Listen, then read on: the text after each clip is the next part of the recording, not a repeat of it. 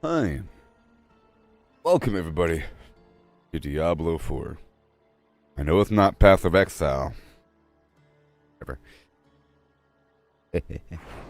Alright. We're all lined up and good to go. Oh, yeah. Yeah.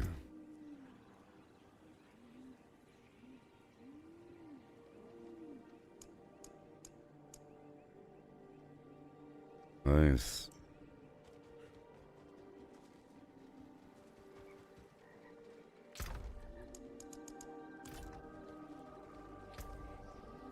All right.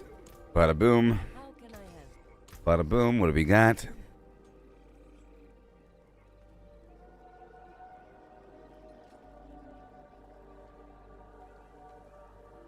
I didn't even know that was a line. A chance to make enemies vulnerable. What? Say what? A chance to make enemies vulnerable for 2 seconds. I didn't even know that was an affix line. 70% chance? That's amazing.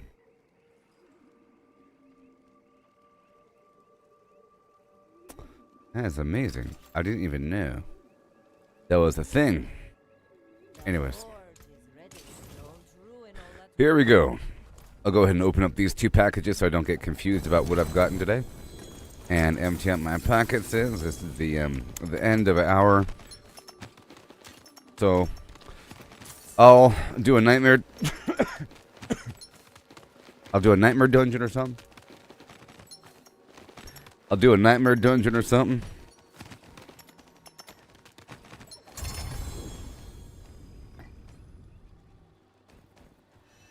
Diablo Espanol. Okay. I think I should do a Torment 4 Nightmare Dungeon.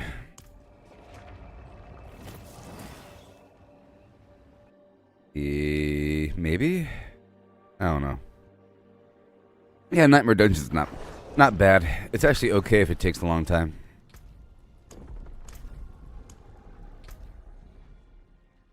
Doo-doo-doo-doo-doo. Come on in. Dooby-dooby-doo-doo.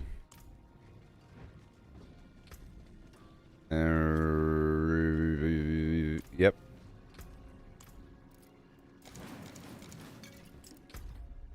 Okay, let me grab more of the Gillian's Brew.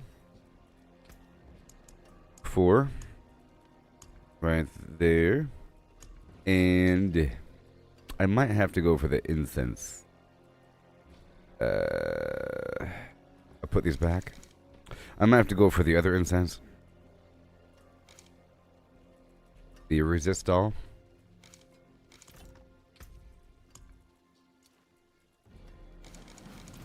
Okay, so now let's knock out a nice dungeon, huh? A nice dungeon. Dead Man's Dredge. How about Earthen Wound? How about this one?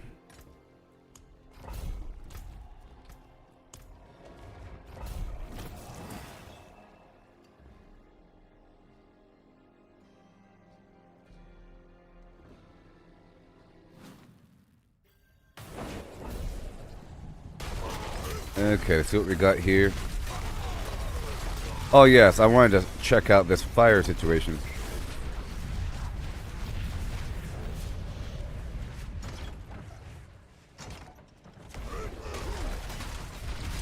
I think it's every 2 seconds in combat. It is doing millions of damage, I think.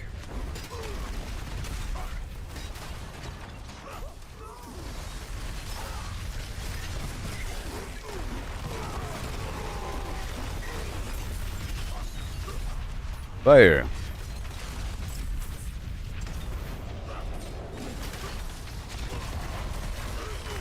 Look at all that fire.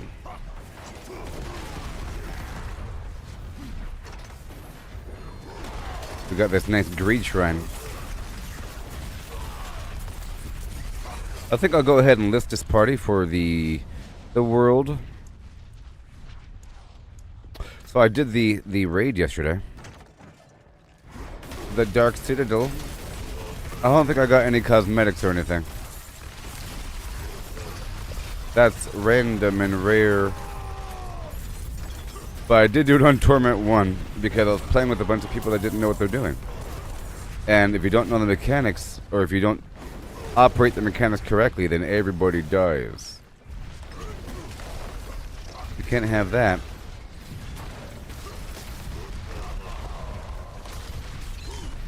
Yeah, it's fair. Been messing with my runes, plopping some stuff out, you know. Hey there, Evangeline. Welcome.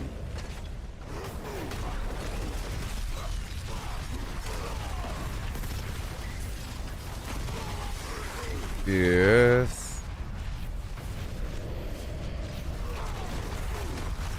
And right now I'm using this thing where Whirlwind will periodically pull enemies toward me.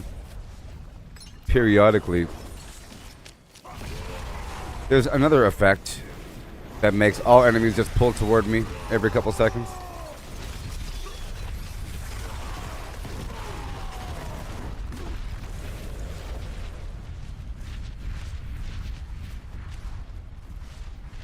This is for Obducite, if you want me to. Yeah, yeah.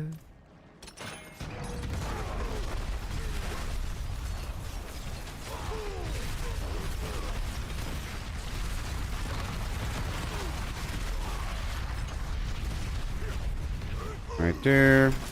Right there.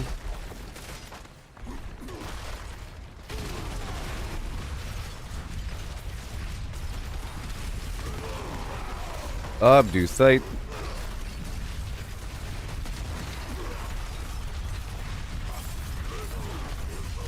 They're coming.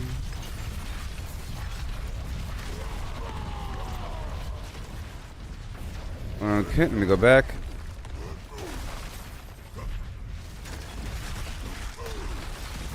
Destroying the Ward of Eyes.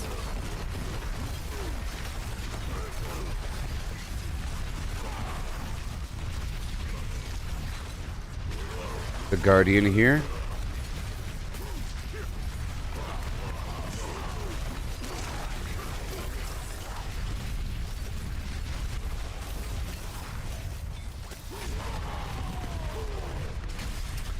I was trying to revive him.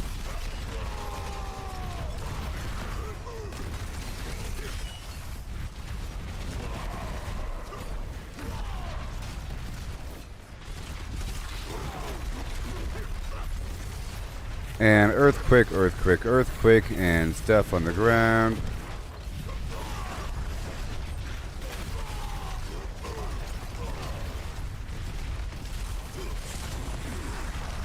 There you go, there you are. Amazing.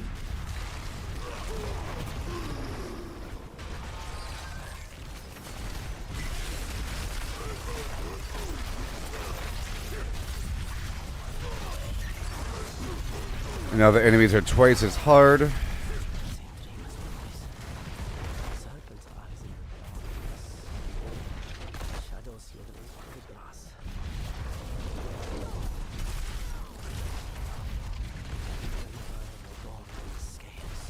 There it is, there it is, there it is, and go.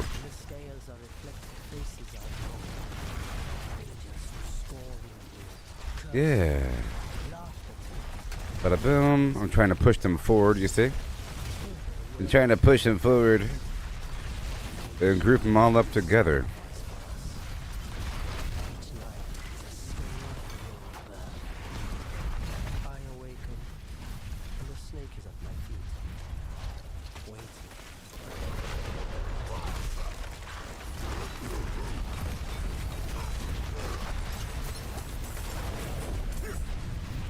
What? Dude, it's Paragon 17? Dude. Dude just started playing the game. Yesterday. You're Paragon 17?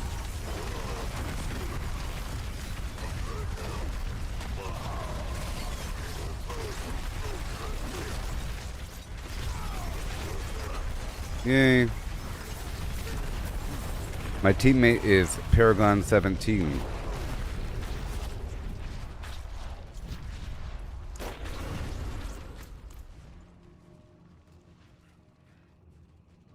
Paragon 17.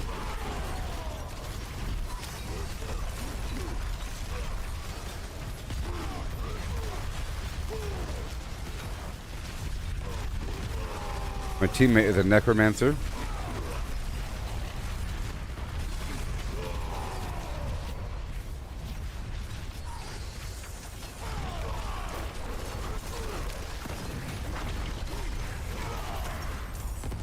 Oh boy.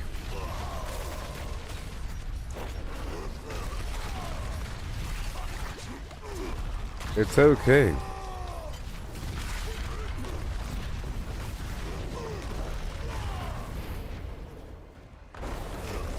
We gotta go all the way down now.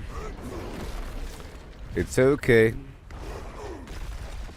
Here we go. Hello, friend. Hello, friend.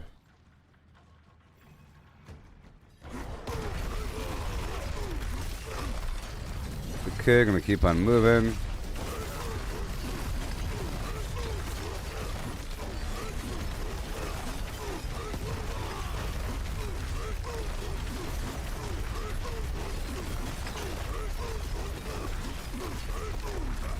There it is. Hey there, beer toe. And we're done, yay.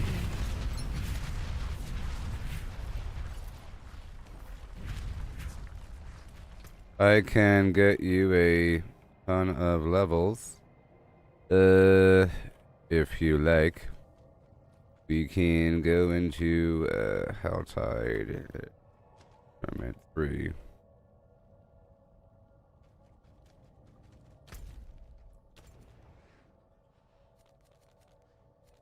If you like. This dude just leveled up yesterday.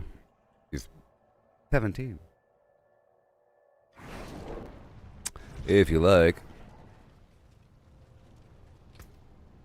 Or maybe the pit.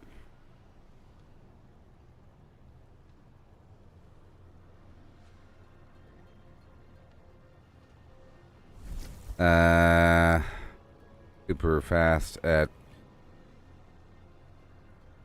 E50 or something. You'll level quickly. Meet me in Karagar.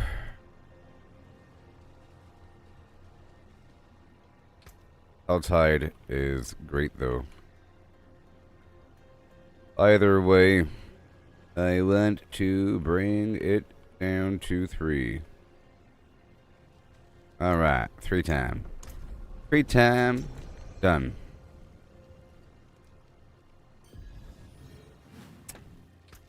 Would you like some gold? Or gems or anything?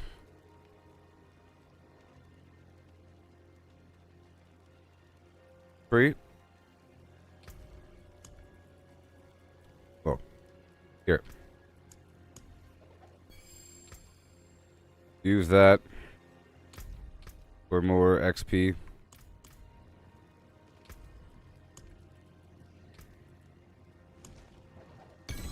Use that for more XP. It replaces your elixir. Gives you 20% more damage. So don't use an elixir after it. And I'll give you some money. Whatever. Anyways. Knock out this really quick.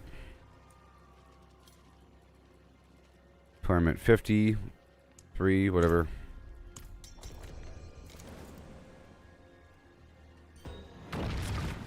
More XP.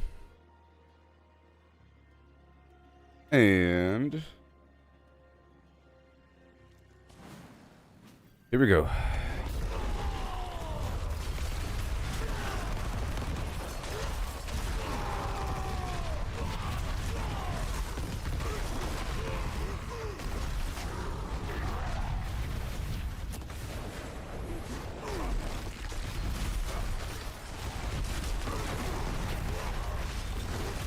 really fast.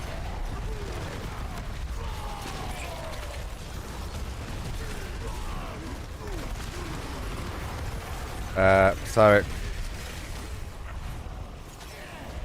I shouldn't have pushed it back on him.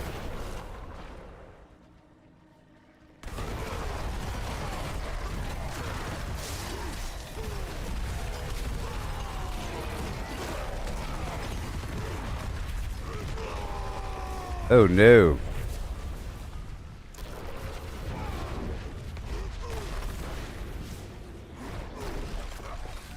So I gotta kill everything?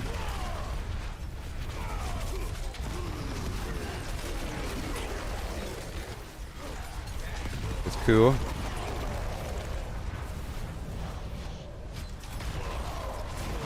It's so cool.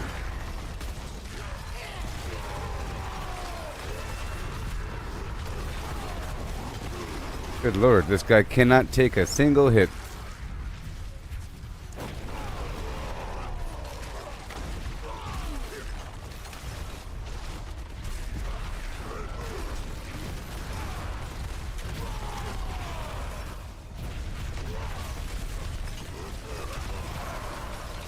Oh my god.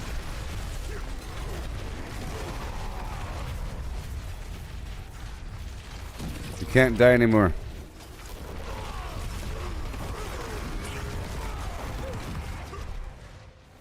No more deaths. No more deaths. Now, I have to go faster.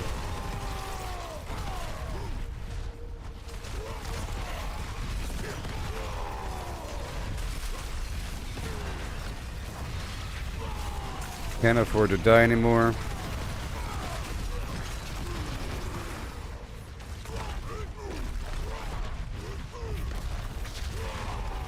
Okay.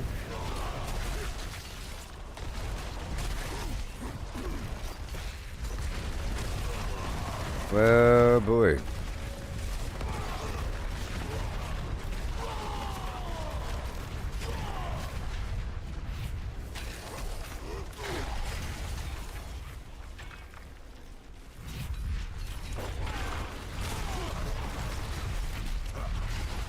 You cannot die anymore, buddy.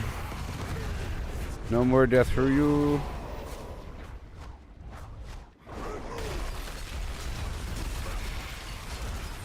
You're dead. Oh my god.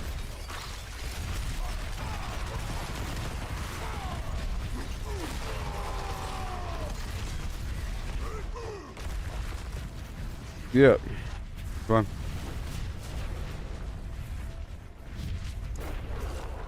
Careful, LOL.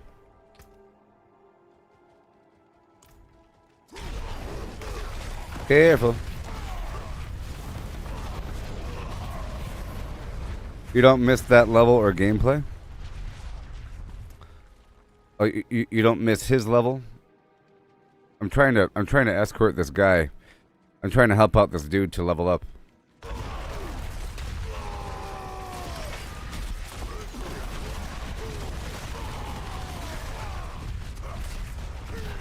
Okay, about to push through. Nico.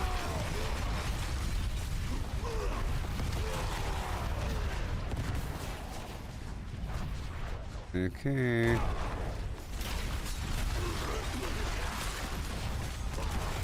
Trying up here. Come on down and get it. Get the shrine.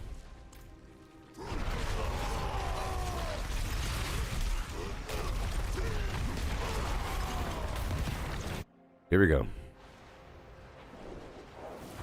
Step through the portal. Step through the portal. Here we go.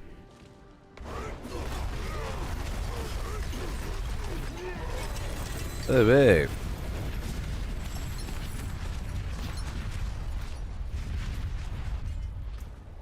Yeah. Doesn't matter what I do. Okay. He's 27 now. That's quite a bit. Quite a bit. Let's head to the Helltide. Let's head to the Helltide and stand around the Blood Maiden. You'll level up a lot. Alright, cool. Meet me there. Ba-shibba-da-ba-ba-ba-doo-bit-doo.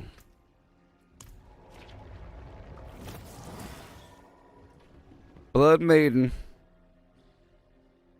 I don't miss being that level.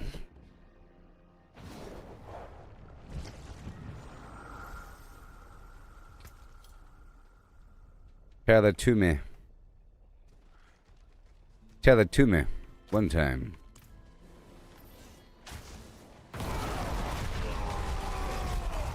I did most of my leveling through the Tree of Whispers, people.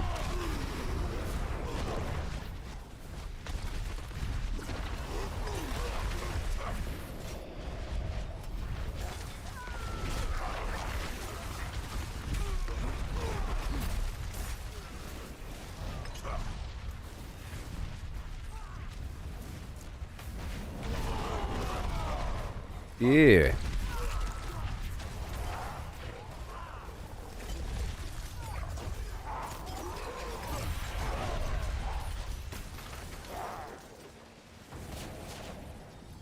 Hi. At Gooboberti. Alright, here we go. Here we go, we're doing it now. Do-da. Yeah. I'm spawning the queen.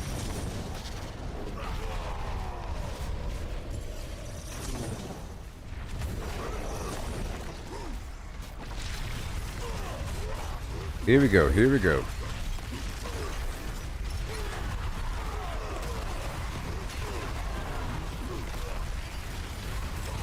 Here you go.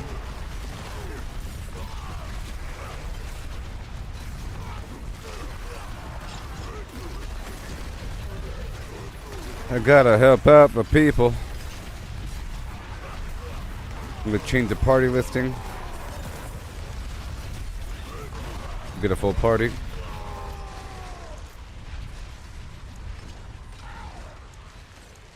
There, party listed.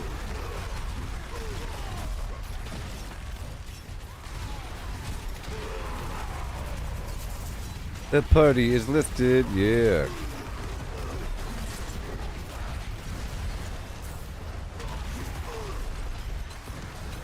You will level up quickly.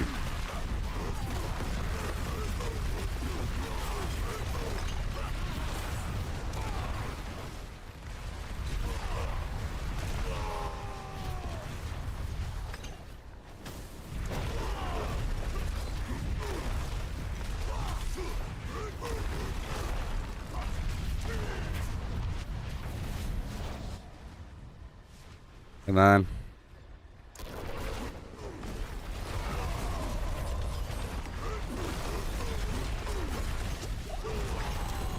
Yeah, and again.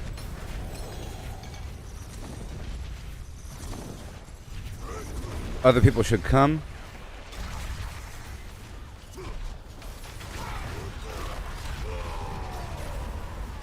Oh no. It's okay.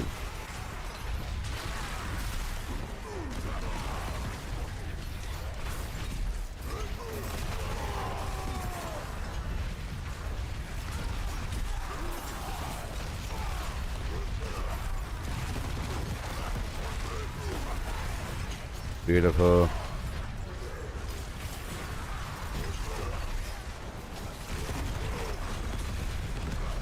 Over here, over there. All this Tree of Whisper garbage. Yes, sir.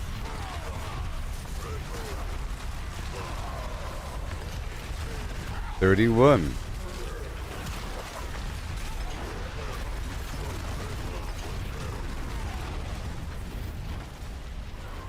I think I'll swap out this rune for the shout rune.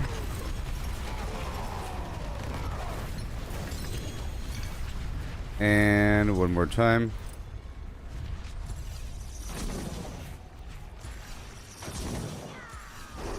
the fast time. The last time.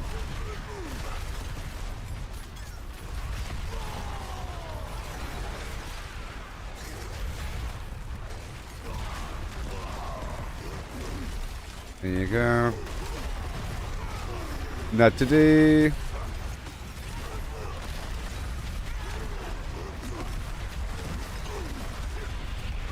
Earthquakes all around.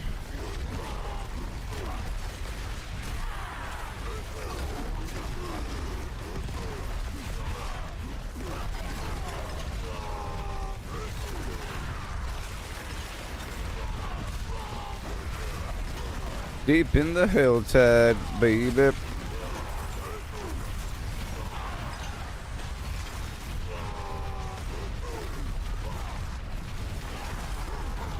I am the one that taunts.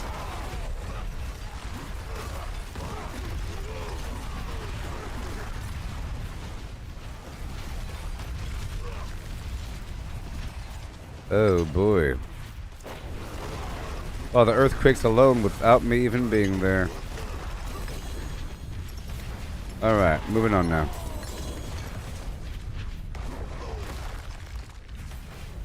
Moving on. Okay. Heading to the pin.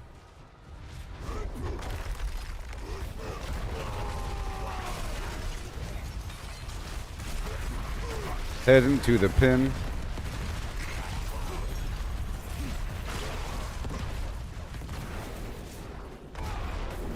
Fine. Where'd he go? Oh, he teleported away. It's fine. I'm gonna knock out this event over here. What I'd rather do. Alright, so while my teammate is back, I'm gonna quickly...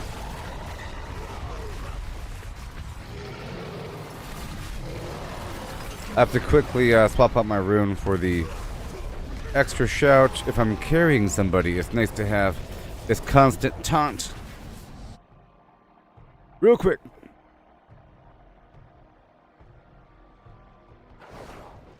Real quick. Alright.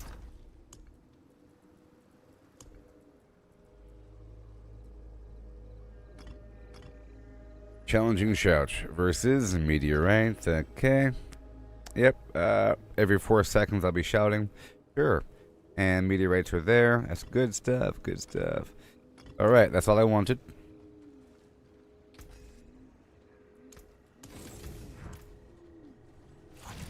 Okay.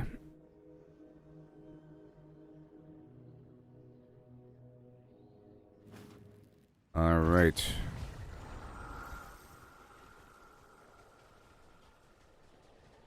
We have a full team now.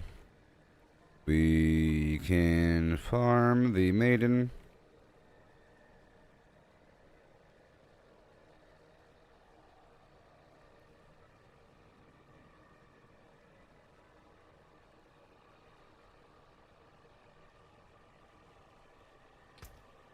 Then I'll be going around to spend my cinders.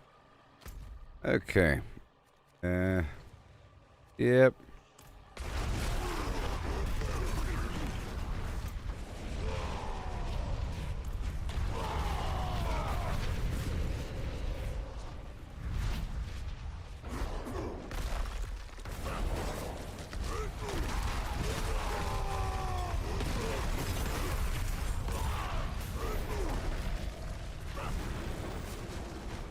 Yeah. Hello. Greetings.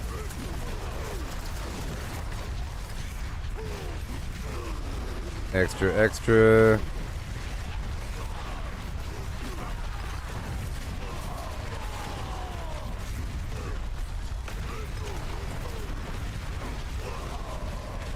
Right there.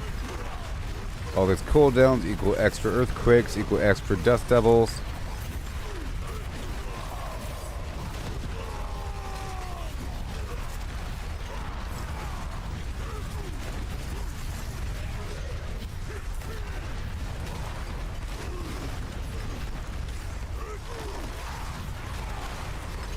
Wow. Wow. Wow.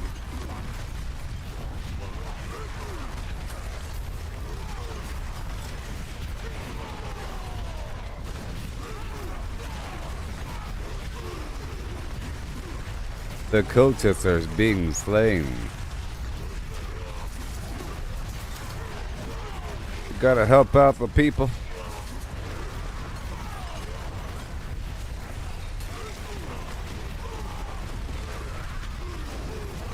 Yeah.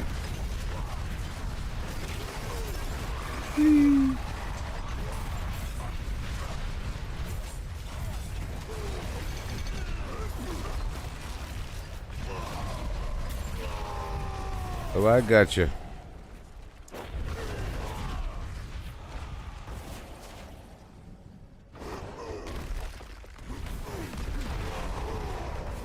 And we go.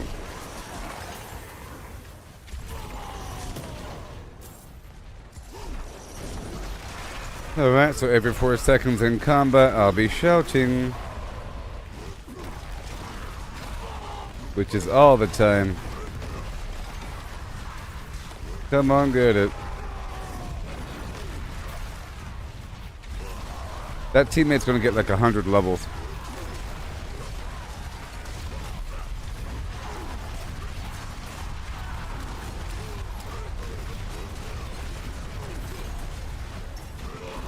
Okay, let me go over here. I got you, pal.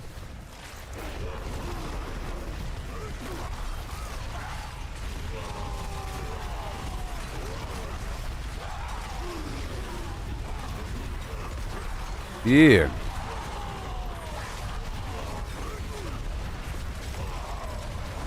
Right there.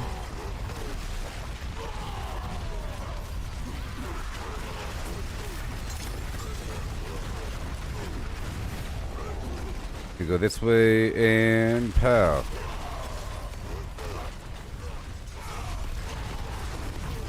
Yep. I am the one.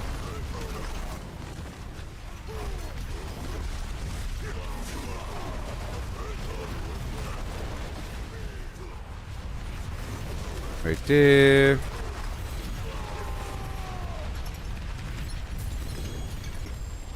Already 36. It's over 9,000.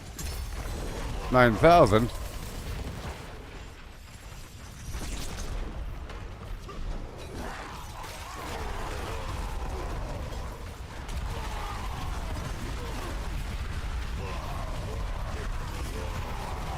Oh yeah.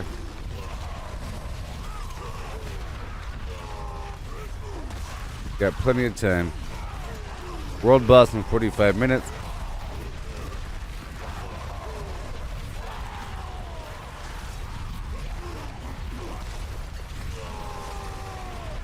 Whee.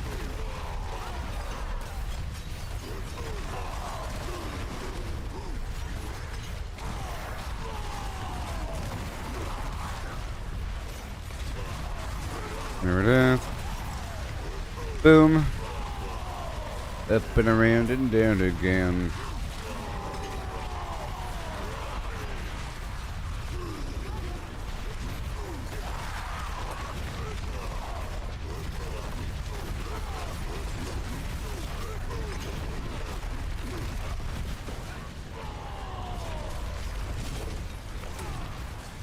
Yeah. Right there.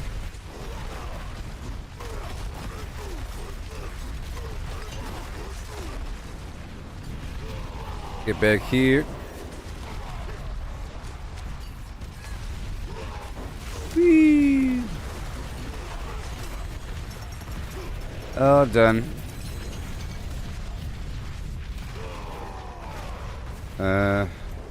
One more spawn. One more spawn. One more spawn.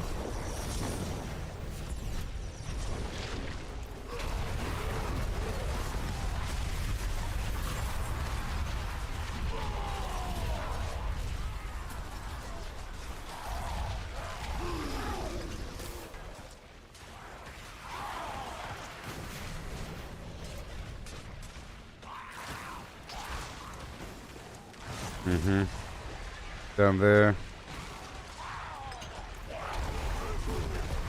Yep.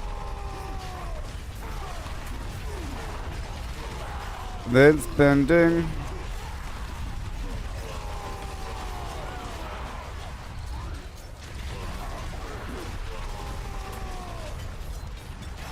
Yep.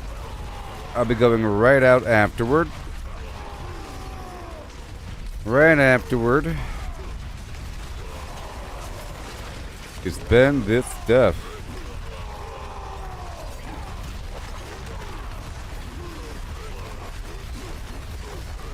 It's kind of hard to explain by typing, but this event doesn't build up the aggro meter all that much, and once the aggro meter fills up all the way, more enemies show up, and you get more cinders and so forth and so on. The Hellborn.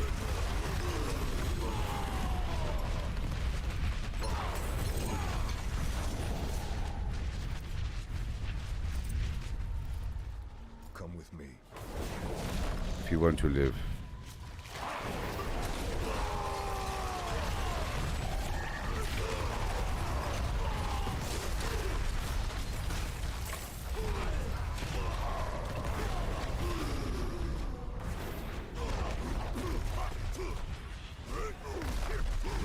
Yep.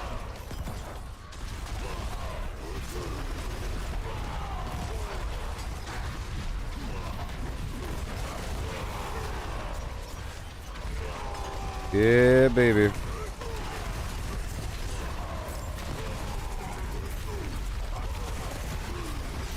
Bada boom.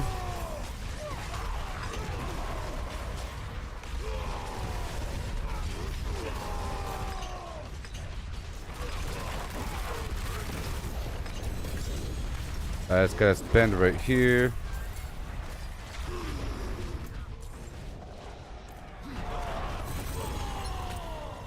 Thank you. And right over here.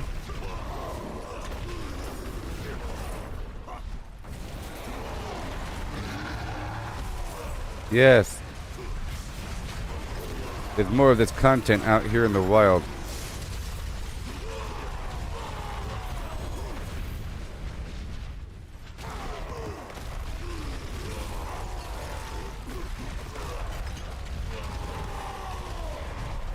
Okay, my tree. Tree, BRB. Tree, BRB. Let me mark that event. Oh gosh. I pinned and...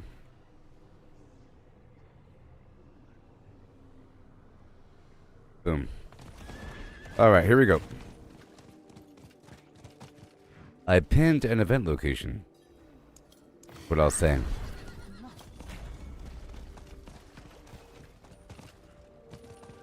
Come on. Move faster. Hey there, Jeremy. You want to know the best way to level up? Are you still here? I'm trying to help out these people level up. I'm kind of showing you the best way to level up right here. So this guy right over here, my teammate, he was level 17 just a few minutes ago. And I brought him here to the Helltide, because there's a bunch of enemies, and we farmed the Blood Maiden for a little bit, and I set up my team over here.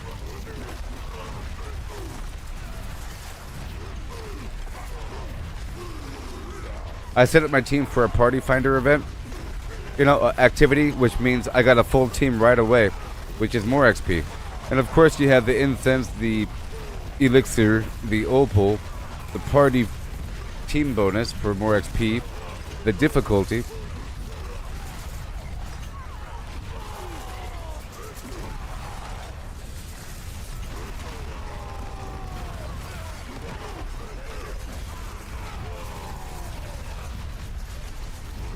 The circle drains life.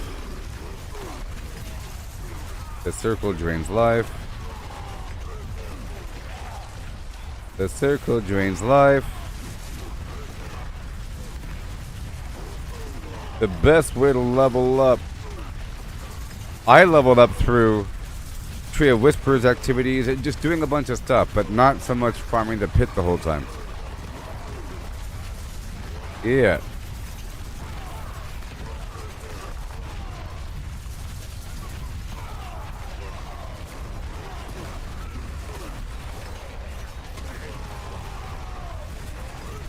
Yeah, buddy.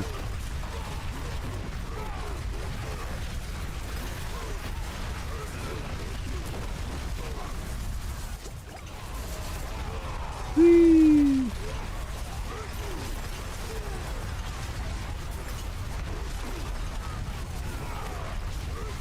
No.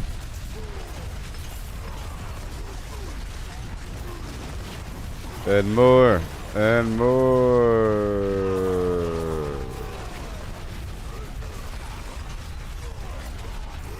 Yeah, buddy. Good.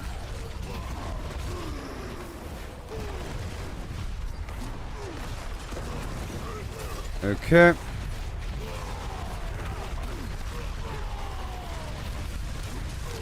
Right there.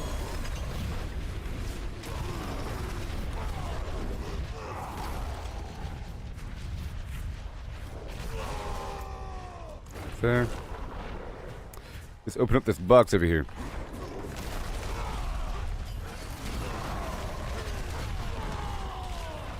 And then the event right there. All the money in the world.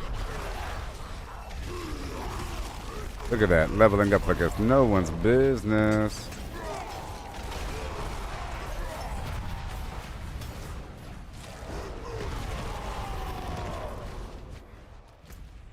Right here.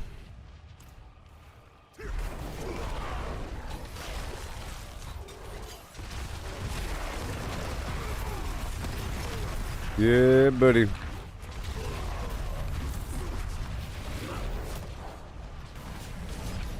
And we're heading to this event right here. Come on.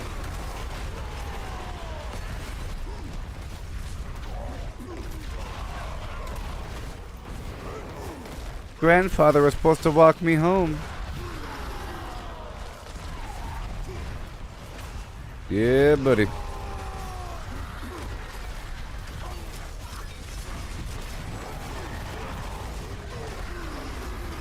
I will be there for you.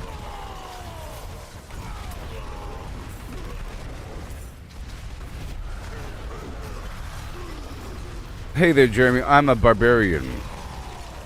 I'm a barbarian. You like it? You like it? I got all these earthquakes and dust devils going on.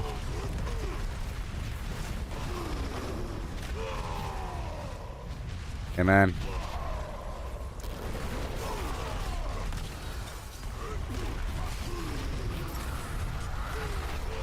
Yeah, buddy.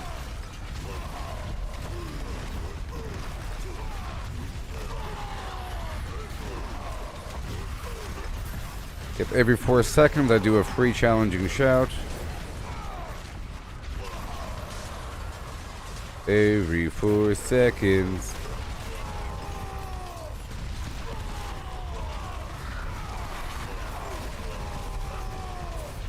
Wowie zowie.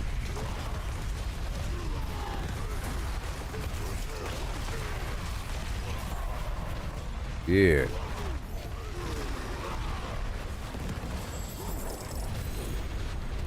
Alright, right there. Next. Uh-oh.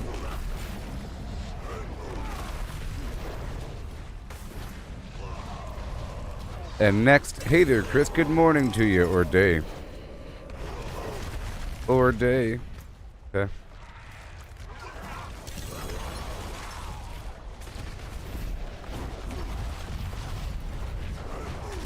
Whistle while you work.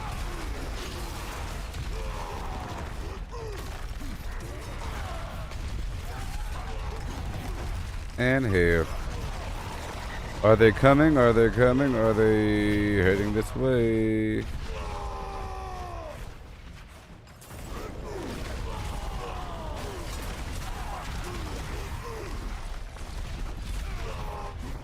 Right over here.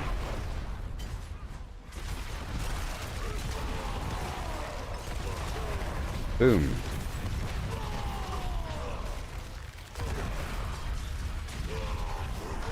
Whee!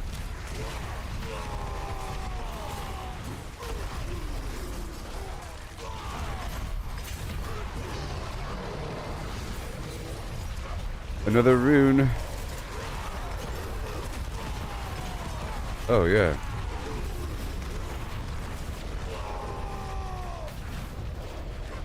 Didn't realize that happened.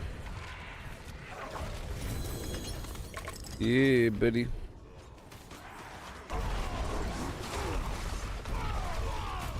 Pit stop.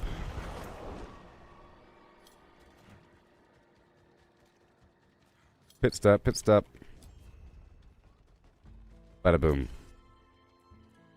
Bing bong boom. Ooh. That's pretty good. Right there. All items. Yeah, you have Xbox One. I'm a barbarian. I'm on PC.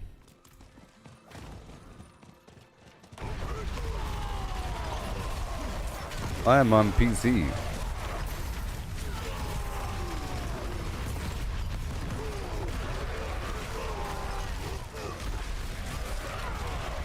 Each one is creating the thing.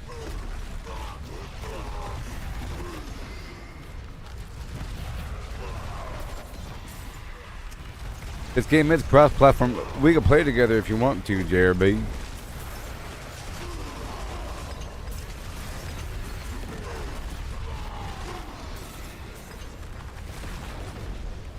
Oh yeah.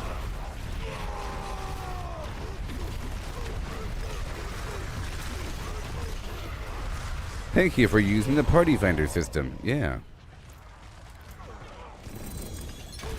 That's right.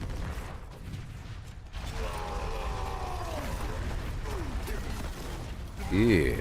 We can play together if you want to, Jeremy. Sweet.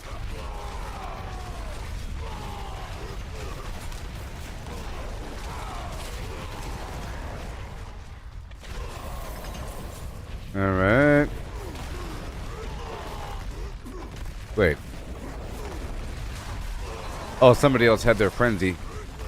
Somebody else had their frenzy going.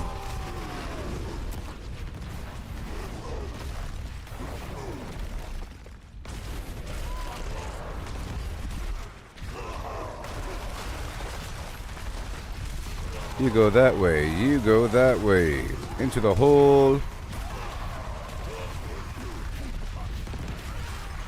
Not today. Devastation of our nation. And then back to the thing.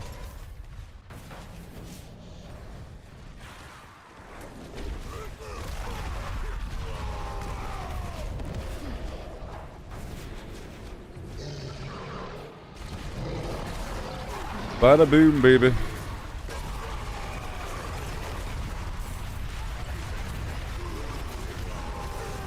Frenzy.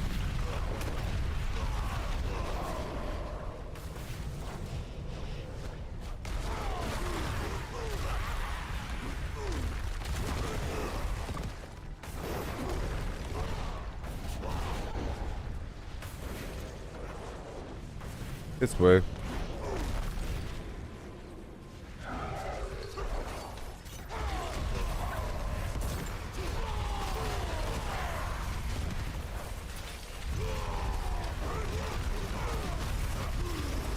Right here in the open field.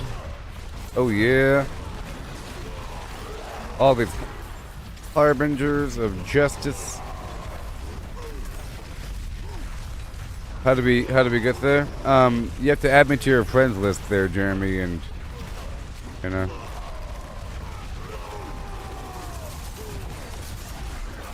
So forth and so on.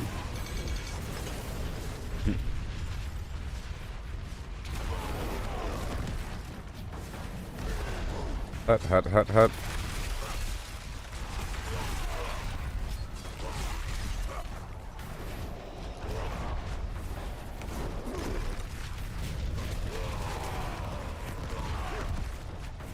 Come on. Right there. We're going this way.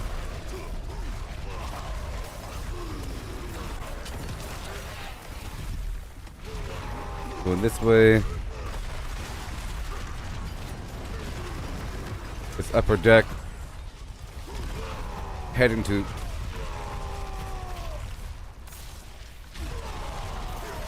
another event.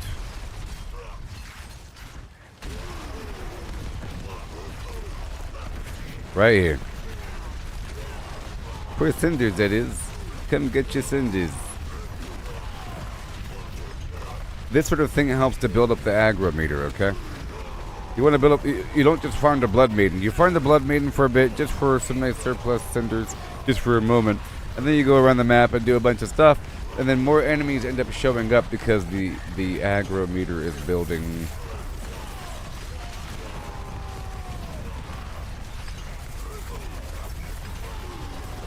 Oh boy.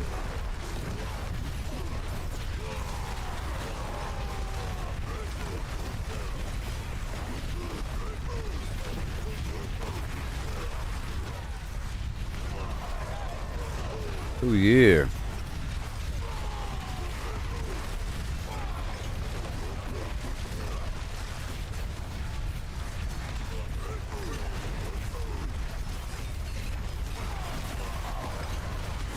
You gotta give it to me, what you say.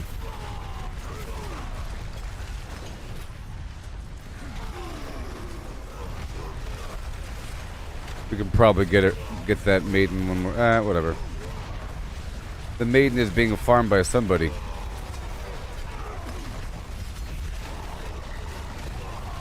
Infuriation.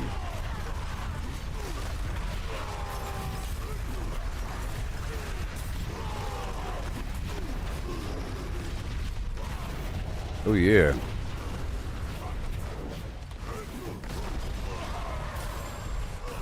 Yeah.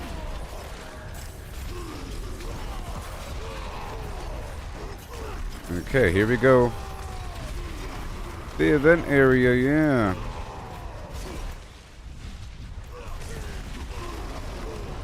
Awesome.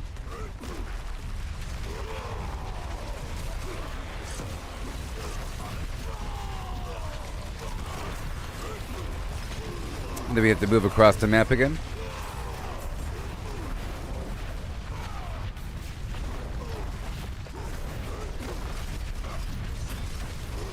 You're welcome. You're welcome. Mission accomplished, yeah.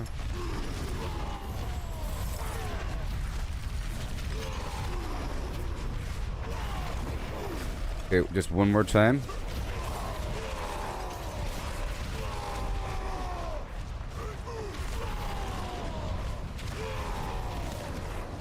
One more time.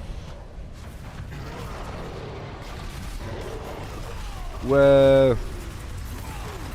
Whoa. We're stuck up on the hill. Woohoo!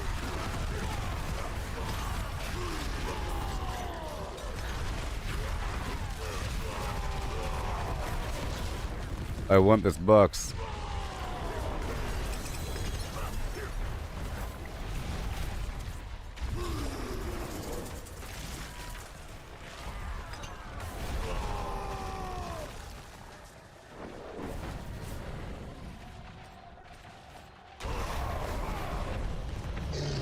The other map.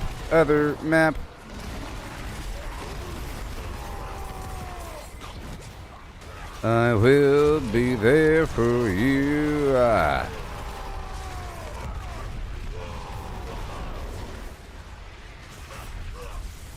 Whoa, this is crazy. Oh, my stuff wore off. Oh no.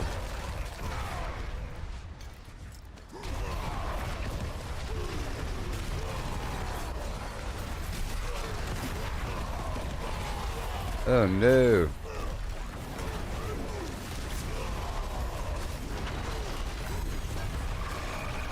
Okay, my frenzy's starting.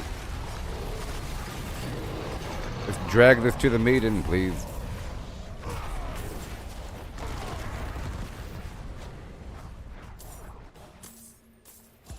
Frenzy.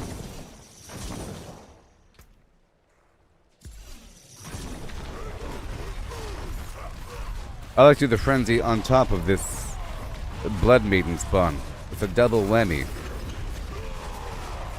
A double curse slammy.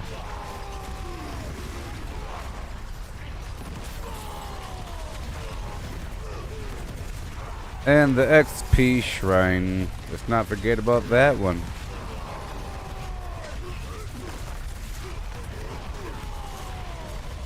There's the Hellborn.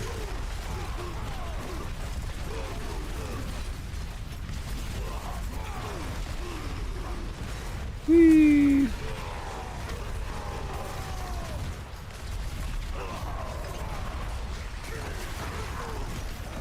Enjoy your Paragon levels, buddy.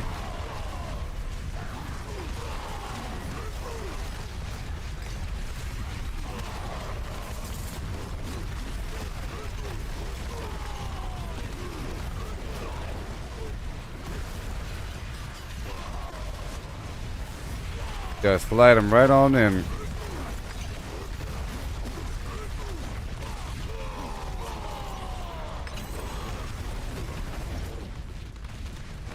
Okay.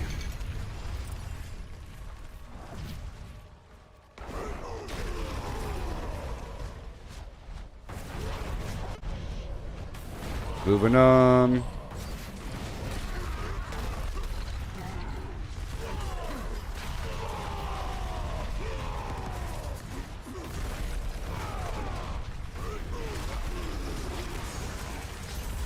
Whee! There you go. Is it done yet? Got a rune.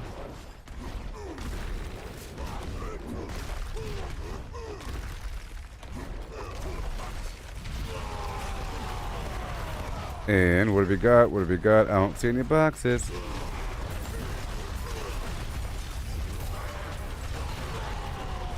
All the enemies in the world.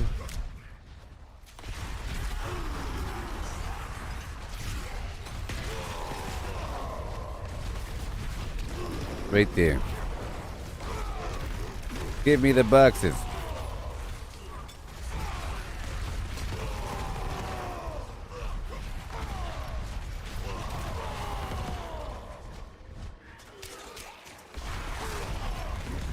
Blam. And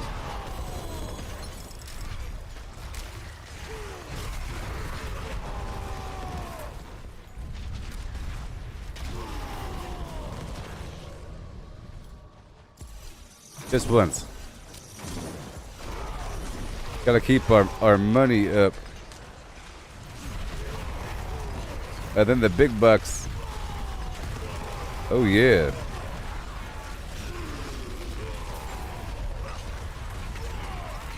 See, my teammate was level 17, and now he's 52. In terms of Paragon. Paragon 17, Paragon 52. Oh yeah.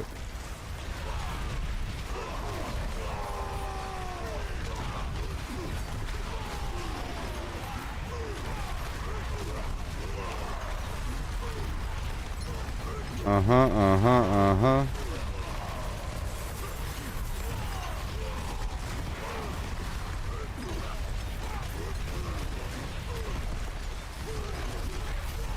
Sweet. I might make it be based upon distance traveled instead. Well, boy, so many enemies.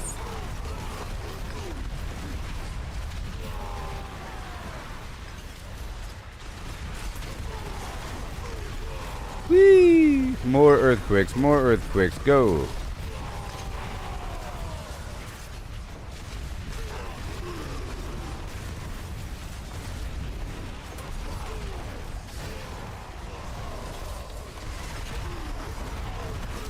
Okay, moving on.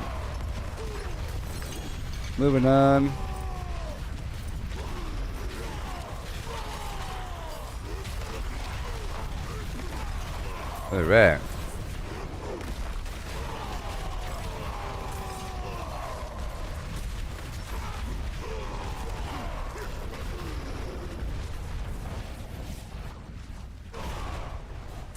Teammate dying over there.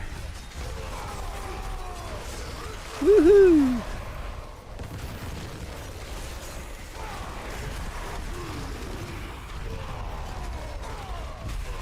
Enter the cave.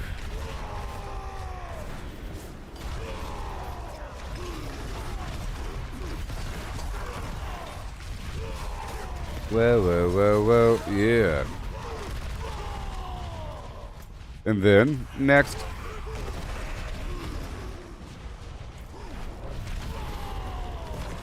We go down. Down.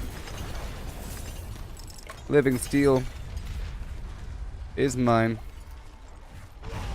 I farmed a bunch of Barshan yesterday and got rid of all my, or most of my malignant hearts.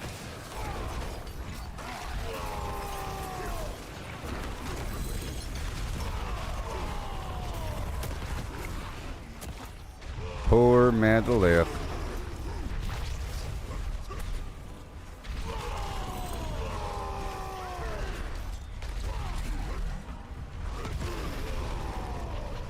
Yeah.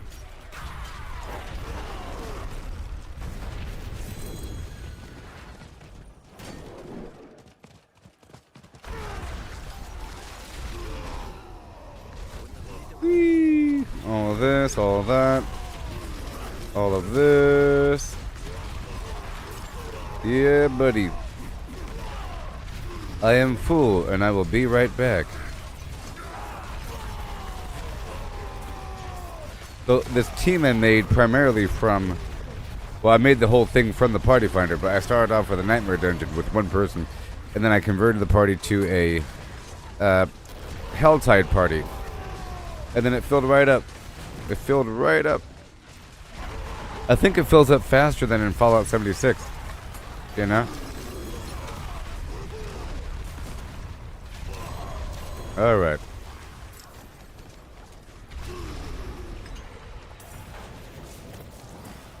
Yeah. I will be right back, as they say.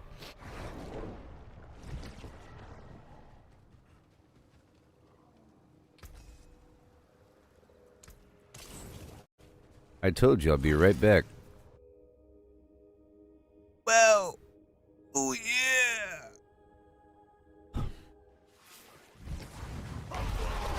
Smoke Tyro Gar, friend.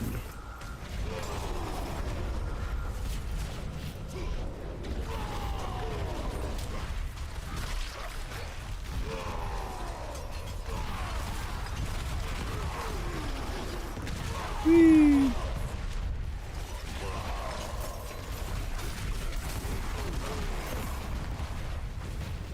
And then I want to hit up that Realm Walker, so I'm spending it quickly.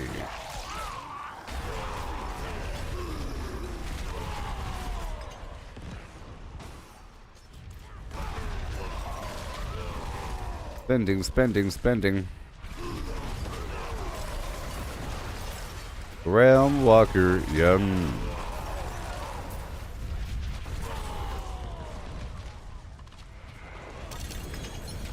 We're all falling apart. Let me know.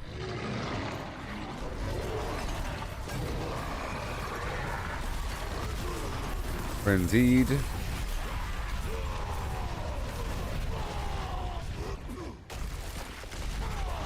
I said I'm spending quickly.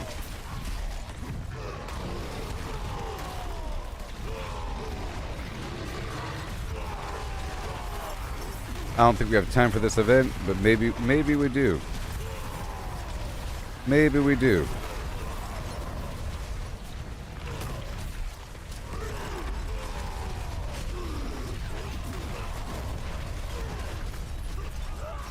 Yeah, man.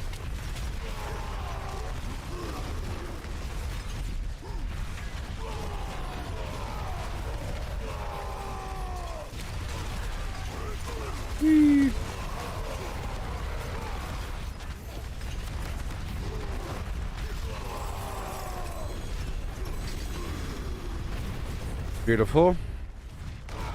And marching along, singing a song. Whee!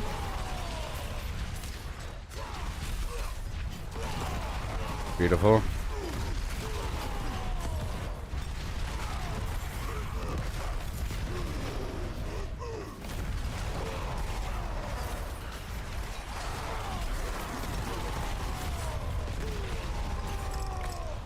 There.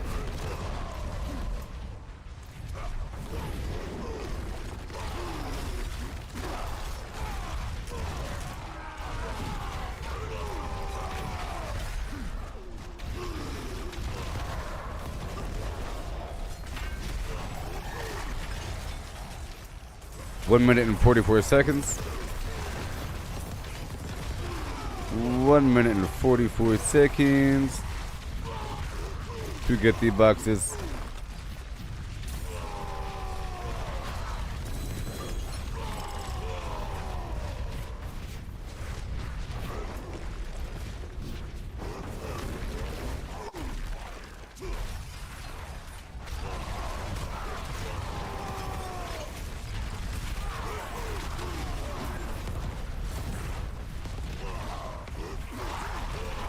Oh yeah, baby. All the way through. Ah boy, I got 1 minute. I have 1 minute.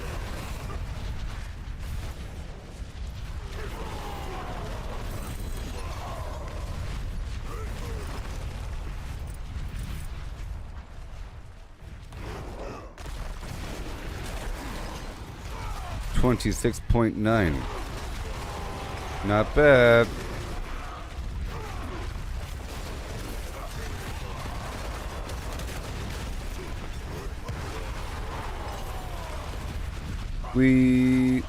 And Gallavine.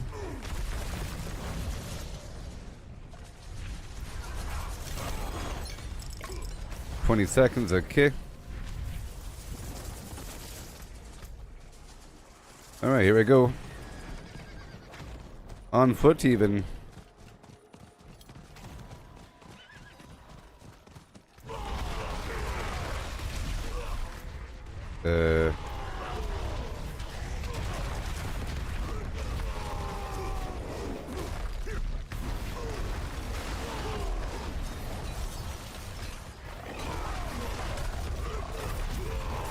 Yeah, buddy.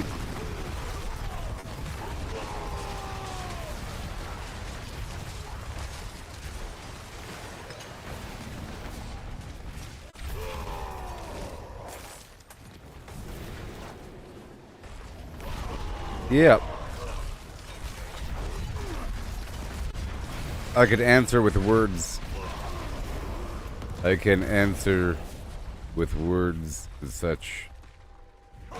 I could answer with words and such.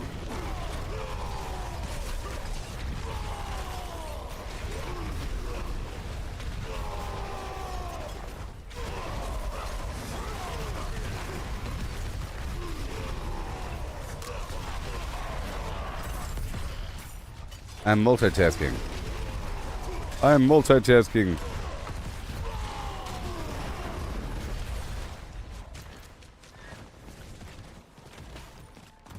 Watch this. Oh, it's not even there. Never mind, never mind. It wasn't even there.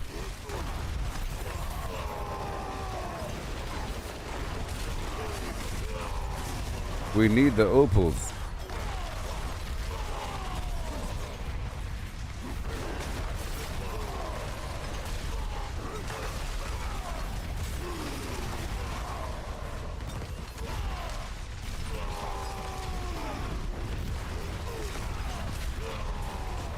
Clearing 150 is not the standard.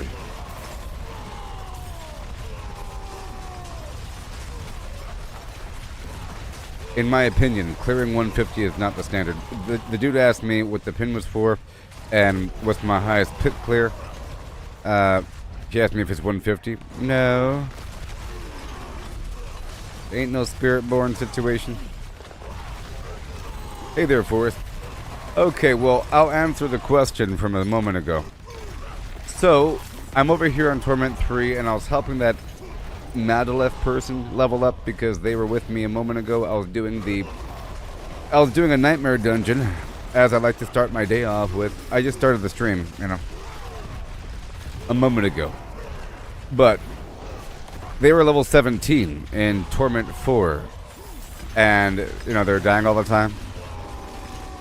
So I was like, hey, do you want some levels? So I brought it down to Torment 3 so they wouldn't die as much, maybe. But still.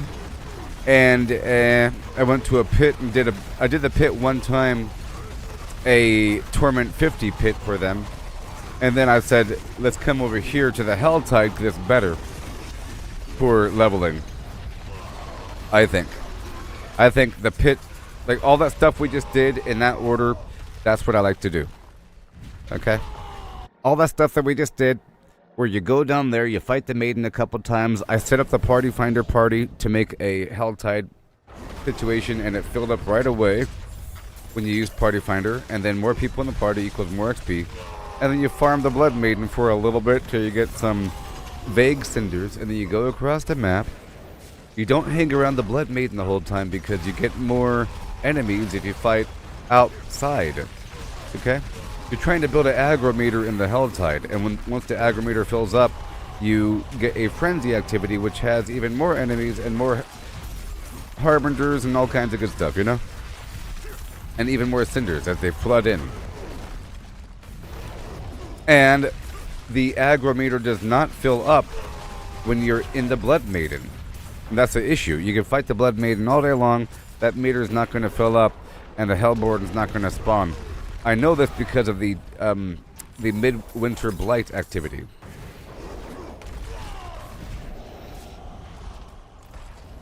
Oh, you son of a flim-flam.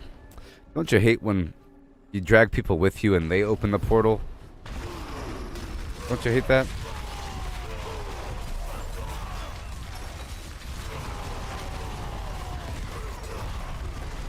Don't you hate that?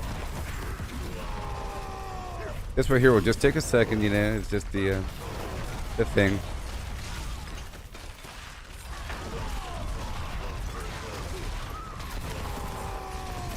But in terms of what level I've finished the pit, this is like my 5th whatever character on this season. My main one was the Spiritborn, but it wasn't meta. I was using the Vortex Corner of the Earth situation. Jumping around using Vortex and all that. Follow me. And I don't know what level I got to. It doesn't really matter. It doesn't really matter. Okay? Some people think that the main purpose of the game is to see how far you can get in the pit and at what speed you can do it at. For some people, it's purely a tier 150 speed run. And that's the whole point. Or it's just leveling up to 300 and they want to do so by spamming the pit all day. Well, the pit is kind of boring. It's cool in small doses. It's really cool in small doses, But you do it for 2 hours, you're going to start hating life. And it's going to seem like leveling up is really slowly. Everybody on my team has a very long way to go until they hit level 300. Okay? I was level 215 ages ago. Ages ago. Before I made any of my other characters.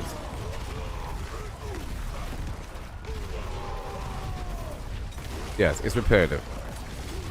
But, you do a bit of everything.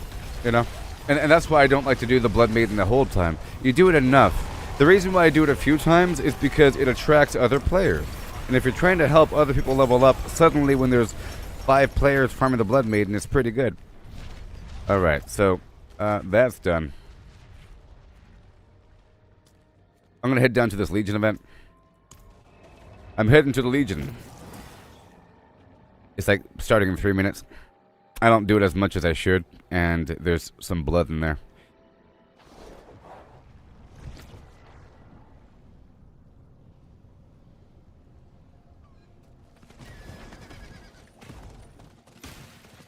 And it's worth Tree of Whispers. Oh. Yeah, world boss, sorry. World boss is what I meant to say. I meant to say the world boss, which is clearly right over there. Clearly. Give me a second.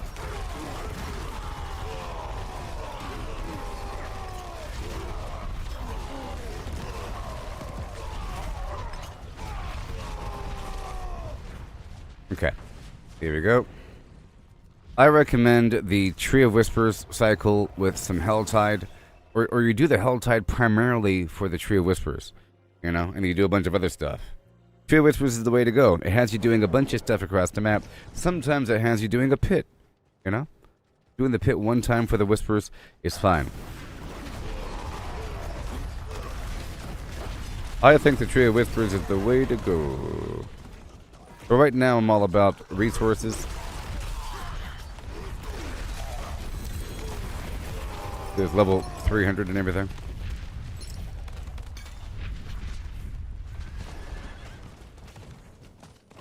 Yeah. Which one of these characters are you, Forlord? Is that you? Which one is you there, Forrest? One minute? Oh no.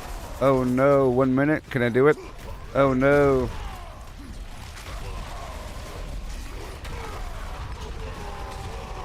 One minute? Oh no. Done. I said done and I meant it. Oh no. I'm not gonna get that malignant, dude. Okay.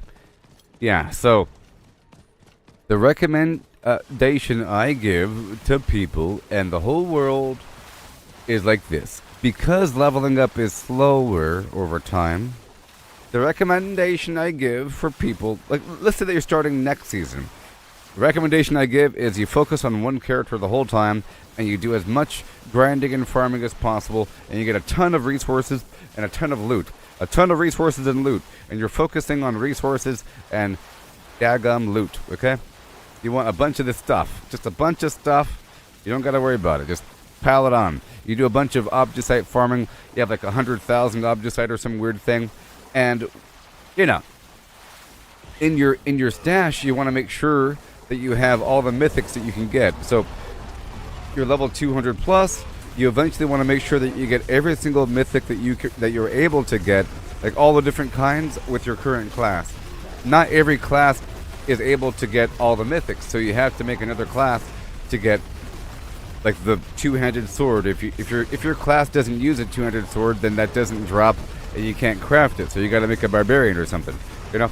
But you make whatever you can, and you farm all the unique items, and you make sure that you have a version of everything. All of the unique items, all of the non-class specific unique universal items, and all of the non-class specific unique mythics. Okay?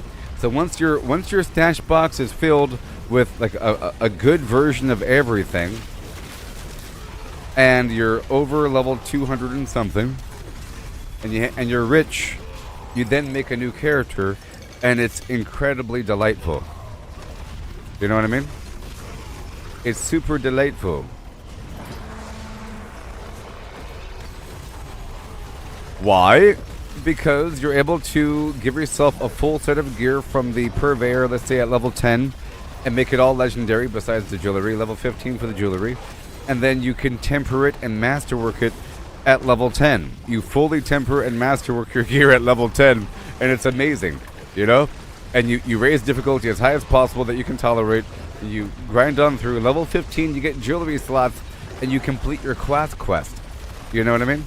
And then you grind on through. At level 35, which will come before you even know it, you use the mythic gear. You can use like Tyrael's Might, or some amazing thing that gives you, you know, grandfather awesomeness. Level 35.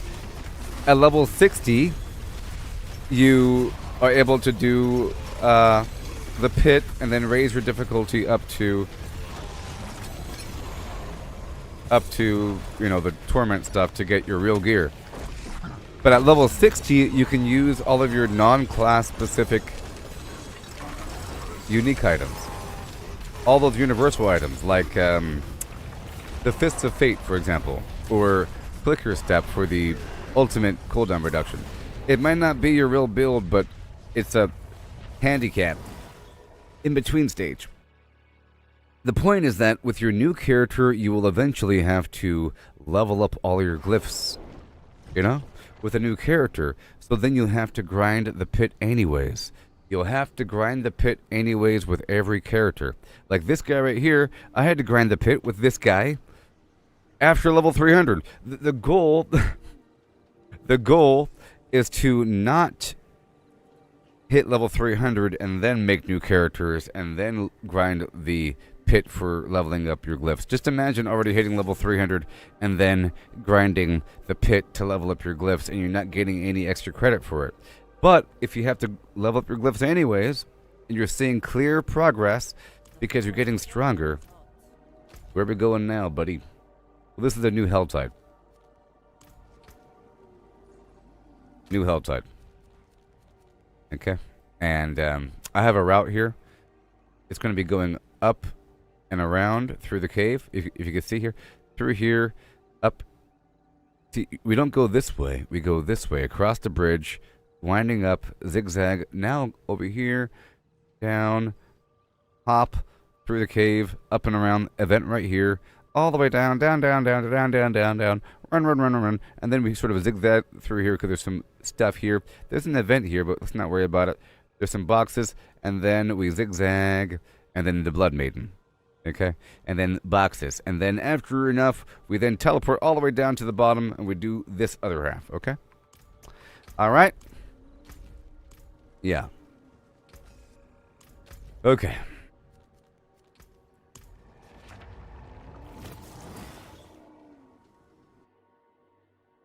Also, I discovered that you're able to farm a bunch of mats on a lower tier difficulty. And everything.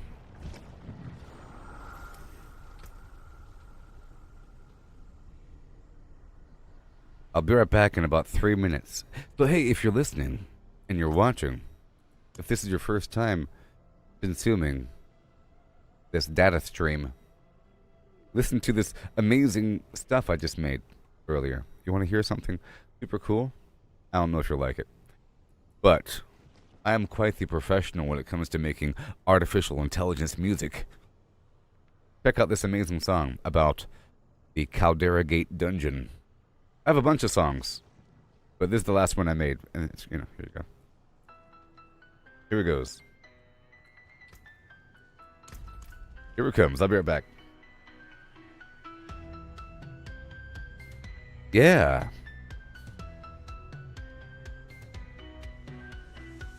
In the shadow of the fractured peaks, where the ice whispers secrets it keeps, there lies a gate, cold and old, a story of the fallen, darkly told. They gather round the idols three, summoning chaos, wild and free. Fallen ones, in Caldera Gate they dwell, with the beat of war, their stories swell. Through the gate, into the ice they fell. Now they dance in the shadows, under the spell. The idol of the imp, mischievous and slight, calls forth minions in the dead of night. The shaman's idol, with power to lend, makes the spell stronger, the end they intend. And the horde warriors call, turns the weak into the strong, in this icy hall. Fallen ones, in Caldera Gate they dwell, with the beat of war, their stories swell. Through the gate, into the ice they fell. Now they dance in the shadows, under the spell.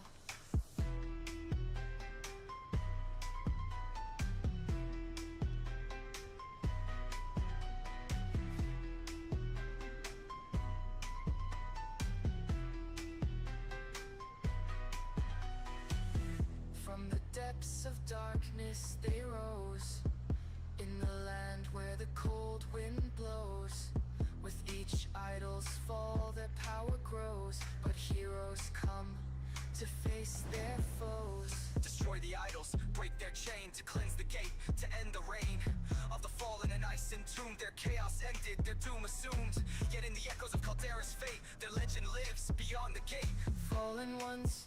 In Caldera Gate they dwell. With the beat of war, their stories swell. Through the gate, into the ice they fell. Now they dance in the shadows, under the spell.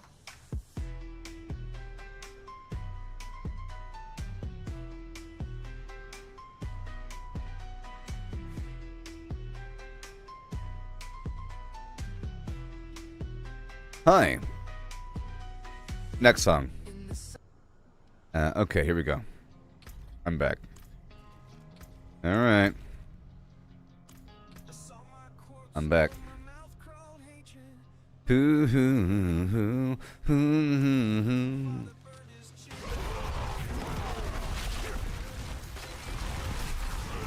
Oh boy. Hey there, Forlord. Do you know about Rothma's prophecy?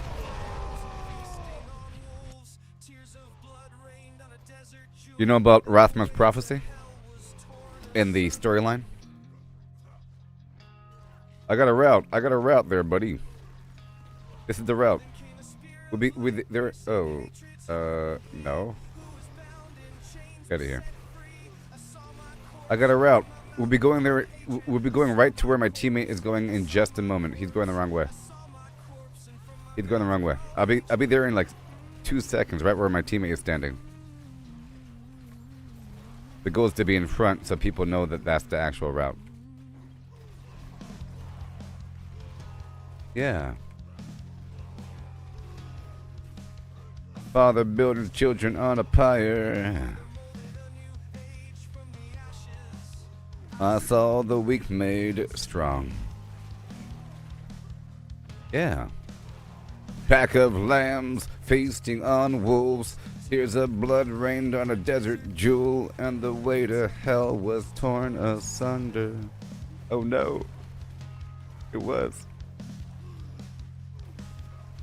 Then came a spear of light, piercing hatred's heart, and he who was bound in chains was set free. I saw my corpse, and from my mouth crawled hatred. I saw my corpse. I saw my corpse. I saw my corpse. From my mouth crawled hatred. Hooty, hooty, hooty, hooty, hooty, hooty, hum. He's going down, don't you worry. Oh yeah.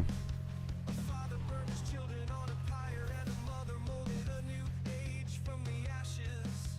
I saw the weak made strong. Follow me. A pack of lambs feasting on wolves. Tears of blood rained on a desert jewel. Baby.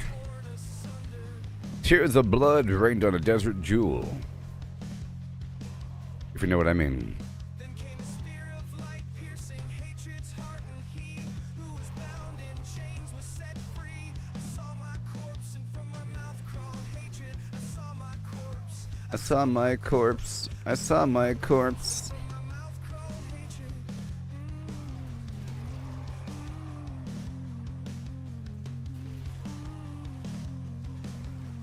Woo!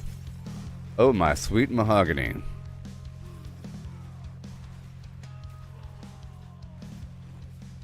A father burned his children on a pyre. This song is about people that choose to copy their build from the interwebs. Oh no. They struck the web for power unmatched, hunting for the secret, the ultimate hack while we're out here, forging our own way, missing the magic in the long and winding day, stacking up stats, it's all the same, trade the freedom for a point in the game, every click a step down the ordinary lane, they can't see the beauty beyond the game. Don't chase that overpowered dream. Ride the journey, feel the stream, the thrills in finding your own gleam, not in someone else's. Oh no. I'm also full on the tree. Same.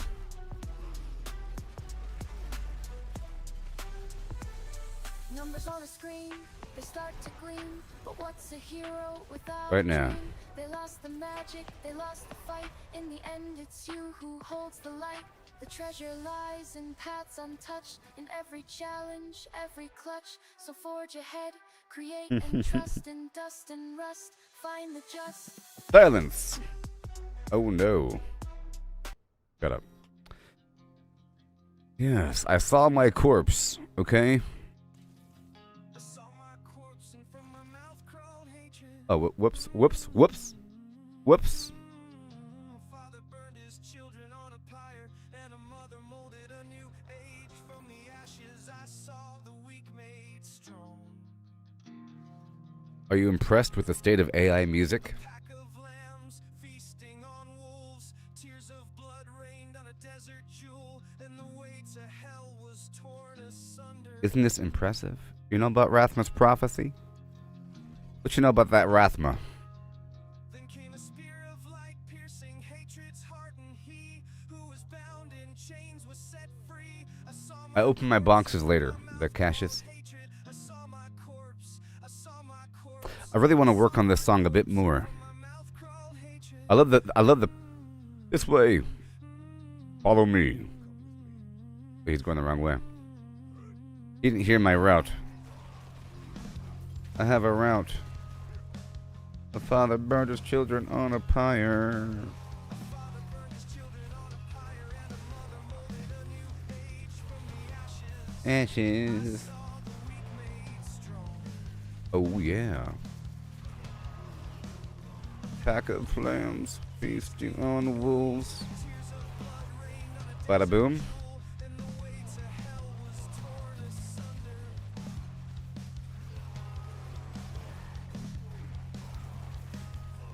Then came a spear of light, piercing hatred's heart, and he who was bound in chains was set. Here we go. I saw my corpse, and from my mouth crawled hatred. I saw my corpse. Goodbye, cultists. I saw my corpse, and from my mouth crawled hatred. What's going on back here? What's going on back here? I have a route. I have a route. Fine. A father burned his children on a pyre. Mother molded a new age from the ashes. I saw the weak made strong. Oh yeah. Pack of lambs feasting on wolves. Tears of blood Follow me. rained on a desert jewel, and the way to hell was torn asunder.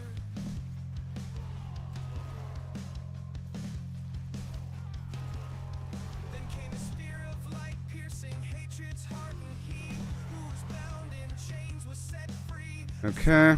Corpse, and from my mouth crawled hatred. I saw my corpse. Oh yeah. My corpse. I saw my corpse, and from my mouth crawled hatred. Rub a dub dub. There's an event around the corner. Right around the corner.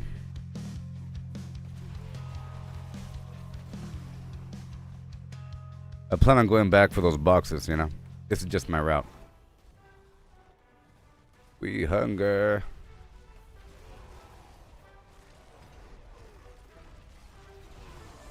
They surf the web for power unmatched, hunting for the secret, the ultimate hack while we're out here, forging our own way, missing the magic in the long and winding day, stacking up stats, it's all the same, trade the freedom for a point in the game. Oh yeah. Step down the ordinary lane. I think they need help. See the beauty beyond the game. The They need riches help. that They need help. overpower dreams. They're like there forever. Journey, feel the stream. What are you guys Thrills of doing? finding your own gleam, Not in someone else's flim. Come on now, here we go right now around the corner. Oh yeah. Numbers on a screen, they start to gleam. But what's a hero without a dream? The route. They lost The route is magic, gonna go they all the way lost down. fight. In the end, it's you who holds the light. The treasure lies in paths untouched, in every challenge, every clutch. So forge ahead, create and trust in dust and rust. Find the just. Hellspire. Gonna, you know, attract a bunch of things real quick. We'll have enough for the next box.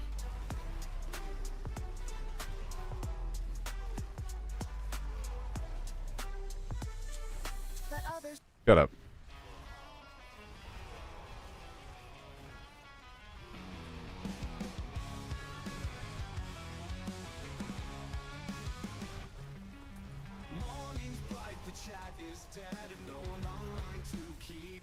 This is a sarcastic song about having a good guild.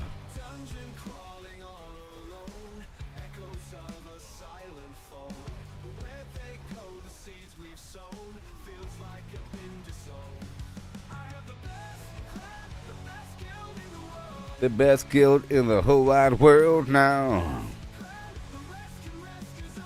Hand over the Harbingers. I'm going down and around. Down, flip, and then around.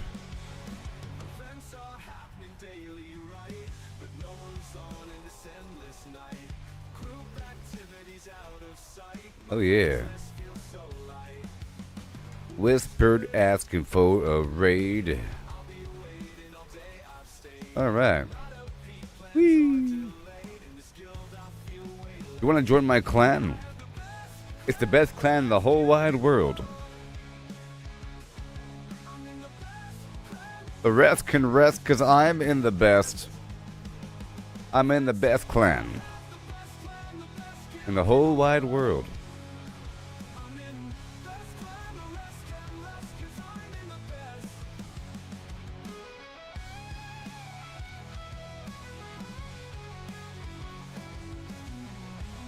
Not today.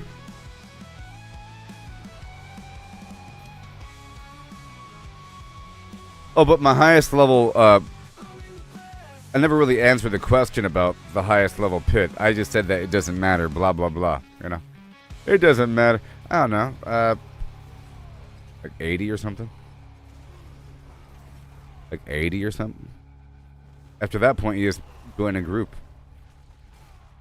But not with this character. I don't know what it is with this character.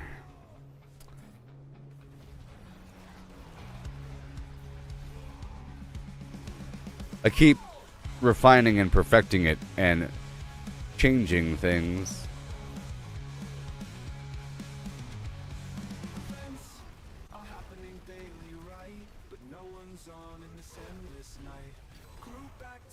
All right. Let me pick it up here. Whispered asking for a raid. Oh no, person just died.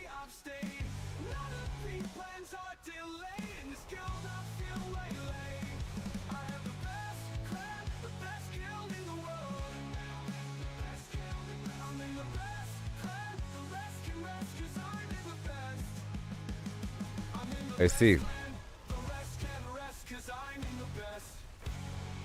Those multiple frenzies at once.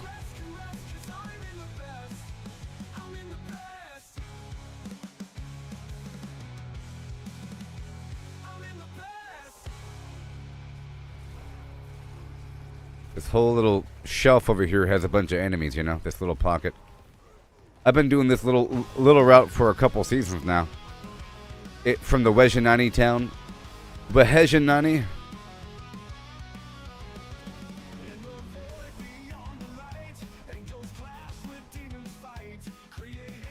This song is about the formation of Sanctuary. The formation of Sanctuary, born from lovers' secret hearts.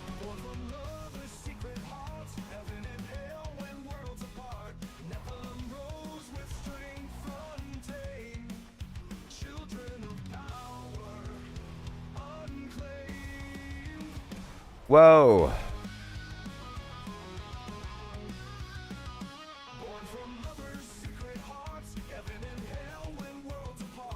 Nephilim rose, baby.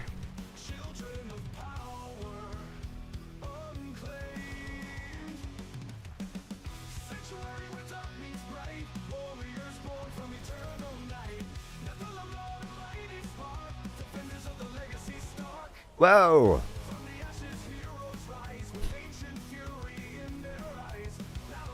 You like this song? It's about the Nephilim and Sanctuary.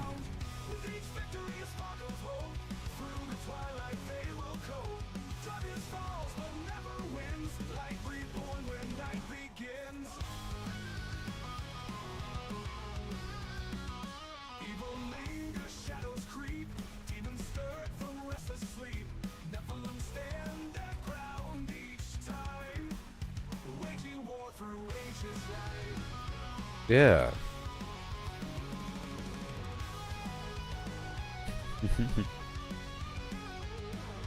Okay, next box. Oh yeah, my stuff wore off.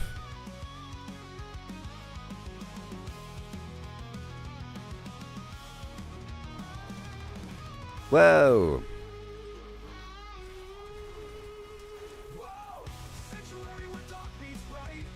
Woohoo!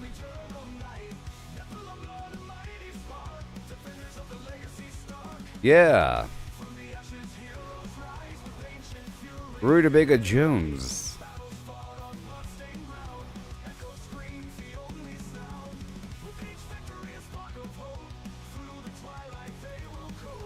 Darkness falls, but never wins. To the maiden. To the maiden! Huzzah!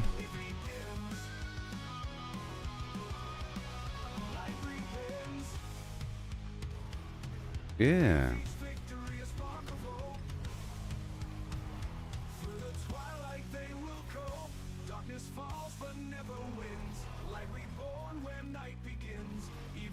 Oh no. Oh.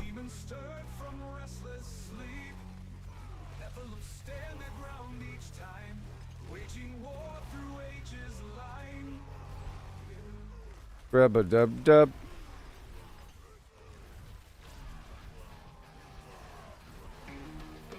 Yeah, buddy. Oh, it's a goblin.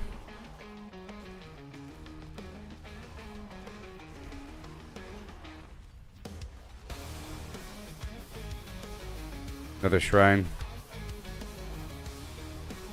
Yeah.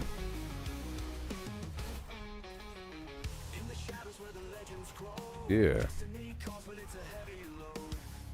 Die.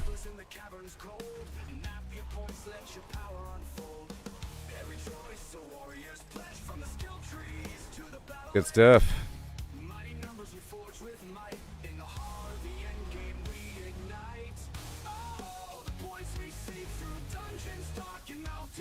Whee! This song is about the end game of Diablo, about proper Paragon point allocation. You like this song now? A different song. Listen.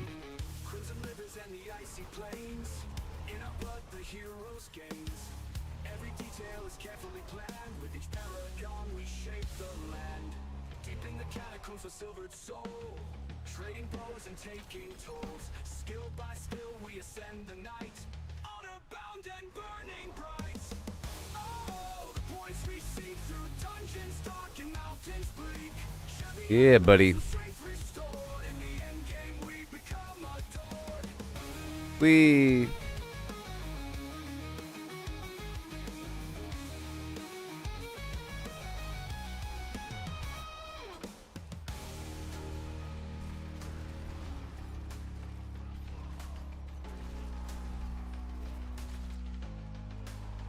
Okay. There we go.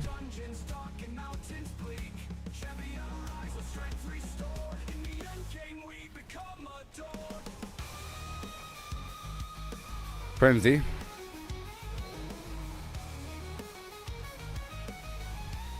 gonna take my frenzy to the Blood Maiden. I'm pulling my frenzy to the Blood Maiden. I'm also full, so I have to go back to town. In just a few. Oh no.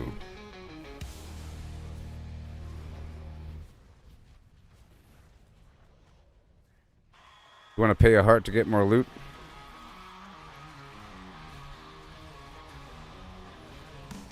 It's okay.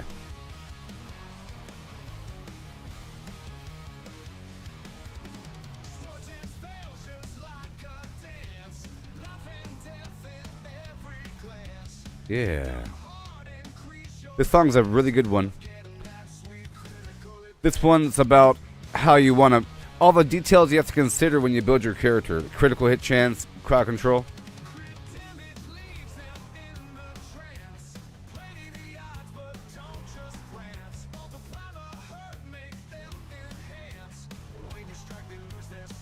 Don't forget,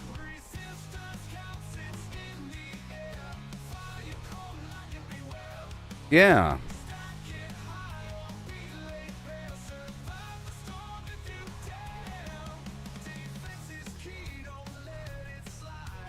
I'm up.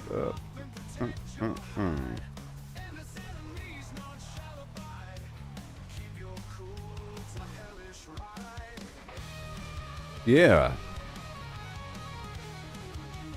Best music ever.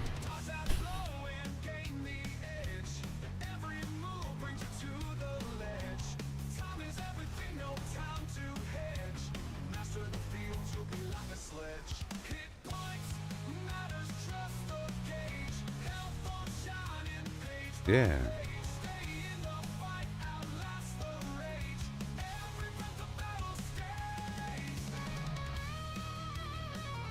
Whee!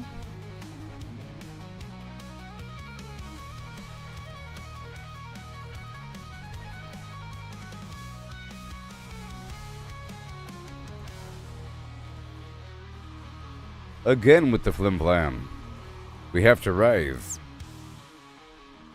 Okay, enough of that.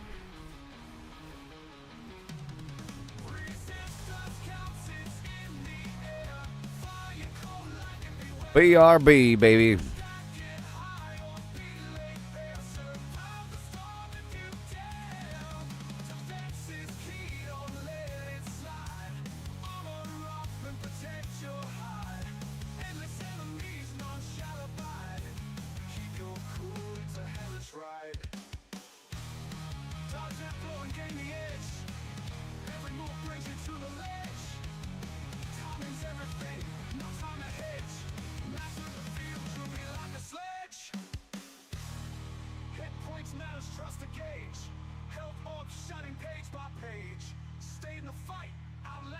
Okay, enough of that.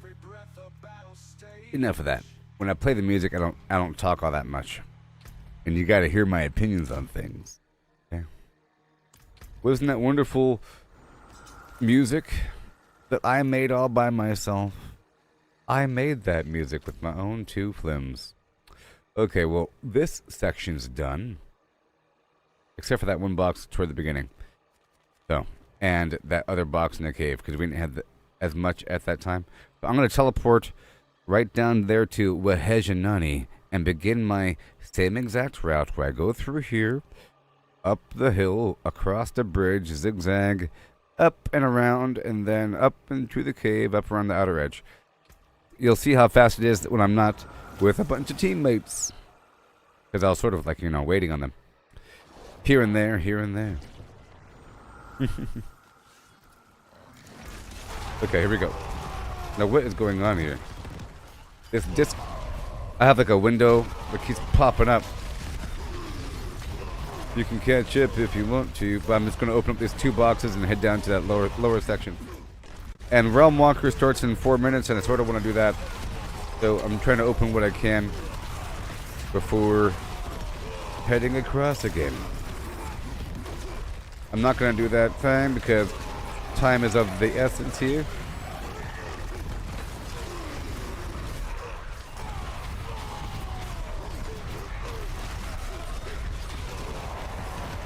Yep, I heard something behind me.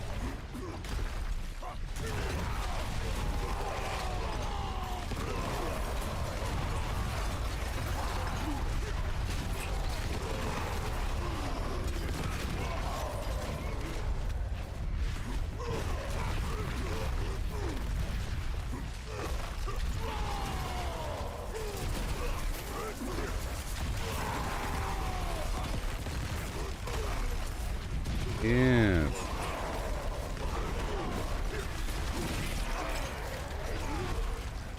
Yep, and then I'll be going there, but I'm going up the outer... I'll be hugging the right wall of the cave as I go through. Basically.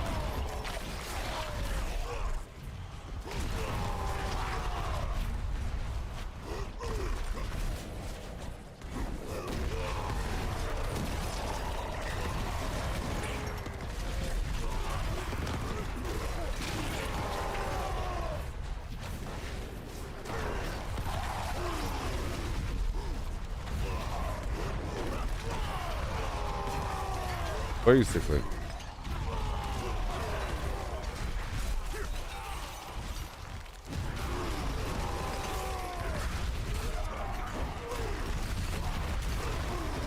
Basically. Yeah, I've been doing the same route since a bunch of seasons ago, to be honest. Back when the enemies... remember back when the enemies dropped pale tongues and beast hearts and, you know, crushed beast bones and all that garbage? I used to use this route to go farm the guy in the corner because he dropped a pale tongue. But now he doesn't.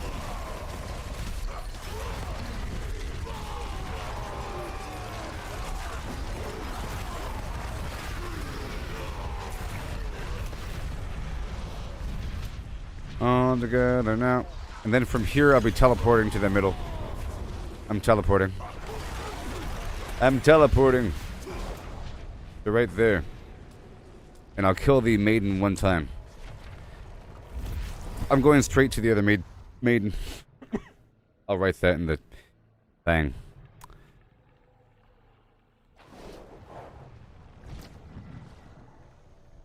Other maiden.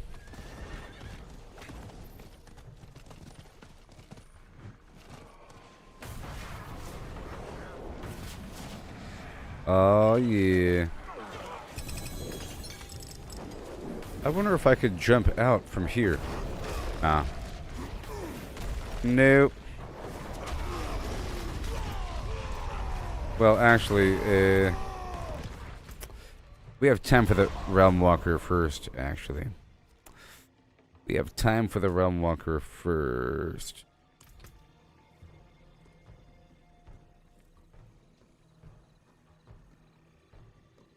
Heading to the Realm Walker first, actually. So, yeah, the general rotation of doing the Helltide, but really focusing on the Trio of Whispers activities in the Helltide. In this case, this lower half doesn't have any, but I'm with a team. It's kind of it's a little bit harder to do a bunch of random stuff across the map. You know, bouncing because normally I would be bouncing here and there to fill in the gaps of the Whispers. Really focusing on hammering it out, even like knocking out a quick normal dungeon really quick, you know? Sort of thing. But I'm trying to stockpile these opals, so I really have to do it whenever it pops up. Trying to stockpile some so I can sell some on occasion. They're worth a lot of money. Them opals, if you know what I mean. For those that don't know, this right here is the Realm Walker activity. It was added during this current season. And you escort this boss fellow across the map. He spawns a bunch of enemies and you kill him. It weakens him so at the very end it'll be easier to kill him. And the goal is to obtain some opals of different variety. The opal is a consumable that stacks on top of other consumables to provide 15% extra XP, increased reputation gains for the seasonal reputation grind, so that's over quickly, and increased drops of one type or another. And there's the material version, which is green, and the pocketable version that drops gem fragments and runes, which is blue, and the equipment one, which is red, and the gold one, which is yellow, and the torment version, which is purple. The torment version makes the enemies have an increased drop rate of boss summon parts. And that's what they all do. They all increase the drops of a certain type of item or another. But in general, in Diablo 4, most of the enemies don't drop loot. It's just the elites. Like, I think on rare occasions somebody else might drop something, but really it's just the elites. Same thing with your mercenaries XP. It's really just the elites. And completing events. So event completion, opening up the torment boxes. I'm pretty sure that increases their reputation. But you know, it's really just the elites.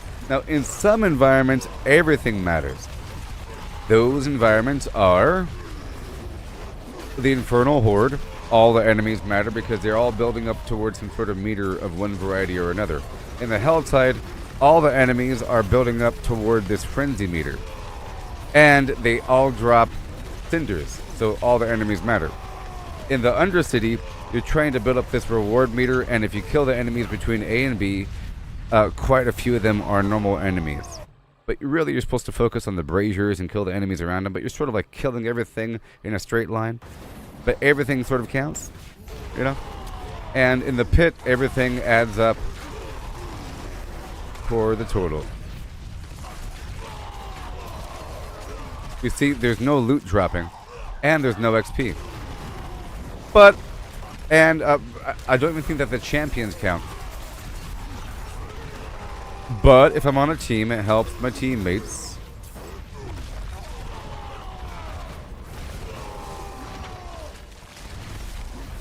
And there are elites sort of buried all throughout these enemy clusters. My gosh. I'm so tired of my teammates clicking on this thing. I was trying to show the different opals. People keep selecting Torment for some reason.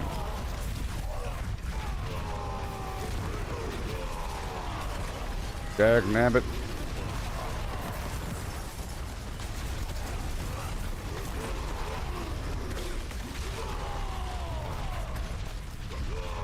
I'm going in the hole.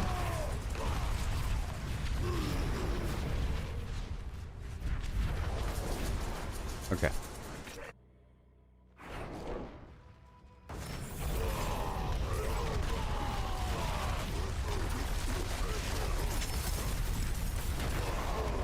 Yeah, Doug. And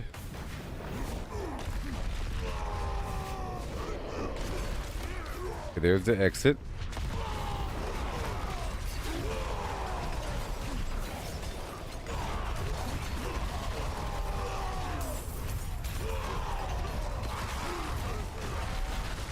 Oh yeah.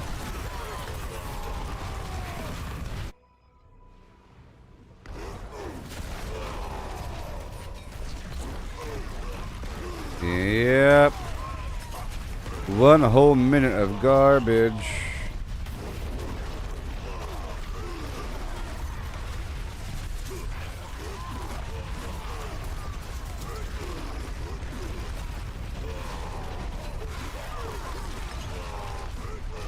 Yay.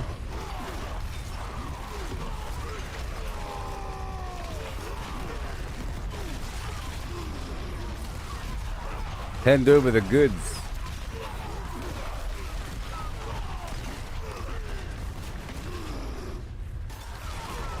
Well, oh no, lag. Oh no, lag. Whoa. Okay, my obols are full. My obols are full. Ba-doop, ba-doop, doo. I'm trying to get back to the Helltide. Yeah, I know there's a corner down there. Oh god. Oh god.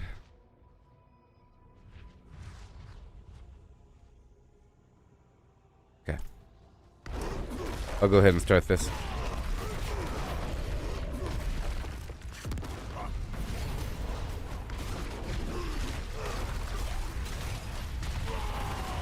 Depends on how much time is left in the Helltide when I come to these things. You know. We have 9, I guess it's, yeah. We got 14 minutes. That's a long time. Or, that's enough time to open up all the boxes. 14 minutes, it's enough time to kill the Blood Maiden one time, and then go through all the boxes. Okay, I'm going straight to Rakat Keep. I should probably hop by the Tree of Whispers first to go empty out my stuff. I think this guy from YouTube just sent me a friend invite.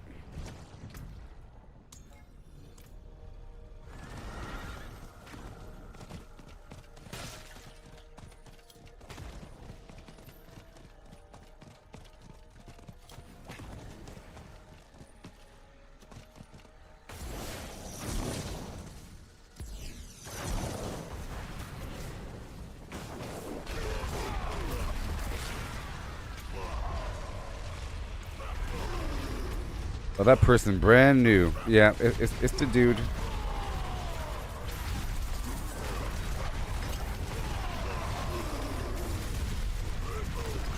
Okay, I'm gonna go ahead and lead the party now.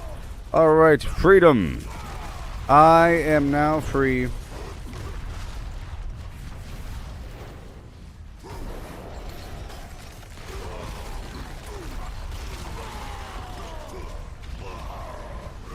I guess.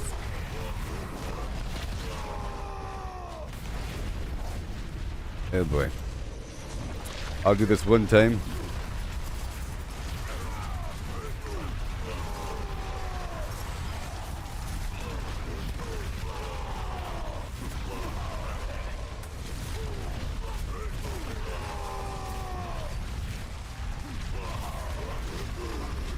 Right there, right there. Right there. Okay, so I will now change this back over to the meteorite. Meteorite, boom. I had it on challenging shot because that other teammate was dying every 3 seconds.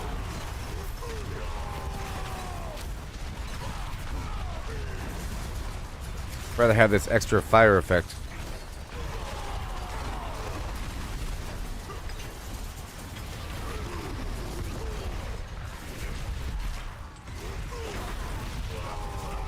Just for a moment, and then we go all the way around. And I like the passive. I like the passive. It's exquisite blood income.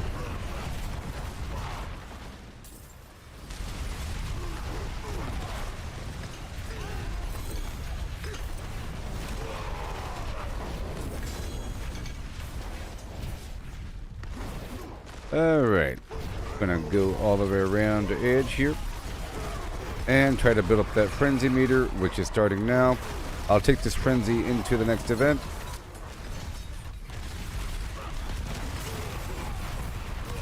Right around the corner, pull down and zoom up. Yeah.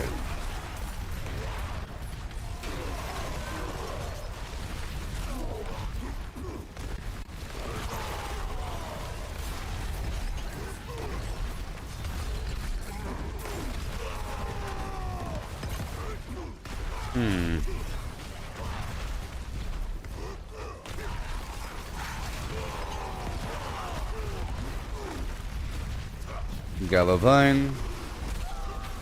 Boom.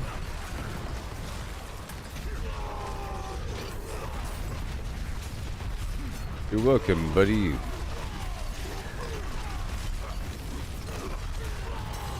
Yeah. I'm gonna spend. No big deal.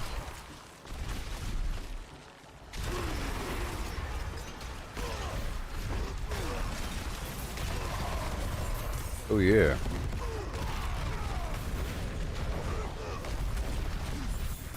A lot of fire being shot down. All at once. Whee!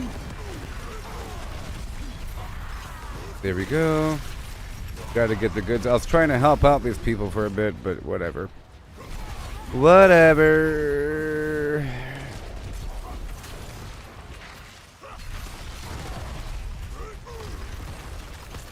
Then I realized how much it affects me.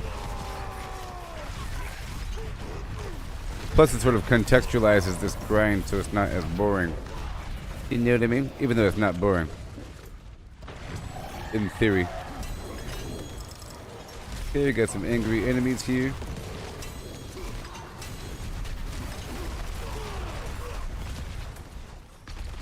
There's some harbingers I want to hit up.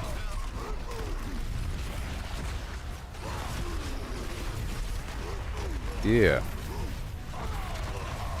I'm trying to get these plants and everything. It's just way more ideal for me to be alone. But I like to help out people. Whatever. It's better because I can see where all the loot is. I can see the loot.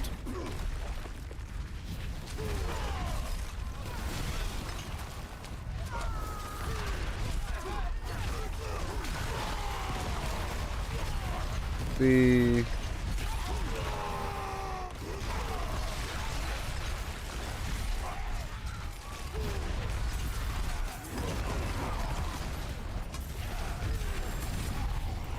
Fail. We say fail. And here we go.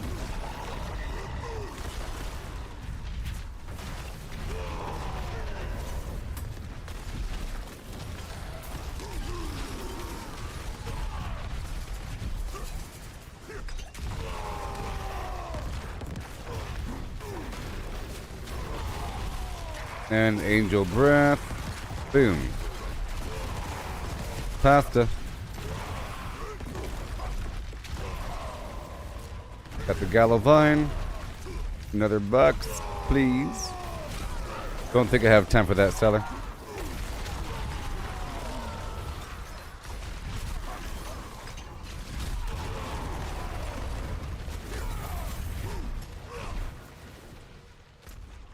Mm-hmm. And let's go back. Got 5 minutes. Well, that was nice. That was nice, people. You know what I mean? Maybe? I don't know. Mayhaps. Past tense. So normally, I don't really do a full Helltide. It's just if I create a party finder party with Helltide as the primary focus, that becomes the backbone of everything. Where it ties back to the Helltide, you know? Sort of thing. But if I'm specifically focusing on grinding as many of these Tree of Whisper bonuses as possible, then I do the Helltide just until I open up a box. Or just until I clear whatever Tree of Whispers activities are available. Which is usually whatever you're currently doing. Collect a bunch of cinders, kill 5 harbingers, destroy 1 hellborn dude, kill the blood maiden, open up 3 boxes. You're already doing all that, you know? Or kill a bunch of cultists that's already here, or kill demons. It could be collect cinders, kill cultists, kill demons. You know? You're already doing all that.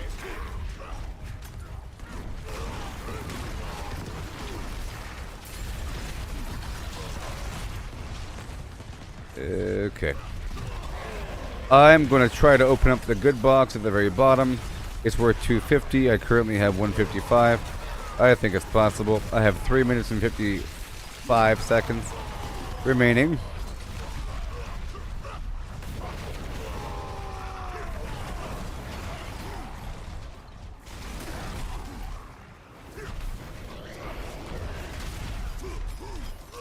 Yeah.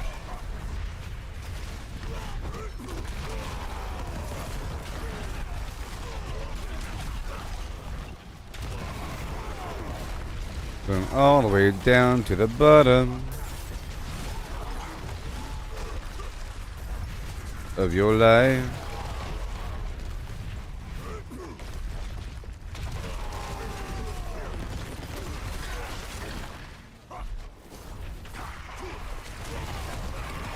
Okay, we've got the frenzy. I like these big groups of enemies on that mini map.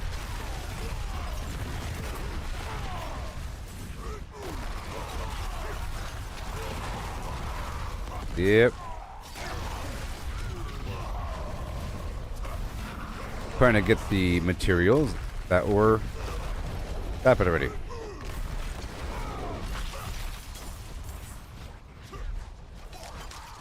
All the way to the bottom.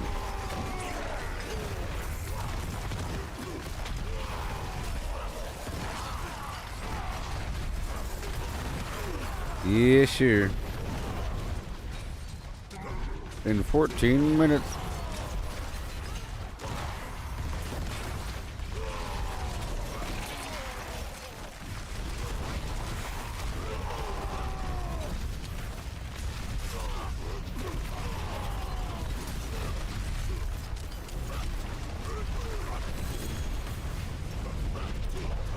Yep.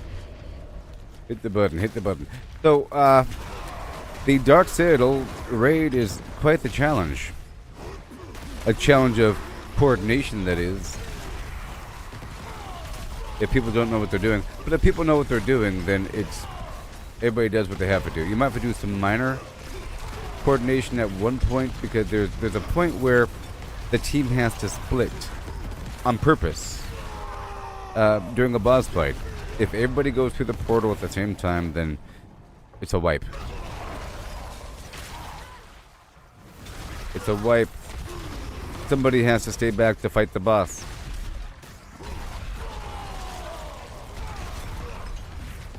It's adaptable. Basically, if you're paying attention, and if you go right into the portal, and if you notice that the rest of the team is also standing on the portal, you should probably jump off the portal. You know? Because somebody has to stay. Alright, we did it. All done. Mission complete. I'll knock out the cellar here for more supplies. Oh boy. I do like the fire. So I'm gonna go try the dungeon again with this fire effect to see just how effective it might be. And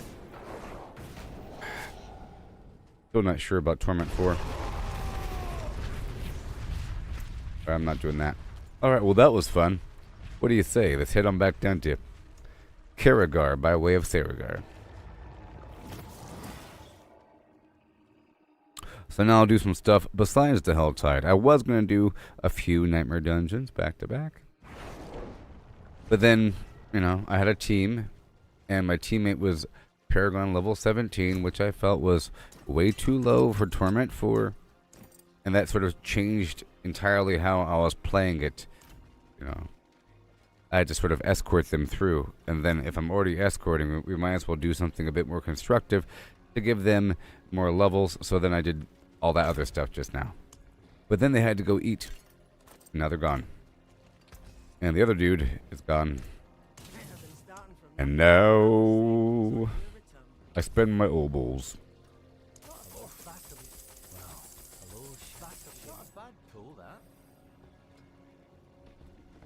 Looking for a slightly better amulet. And now I know lucky hit chance for vulnerability, which means I can take off that.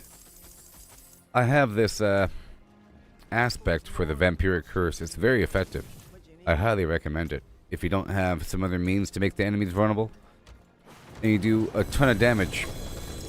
Okay, well I'll be right back. All right. Yeah. You better hit that follow button.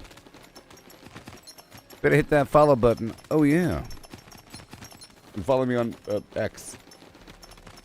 X.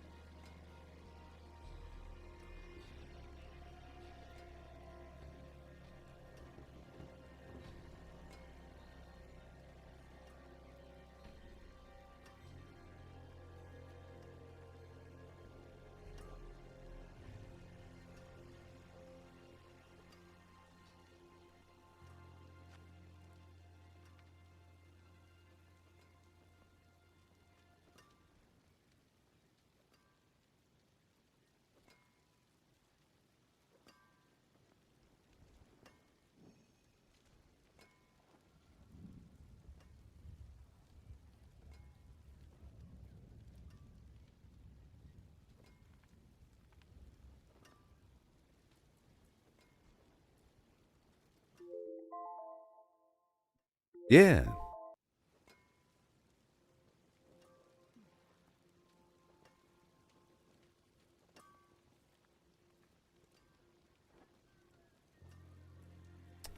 Okay. So now we continue. And that was nice, you know. Things happened, huh? There is magic in all. Listen. Let me show you. And I will do another dungeon. Well, I'll do whatever is active on the map. I would rather do some outworld stuff that's not in the Helltide so we could really appreciate the fire. I'm gonna knock out this Realm Walker for the Tree of Whispers.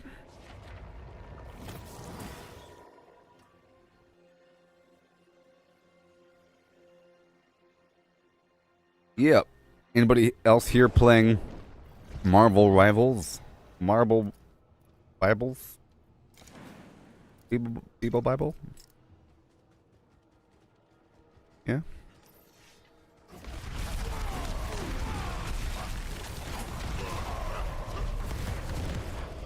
Okay, so what I'm going to do is I'm going to move it back down to Torment 1 because we're trying to farm the Tree of Whispers, and I want to prove a point that if you only care about the Tree of Whispers, if your singular goal is to obtain as many of those caches as possible, Torment 1's the way to go.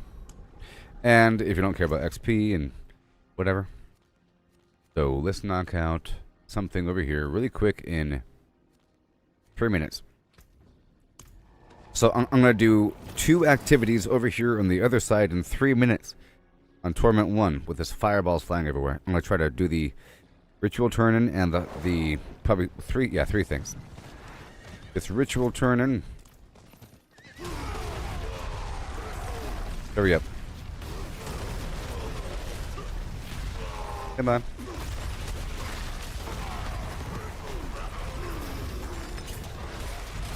I'll come right back around in just a moment. Here we go.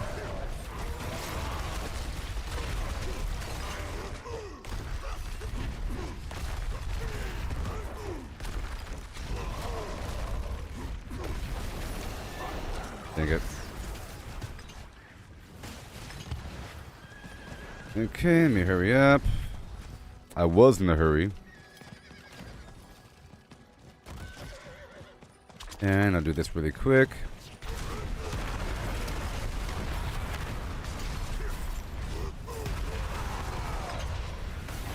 Right there.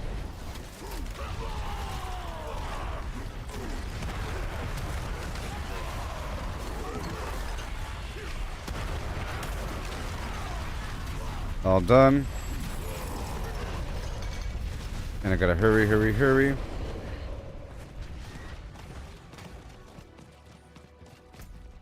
1 minute, okay. Final.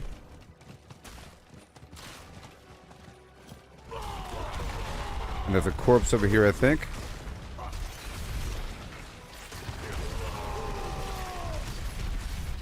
Okay. Going back to the Tree of Whispers. And then right back. They go turn in the moats.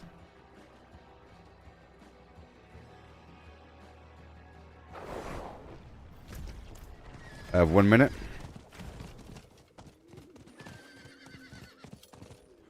It is done.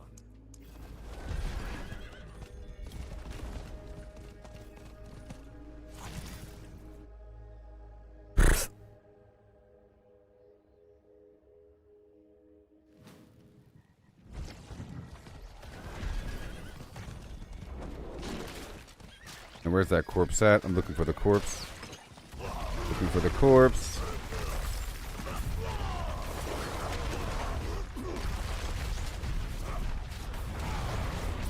Come on. Come on. Are we done?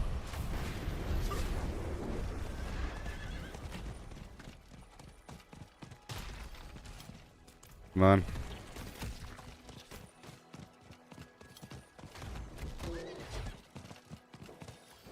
Come on.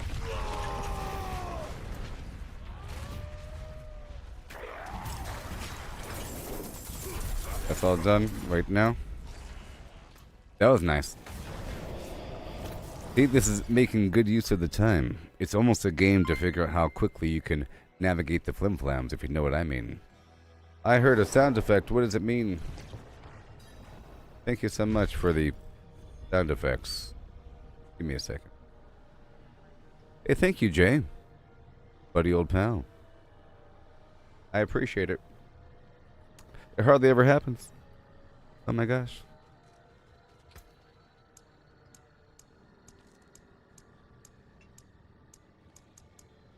Oh.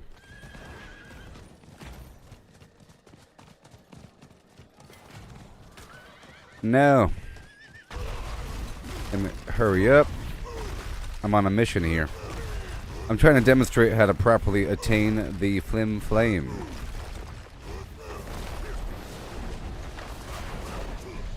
Hey there, Jaime.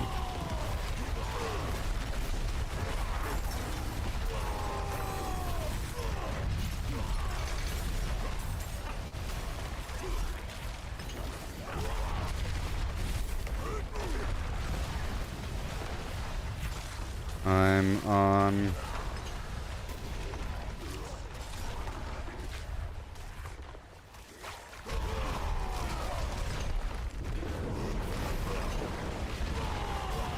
Whee! Let me write something really quick. My teammate.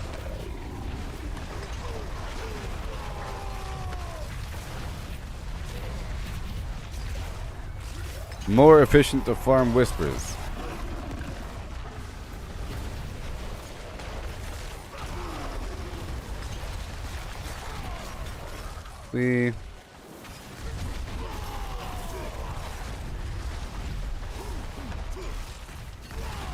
You'll still... One second. You'll still get loads of XP.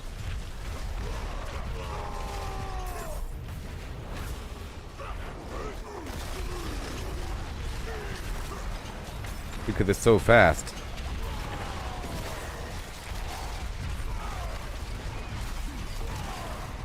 Whee!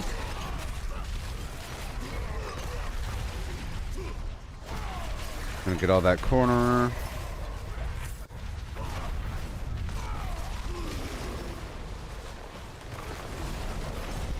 Yeah, buddy.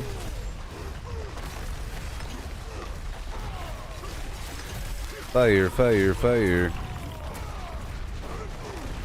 The resource acquisition's about the same.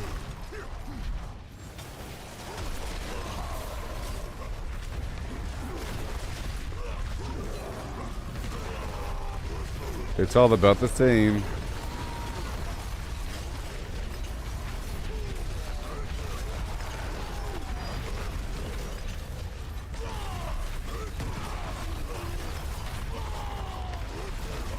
There you go.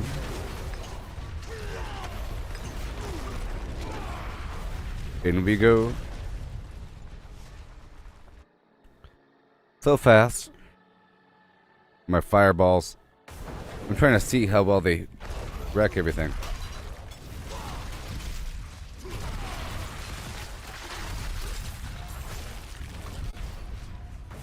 Okay, we got some latency issue.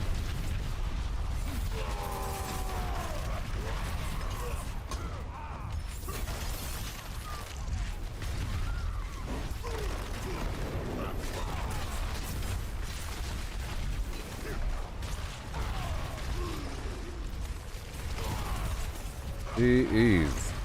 Oh no, it's all jittery. Garbage. They gotta catch up to me now.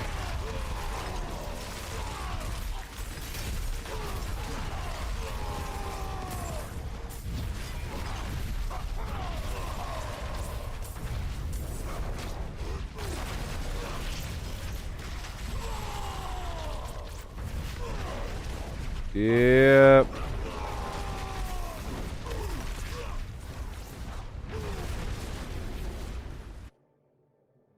Okay. This is some garbage wave situation. He went in the portal.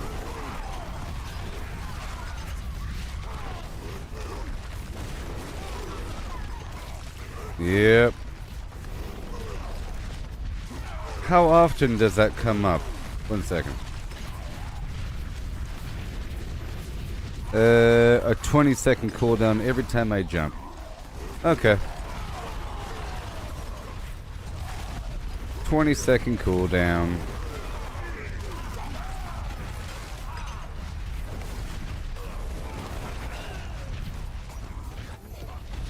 All done.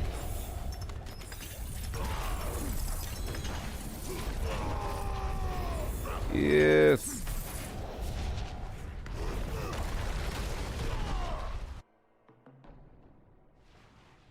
Okay, where is that guy? He's just clearing out the entire place all by himself. Yeah.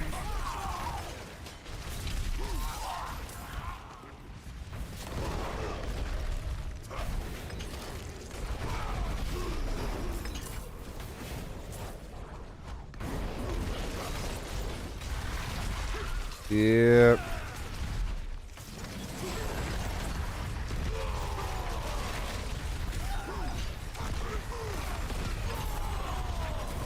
Everything.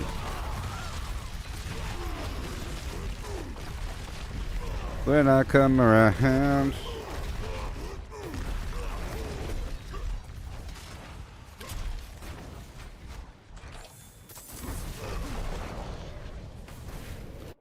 In the hole.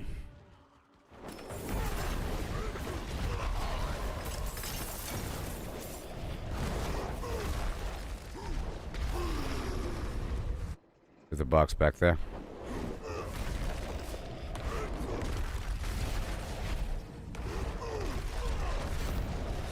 And here we go.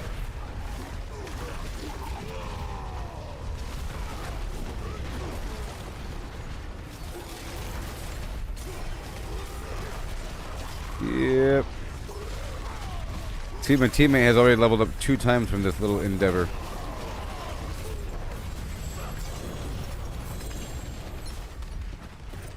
Alright, let me look at the map now.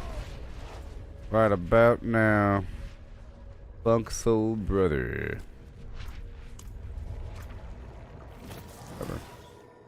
I'm heading to a standard dungeon to clear it out.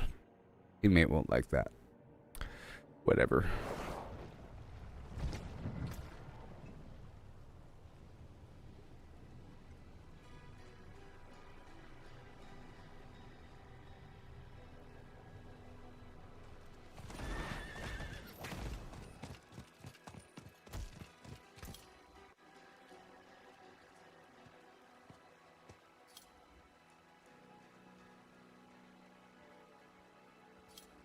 I said doing it quickly, avoiding the vents inside because since there's no Obducite. Okay. It's worth a big solid chunk of stuff. I should probably leave my teammates group. I was helping them a little bit, but now, I don't know. I'll give them one test before I leave the party.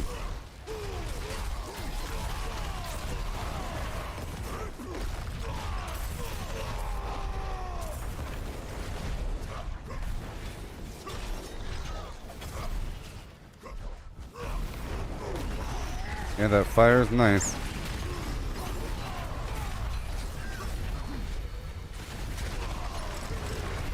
Thank you. Let me grab everything.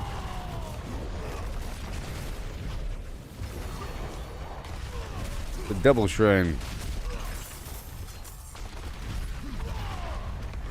Get over here. Scattered prism.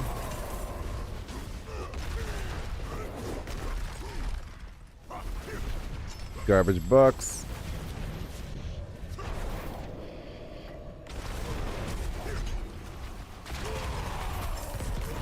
And right there.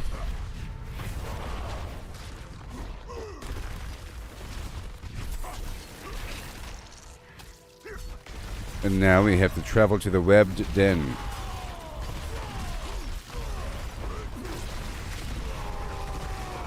I'm gonna try and do it quickly.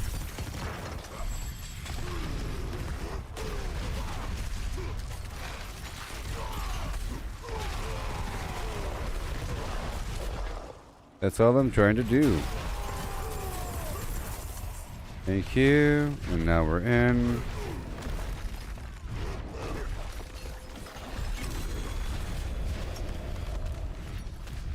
Alright, the Whispers of Dead. Whispers of the Dead. Boo doo doo doo.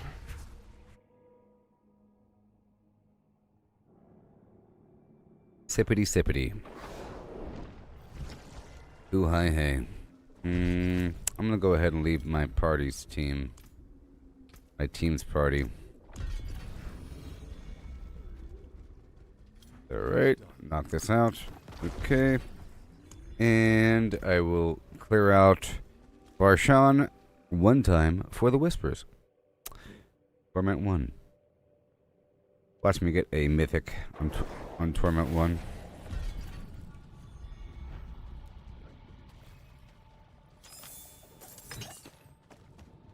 This Shroud of False Death that makes you invisible the whole time is really nice.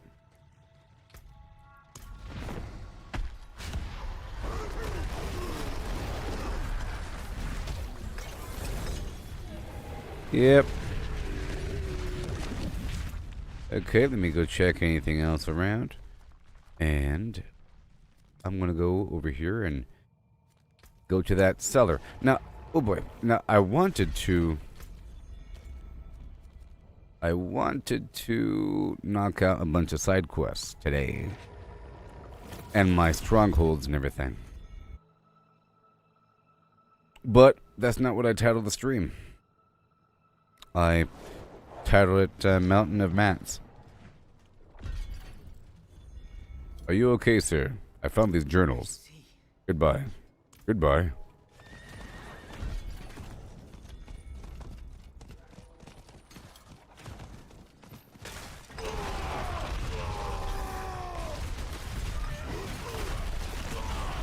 Yeah, I'll just knock. Look, all this fire is so nice.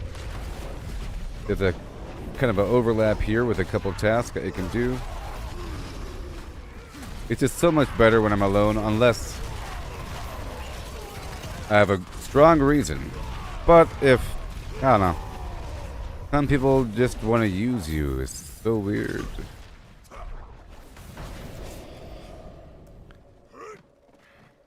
I don't know. The second they get any whatever, they start just leaving you behind.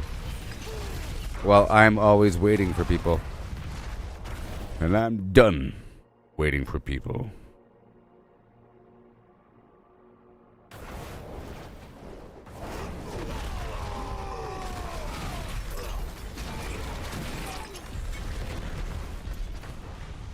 So I think, well, that it's this that Jade Stag person is a person from YouTube. Pretty sure. Alright, Tree of Whispers.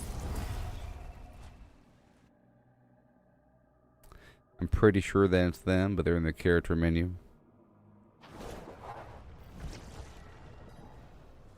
There it goes. Right there. It's so fast when you believe in the ways of your. Head back to Margrave. Is that where I just was? Was that Margrave? I think it was, yeah. And I'll just head to this event by way of this other Yelesna location. Yocation. Mycation.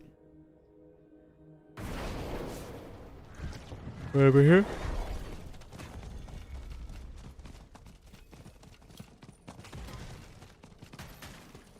Okay. You are far too trusting.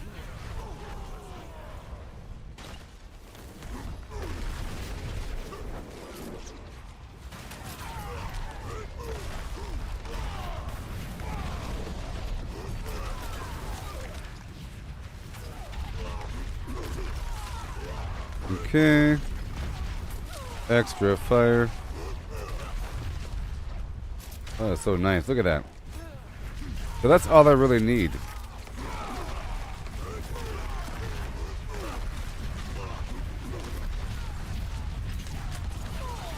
Yeah, those fireballs are targeting those enemies. Or the meteorites. And there's so many of them that it's targeting a bunch of enemies.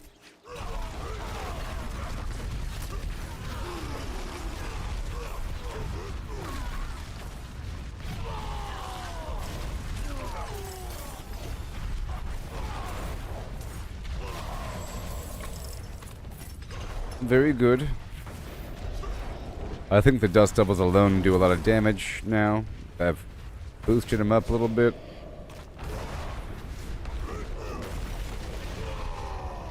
EX. And this way we found the corpse. I'm gonna go all the way over for the other corpse.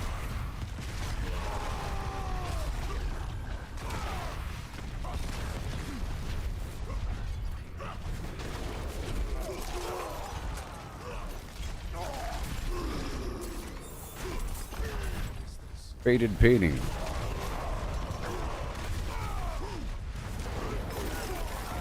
Who the heck are you supposed to be?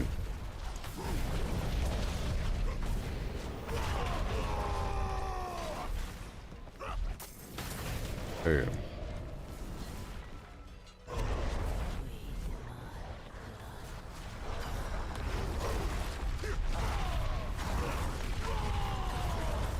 Why was I invited?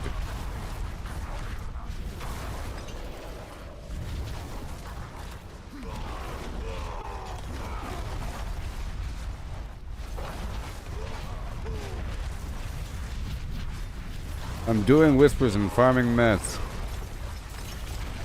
Why was I invited to your party, beast?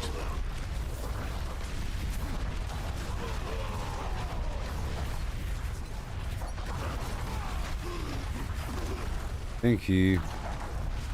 I could try to swap out the aspect on my boots.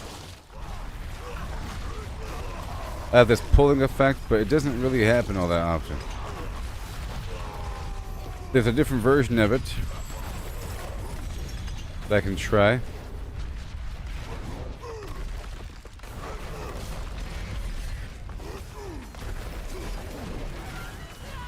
Yeah.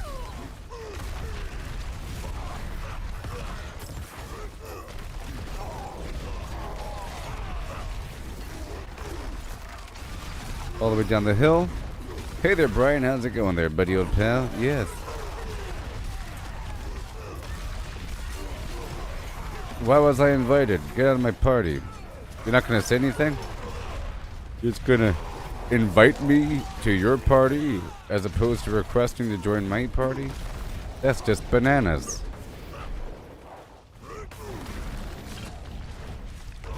People are crazy these days. Okay, there it is.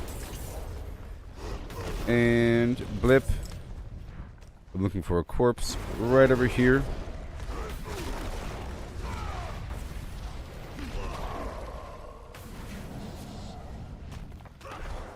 Right over here. Right here. And then an event in the cemetery.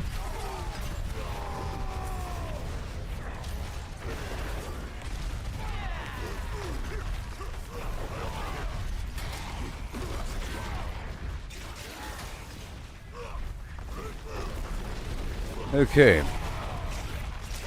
Keep on going.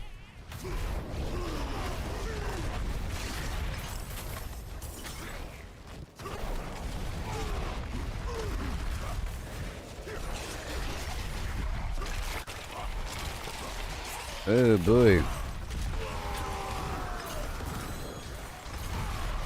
There it is. Nice whisper chest. Collect these plants as I go across the landscape.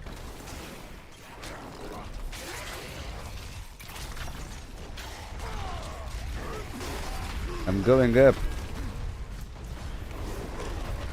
I'm going up. Thank you.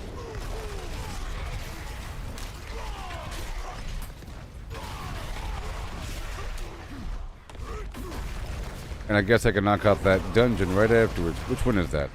That is Light's Watch. Because I could have a nightmare dungeon version of it.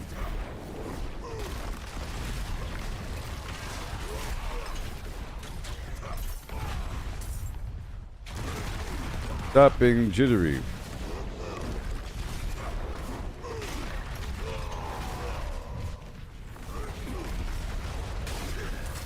Thank you.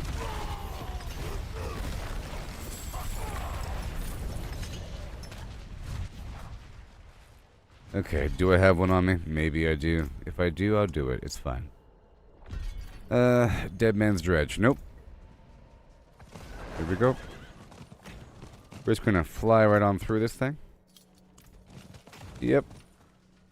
So on this one, I'm gonna specifically skip as much as possible. I know it's hard to believe, okay? But just to prove a point. It's gonna be a completely objective based.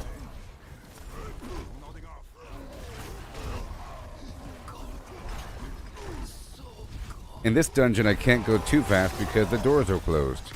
And I can't jump through a closed door. Alright. Supposed to find some watchmen. There's probably one right over here somewhere. Come on. I think this is one of them, maybe.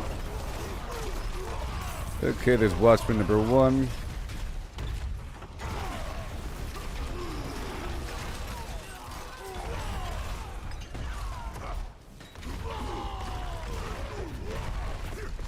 Bunch of iron chunks.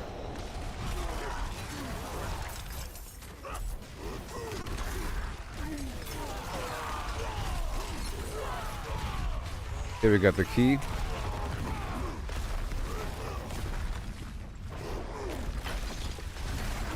Alright.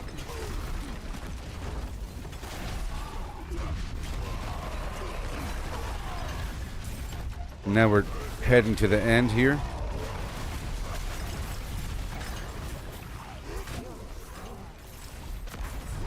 Whoa.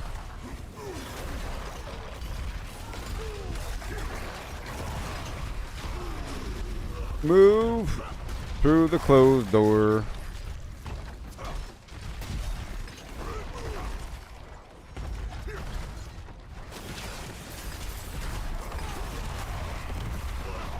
Come on.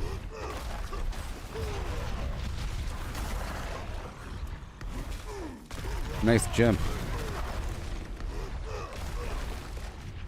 Is it a werewolf? That's dead now. Tree of Whispers is complete. Let's head on back through. Yeah, buddy.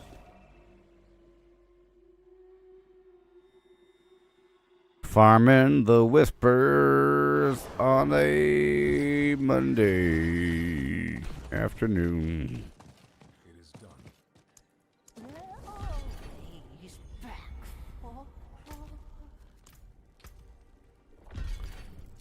Yeah. Yeah.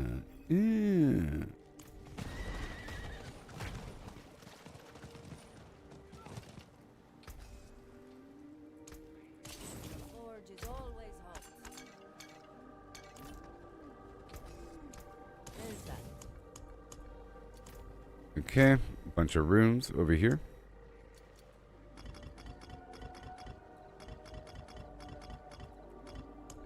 Very nice. Oh, I meant to keep the meteorite and or spirit wolves, more wolves, whatever. Every 2 seconds summon a bunch of wolves. I could try that. Let's try it out. It'd be kind of funny. Every 2 seconds you summon a wolf. Kind of curious. And I could also mess with this right here. Different options, you know. That right there. Challenging shout. Yep, got the challenging shout option. bunch of different stuff while in combat, you know? Nope. Mystical Frost. Well, Earthquake, yeah. What else we have? What else we got? Warcry. That's a big shout. How many seconds would that be? That'd be 6 seconds. A long time to wait. Oh. And the wolves should overlap, because the wolf will last for 8 seconds, but I summon it every 2 seconds. Reduce your active cooldowns. No. Okay, I think I'm fine now. Moving on to another spot. We got that. Well, we have a nice Helltide overlapping the Tree of Whispers. Whiskus. The cat food. Whiskus. So I'll be experimenting with these different things. This time, wolves. I like the fact that the fireballs attack random things and clean up trash on easier content. What is up with the purple footsteps? Where'd he go? There he is.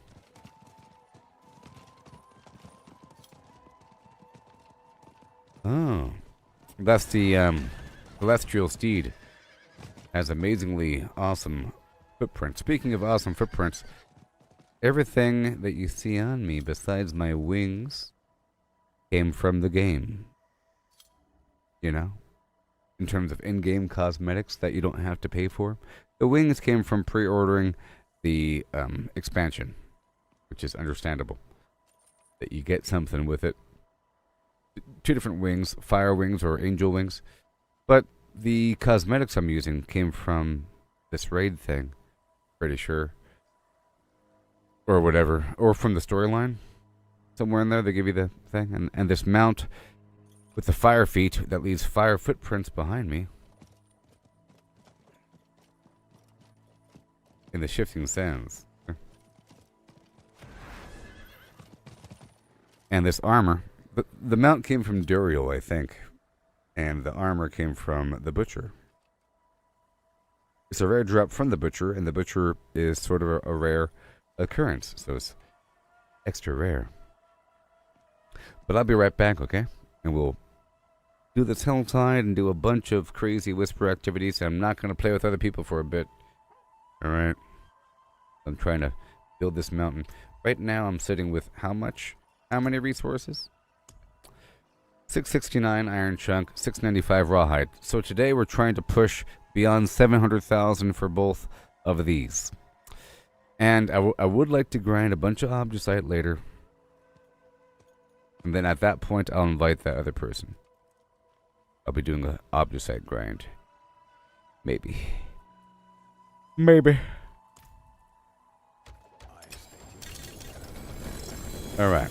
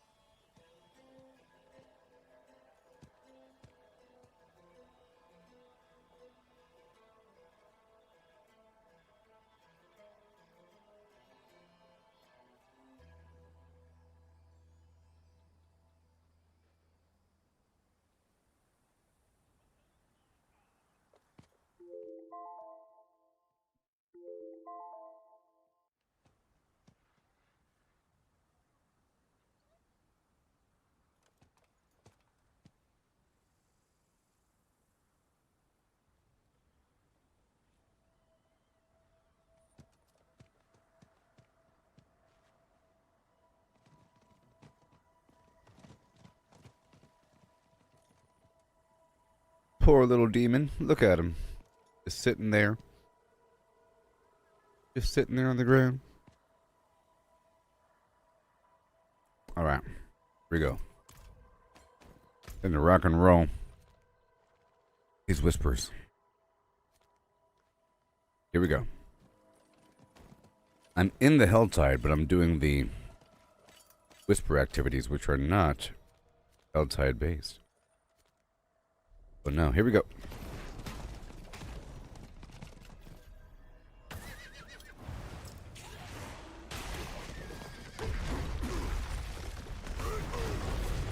And I'm not using a Gillian's either. Here we go. The scorpions.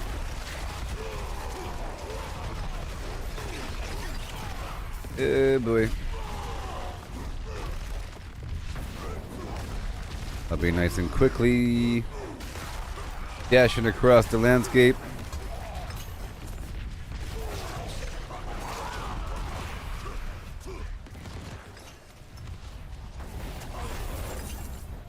No.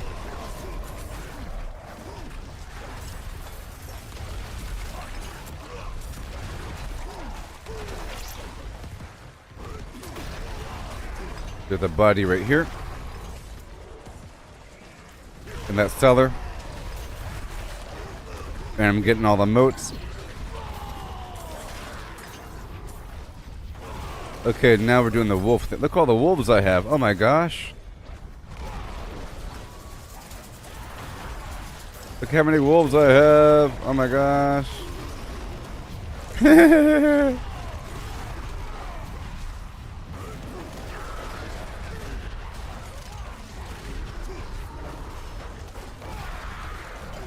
Yeah, so fireballs, wolves, both very good.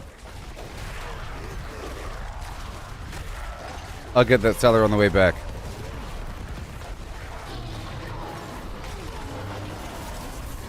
No other wolves even doing anything. How much damage do they do? Is it based upon my own raw power? Not entirely sure.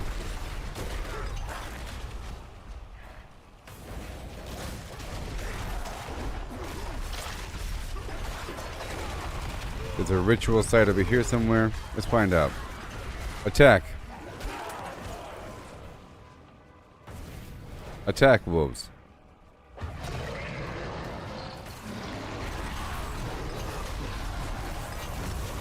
Attack. They sort of do this this pouncing thing. Let me hurry up. I just invoked a ritual. Alright. Next. Gotta be real quick here.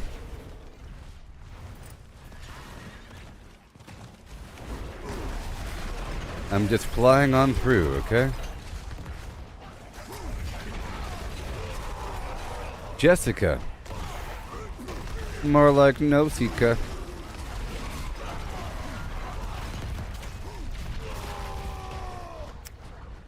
Bada boom. I'm doing this for the resources here. Thank you, Subo. Marking stuff for me on the map. Like a good guy. Trying to get all the mats in the world.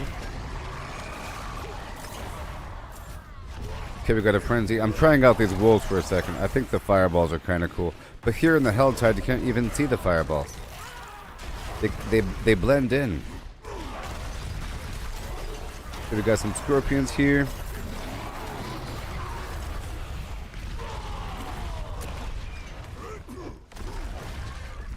A lot of wolves. Goodbye, scorpions. Good job.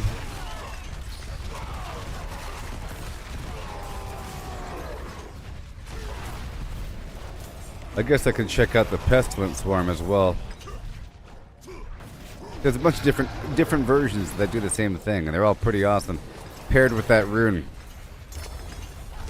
Now, do I want to do this event? I don't really have the time right now. We don't really have the time. Try to knock out a bunch of stuff here.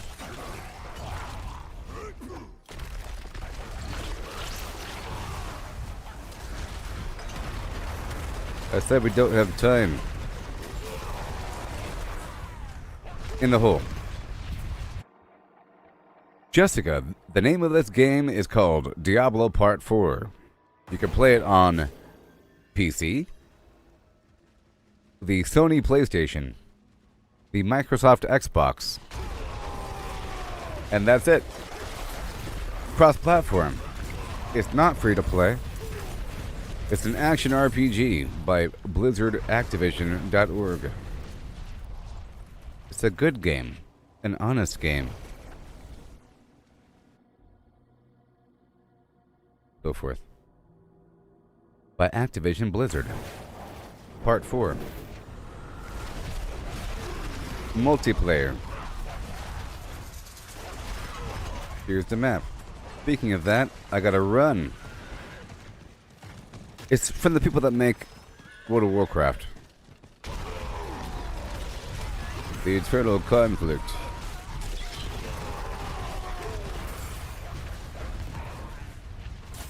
Like Overwatch, World of Warcraft, Call of Duty. Yeah, Blizzard. Yep. And right there. Yep. StarCraft. You know? StarCraft, Diablo, and Warcraft. And then Overwatch, which is some weird new thing, relatively, but it's been out for a long time, so whatever. Time is compressed when you think about it. Time is crazy. I am a barbarian. There are different classes here in this game. And I am a barbarian. There are so many classes. Okay. Right over here, I gotta run. How much more time do I have? I have 5 minutes. I got 5 minutes. Push, push, push.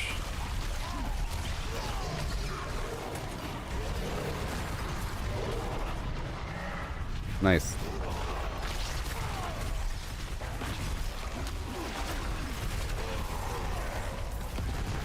Yay. And then I'm gonna go around the corner. Oh, they make Warhammer. Oh, so Blizzard makes Warhammer games. That's cool. You know, I wish I knew more about Warhammer. I've always liked the idea of tabletop games in general.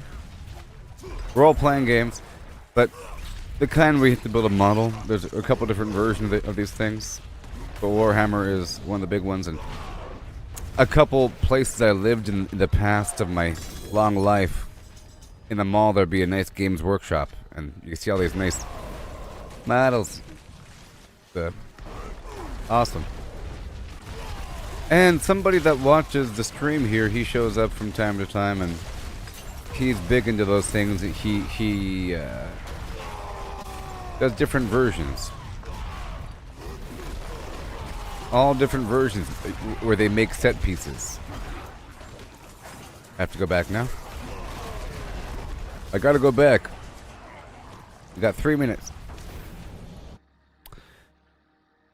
I didn't know Space Marine was made by Blizzard. I know that there's a bunch of recent video games made for Warhammer, and I haven't played any of them because I don't know much about the lore surrounding it. It's like a whole thing I haven't been exposed to all that much. I would feel like some sort of invader. I'm sure it's very interesting. I've been exposed, you know, to the outer fringes, the frothing foam of that. I've seen YouTube videos explaining things and the culture and lore and so forth and all manner of things, but it's out of context, so it's kind of hard to digest until I play the game. You know. We're almost done. Okay, that's all complete. And then I'll be heading all the way. Hey, we're done here. We're done. Alright. So now I'll take all of this and I'll teleport across the map right now. I'm teleporting down to the bottom half by way of Gacule.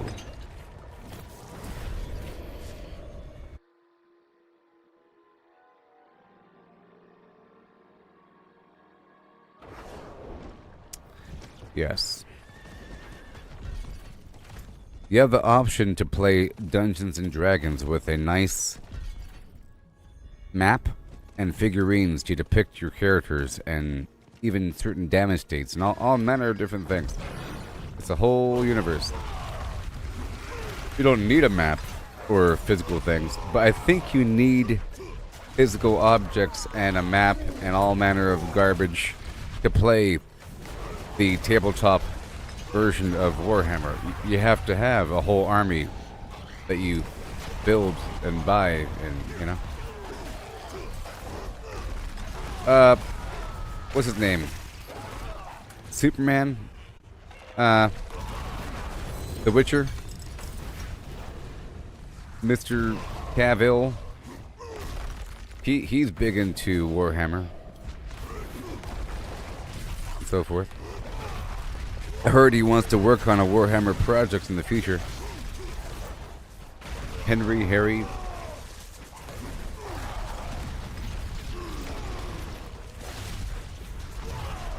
Okay, we have how much time? We have 5 minutes. Okay. I got 5 minutes to open up a couple boxes and find a corpse in 1 hour. Alright, cool. And there's more modes here. Hurry up with that. Right now,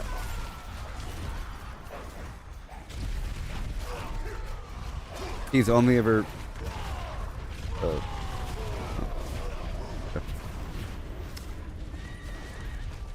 So right now in Diablo here, I am in the Helltide in particular at this very moment, but I'm not really farming the Helltide. I am trying to work my way through these Tree of Whispers activities, which is sort of like a bounty board.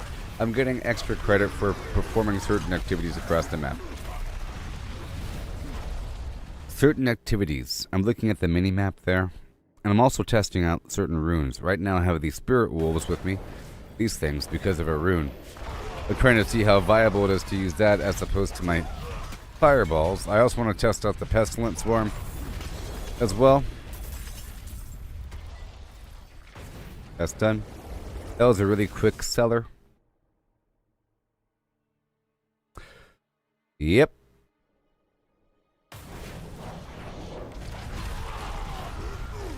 Okay, the cultists are slain, and then we go straight down and help kill the Blood Maiden because she's worth 5 grim favor. Hello. So these are other players. There's a player and there's a player. They appear to both be necromancers. And there's another player over here. That is a Spiritborn? Maybe?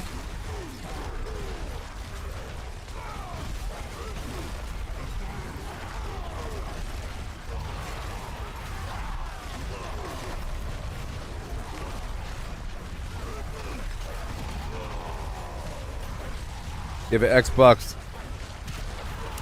360? That still exists? Maybe it's just Xbox One? Maybe? Not, but it is cross-platform.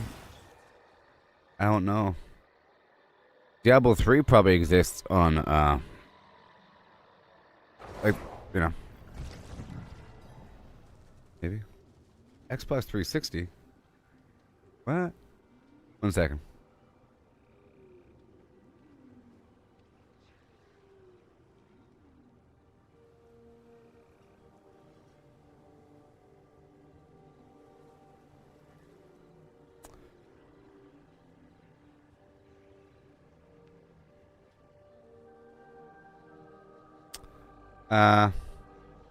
It's probably just Xbox, you know, the current Xbox? I don't know. Over 5 years old? Probably not. Maybe? Maybe. I don't know. I'm not in the world of... maybe? Hold on. Let me ask X. Let me ask X. Are you on X? You should follow me on X. Right now. Is Diablo 4 on Xbox 360? Because you can't ask the internet that question. You have to ask AI. The answer is no. Xbox One. Okay. Xbox 360 is 2 generations old.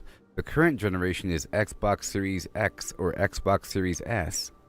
And the generation before that is Xbox One. Generation before that is Xbox 360. You know what I mean?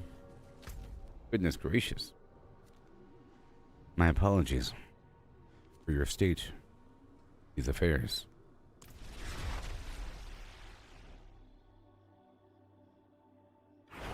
But you can play it on PC. And you don't have to have a powerful gaming PC either. Okay? You don't have to have a powerful gaming PC to play it on your computer.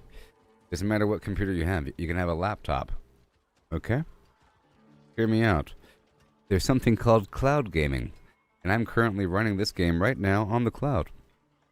Using NVIDIA GeForce Now. This is not running on my computer, even though it's running on my computer. You know? This is like a portal. It's a portal into a virtual computer that's being ran on some server somewhere by NVIDIA. NVIDIA GeForce Now.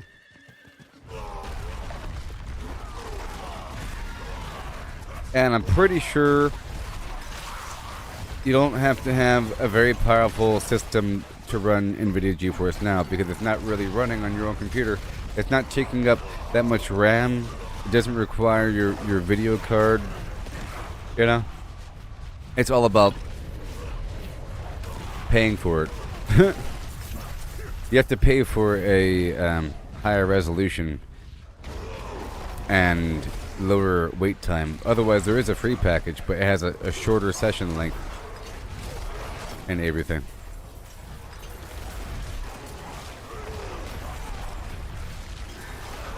But this runs remarkably well if you consider this is running through the internet.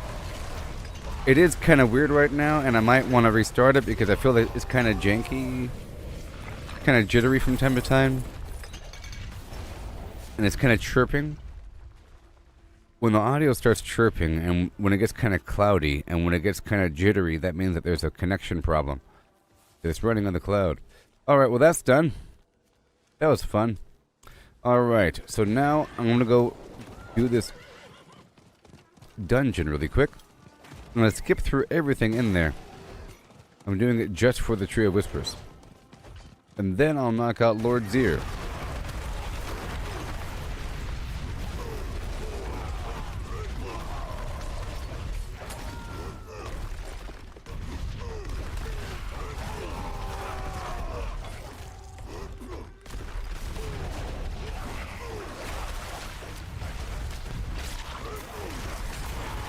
There you go. So, let me show you something really quick. If you're brand new to this game, this is my character, you know. His power is defined by these skills I have. These 4 down here, these 2 over there. Alright, there's 6 total skills. Hey there, Brianna. How's it going?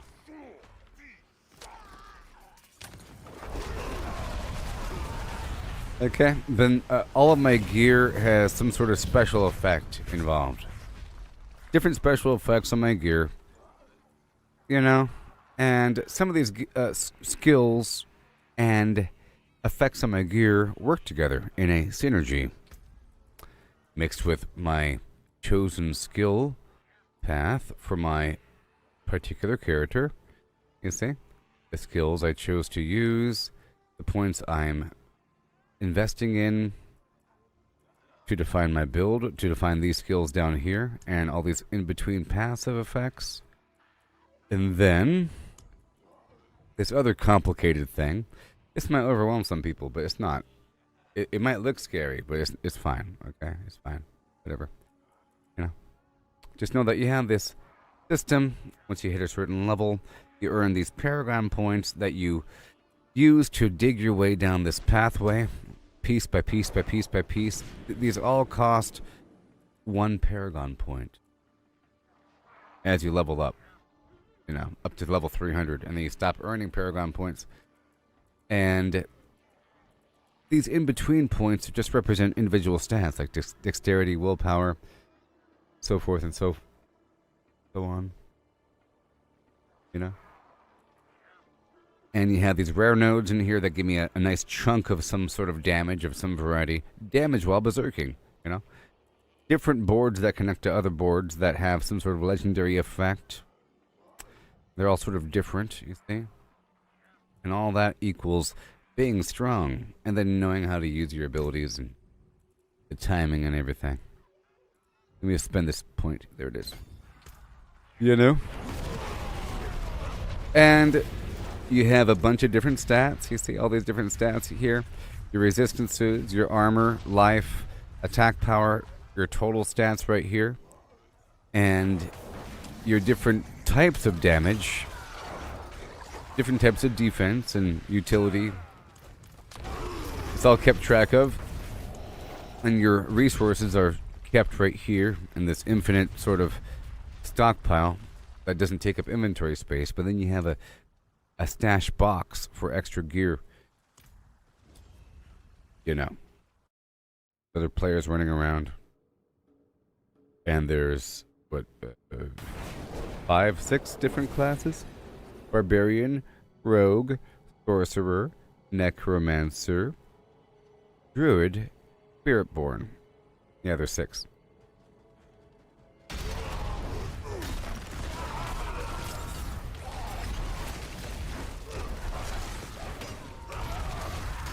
Okay, but in here I'm trying to go for speed in particular.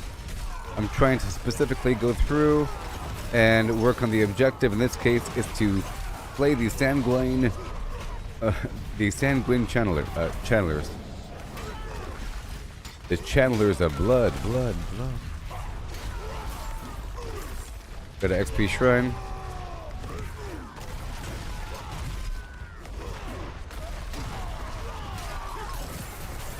Right through the door. And now we have to do something in the nesting grounds. I have to search slain villagers for a laboratory key. Searched.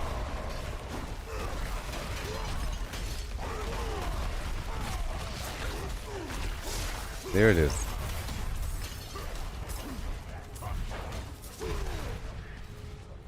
Yep.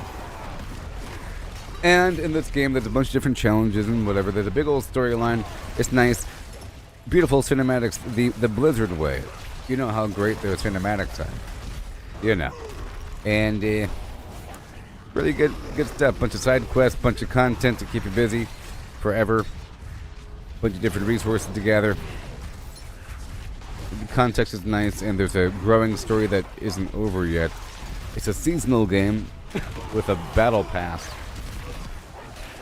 But it's a seasonal game where you make a new character every season, but then you have an eternal side as well with a long-term character. But the season has some sort of new little twist here and there, something that is added to the game just for that season. And then certain aspects are kept forever. that persist from that point on.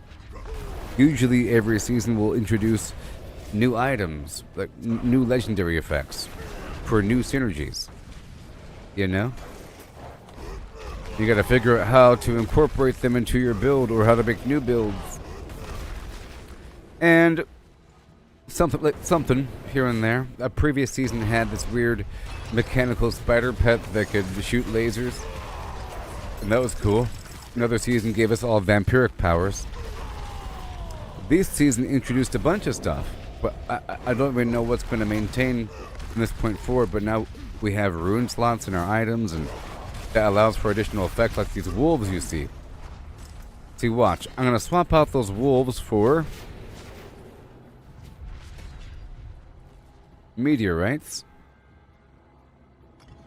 And the meteorites should appear every 2 seconds while I'm in combat.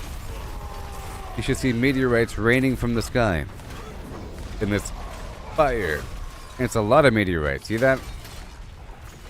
That's a new thing from this season where you can add some other effect to your character using these runes. And I'm sort of testing out different versions. Speaking of that, I want to go back and grab another version.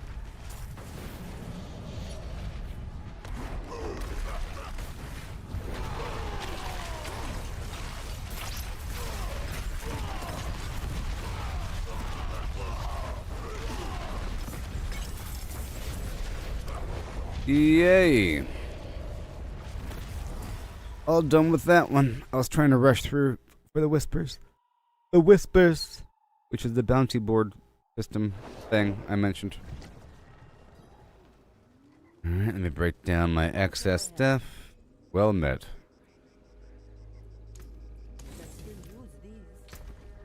And okay, so now I want everything. So the war cry, no. 300, 400, 100, 100. That's what I want. I had it on me the whole time. Stun grenades, yeah, that might be really good too.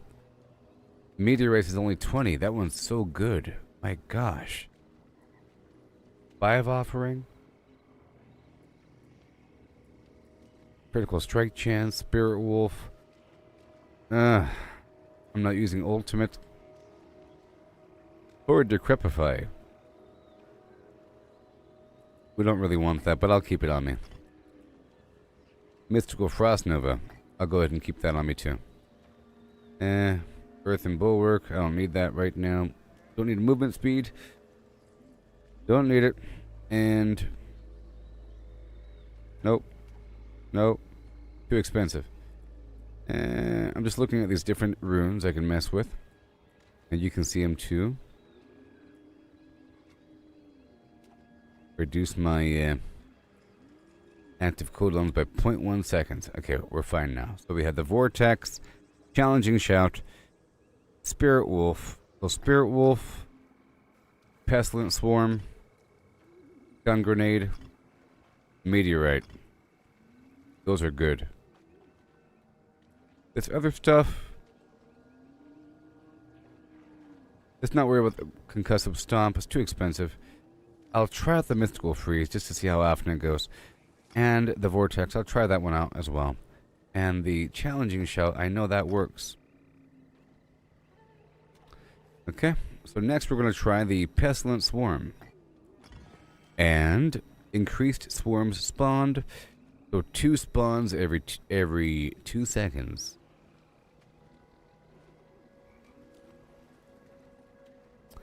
Okay, cool. And now let's carry on. We have another Helltide mixed with the Tree of Whispers. So I'll be focusing directly on the Tree of Whispers and the Helltide. I'm going straight to the Blood Maiden, but I'm going to go sort of up and around the right and left and so forth and so on. Meandering passageways. And the Gillian's Brew has expired. I'll grab a few more.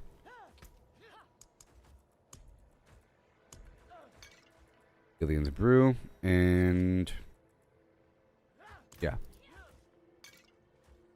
Top off that, and let me grab some strength. What do we have? We have a 1 second. All stats by whatever, and we want ancient times. That's all good. Strength, all stats, all stats. Resist all goes back, you go back, good. And now, pow pow. Awesome. Now I'm a tiny bit stronger. We're getting more resources from the enemies with the Gillian's Brew and more damage too. And we have to kill these cultists all along the way, it's fine. Be nice and sloppy with it. So we have this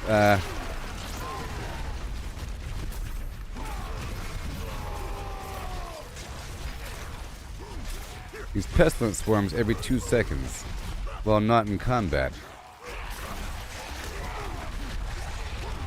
And that's pretty cool. But I want to try the one based upon movement. So let me hurry up and knock this out really quick. I think I'm going to hop in here and head back to town. One more second.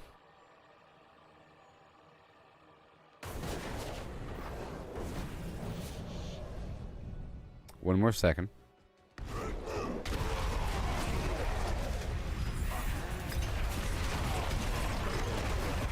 That's a lot of pestilence swarms, actually. Quite a few. It's quite a few. But now let's go back.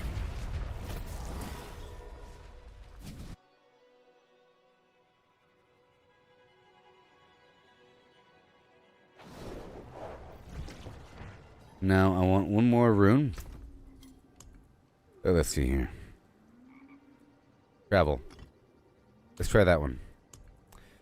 Travel 5 meters. So travel 10 meters. I can get 1 swarm. Every 10 meters. I just want to see how it compares.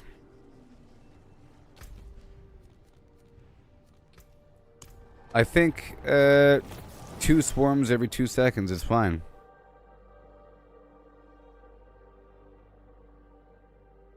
Maybe. 1 swarm every 10 meters? It might be often. I don't know what his pace count is. Okay. That's pretty... Well, this is pretty good. Oh, boy. The swarms.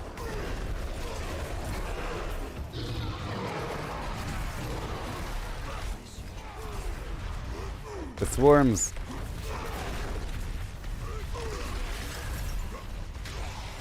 Okay. I just want to go up and around here, all the way down to the Blood Maiden. I can open that up really quick. And move on.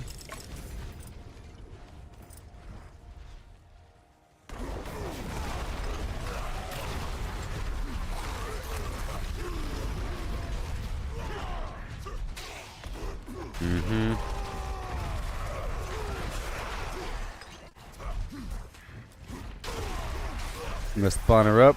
I'm just checking it out. Just check. Is it good? Moving around, moving around, moving around, moving around, moving around. Maybe. I think it might be more obvious if I'm just gonna try to just move around.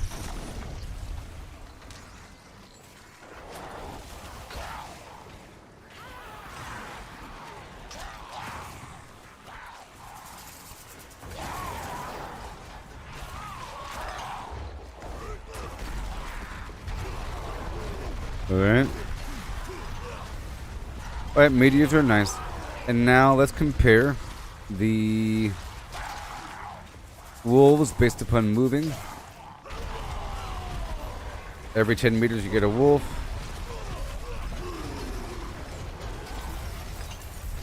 Every 10 meters we get a wolf.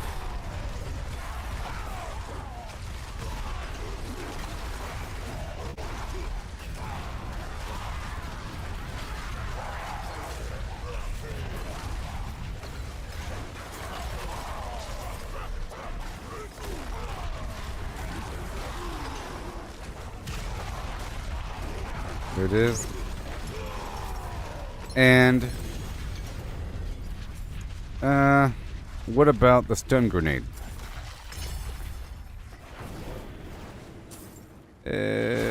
Every 10 meters you get stun grenades. But they drop way behind me, and that sucks. We don't want that one. Meteorite, stun grenades, pestilent swarm, wolf. Let's try out the freeze. 30 meters. That's not bad. Alright, keep on working on the Tree of Whispers. Really quick.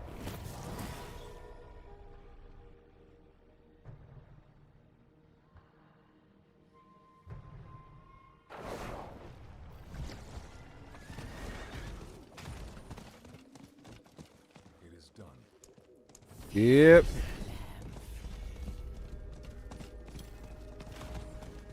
I'm experimenting. Come back if you need the floor. Flabbergasted.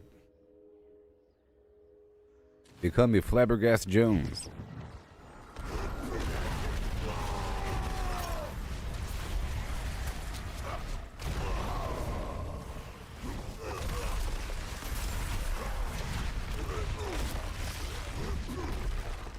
Based upon moving.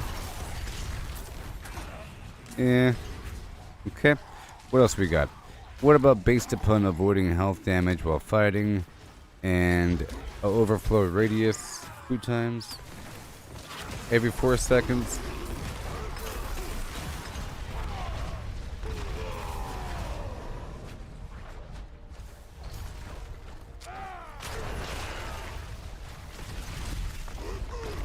Now what about the vortex? Alright. Every 4 seconds I get a vortex.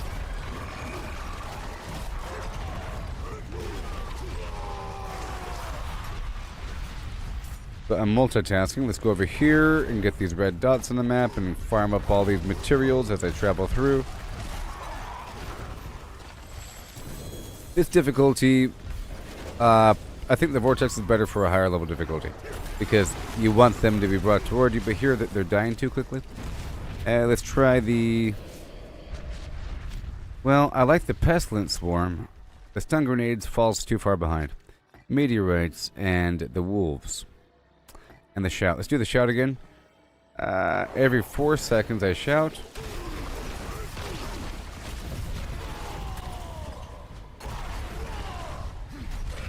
Or I could have it based upon distance, and I think distance is key. Let's try that out if I want to reset my... If I want to reset the cooldown. I gotta travel 40 meters before I shout. A certain distance. Let's just see how well that plays out there, buddy.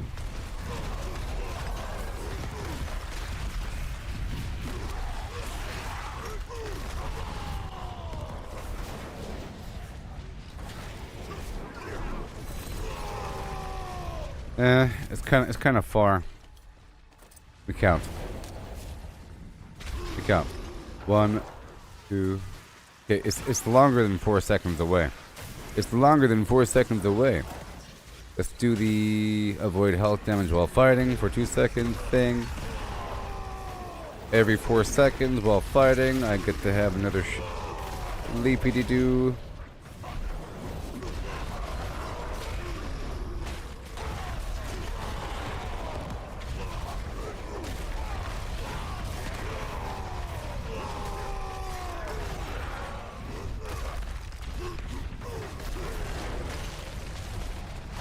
Yes, sir.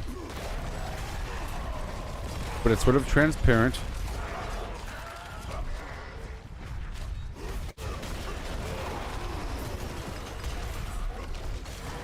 Yep, 4 seconds is 4 seconds. It's not bad. It is not bad. One more dude over here.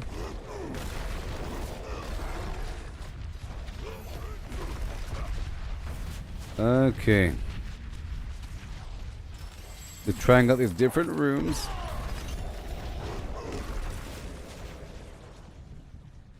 Check this out. Yeah. I love it too. It's okay.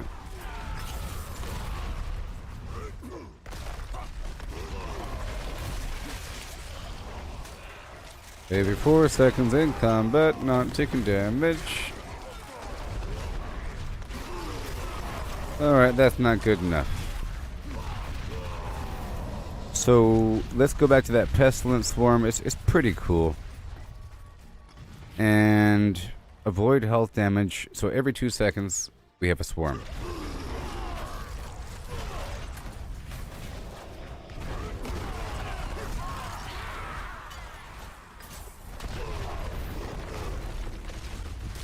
Okay, let me go over here.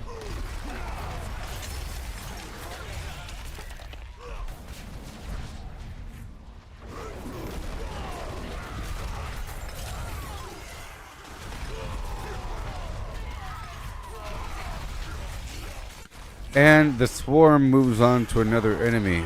I'm pretty sure. Look at all those swarms. Look at all the swarms. Okay, now we're moving on down. Moving on down. To the other side. Let's get these rocks and then move on.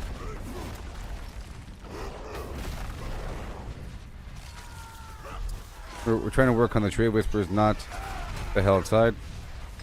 But I was really just... I took a detour trying to experiment.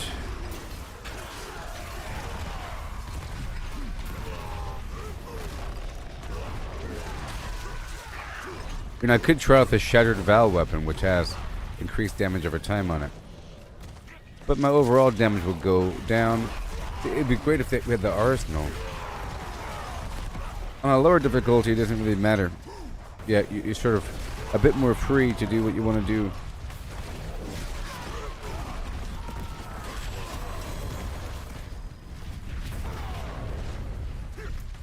Okay, I was trying to open up a box over here for the Tree of Whispers. Okay.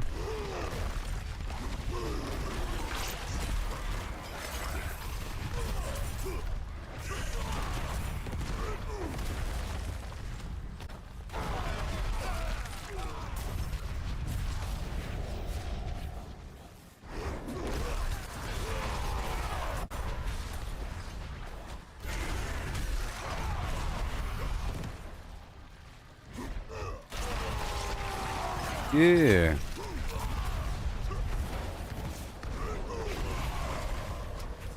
Well, that is an event, and I think I'll do the... Nah, I'm not going to do the event. I'm not doing it. I'm moving on. I'm in a hurry here. Not that event.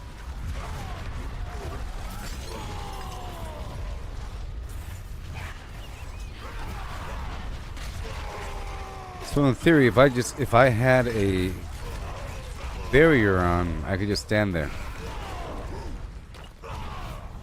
Because with the barrier, you don't take any damage.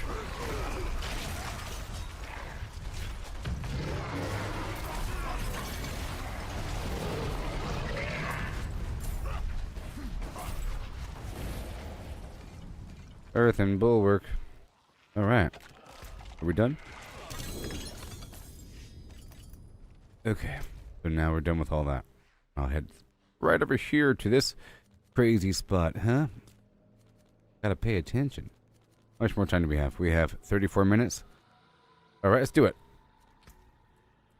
We have 58. Yep, 33. Cool. So I'm gonna knock out the Undercity first. Because it just takes 2 minutes.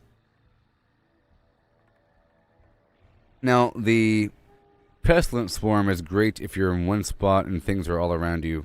Because it just shoots out. But if you're moving through a space, you sort of want all the periphery stuff to be destroyed. And maybe the... Well, I don't know. I guess it's both fine. One's fire, one's poison. The meteorite's good too, is what I'm trying to say. As well.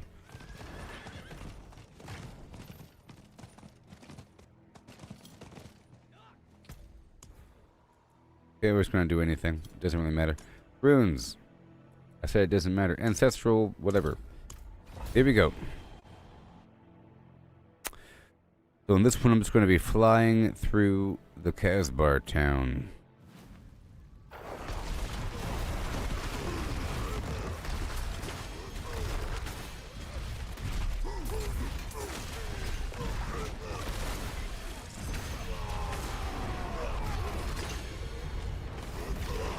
I have become empowered. Nice.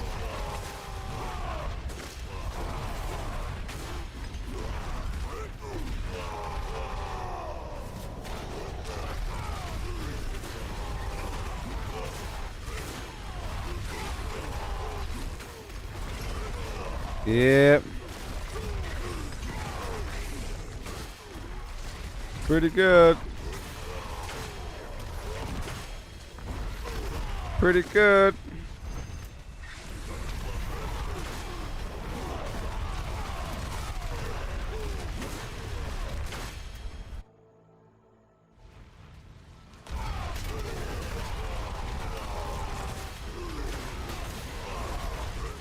Down through the walls.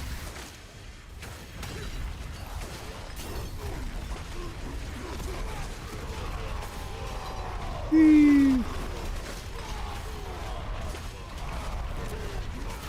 Let me go all the way over there. Rank 1 achieved.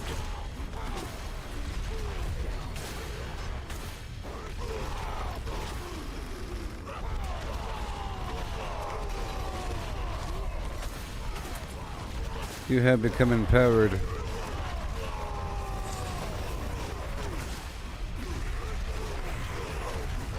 Which means really short cooldown or something.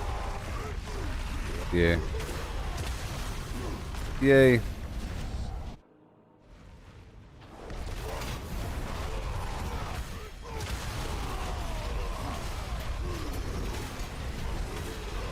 Is that what it means? I bet you AI would know.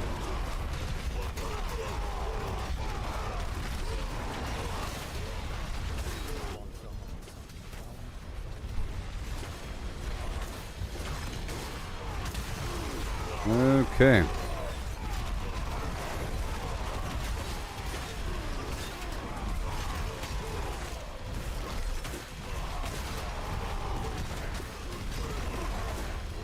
Come on. Yes, sir.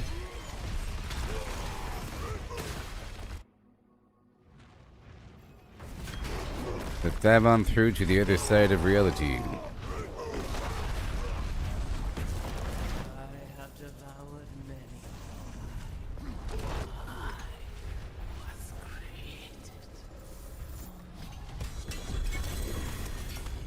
All done with another one. Back up to the Tree of Whisperers and then to go straight to the Blood Maiden and wrap up a few more activities in the field. So the Pestilence one's pretty nice. Yeah.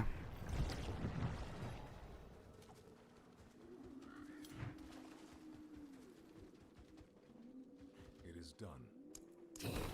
All right.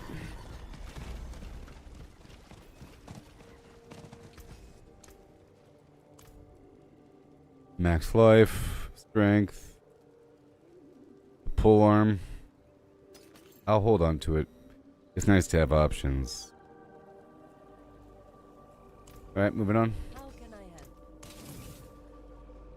And we are heading straight to there.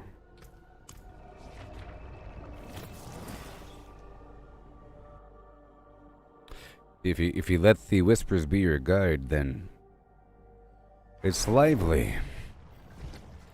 It's fine to do an activity for a while, spamming it, because you have a stack of things to consume, a bunch of tributes to use, a bunch of boss summoning parts to go through. You're trying to get something in particular. But it's also nice to do a bit of everything. And rotate through certain tasks based upon what gives you the most benefit.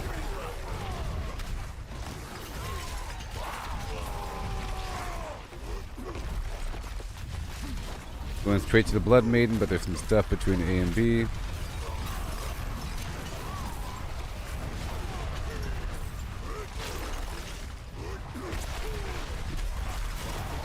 And got this ritual site right over here.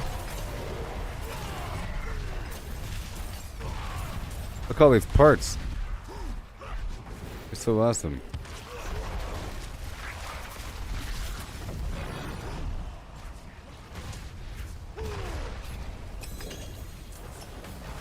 And there should be a Hellborn here somewhere. Okay, we're heading on down to the Blood Maiden. Knocking out this other task as we go.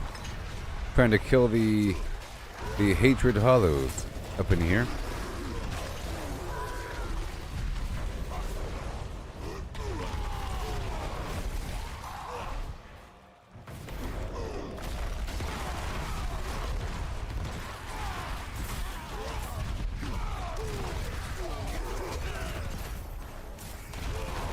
Whoa.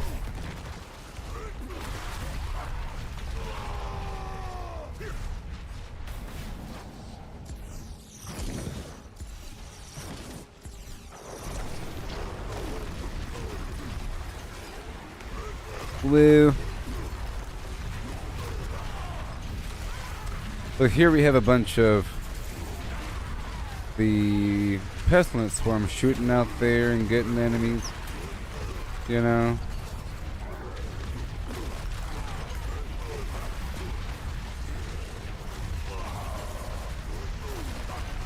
Bunch of extra earthquakes.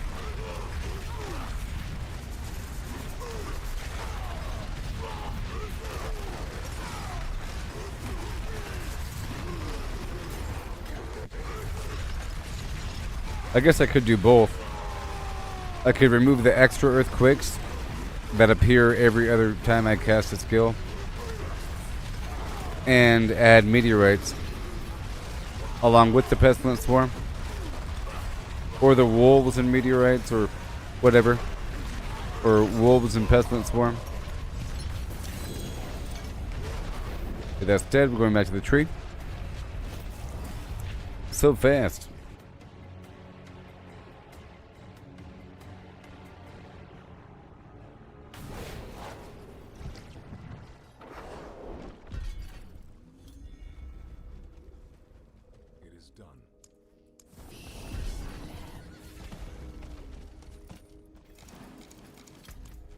Okay, I topped off the incense.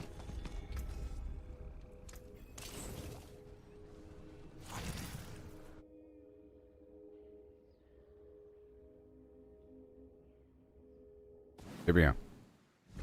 Alright, so I want to go down and around. Go invoke this ritual. I'm focusing on the Tree of Whispers.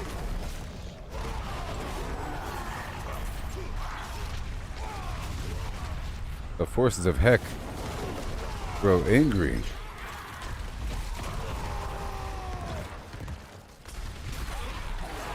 And I think I'll knock out the cellar.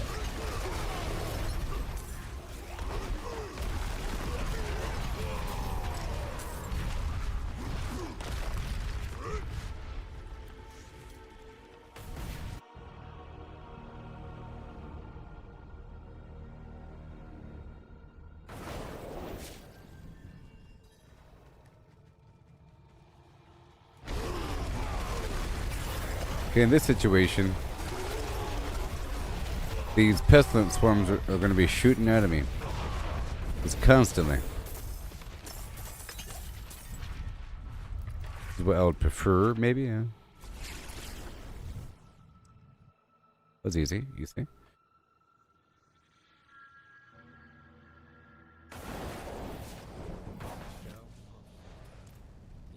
Alright, here we go. So where to now? Right over here. We've got 3 minutes until the next Realm Walker if I want to do that.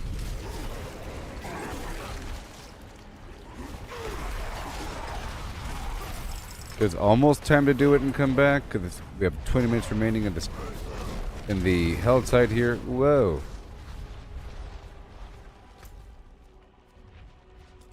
I'll find this corpse.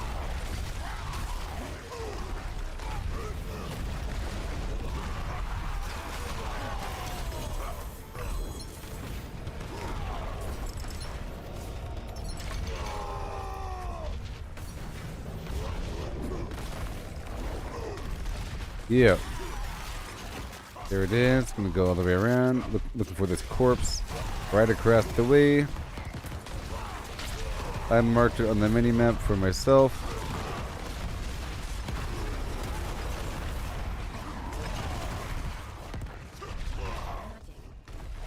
No.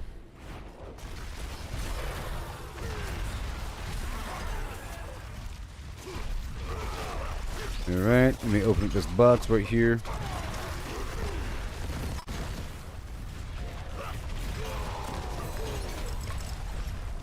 It's pretty good. It's also like an indicator. The pestilent swarm. It kind of shows me what direction the enemies are in, because it shoots off in that direction. Maybe. Maybe.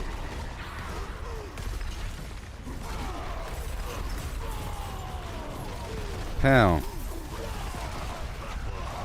There you go.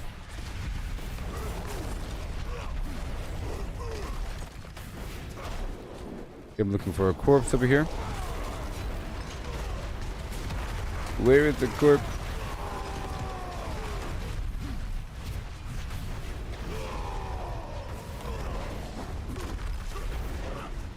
Maybe over here.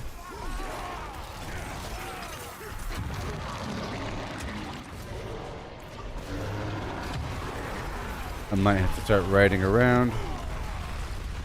Okay, I found it.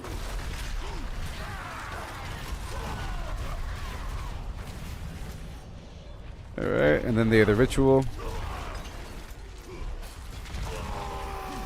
10 seconds for the... I was gonna say I'll only do it if it's in Nahantu. And it is, because it's worth the it has the socketable opal, the blue opal. And it's also worth whispers. I'm heading there right now. I just want to complete this next subtask pretty quick. Come on. Got myself a heart.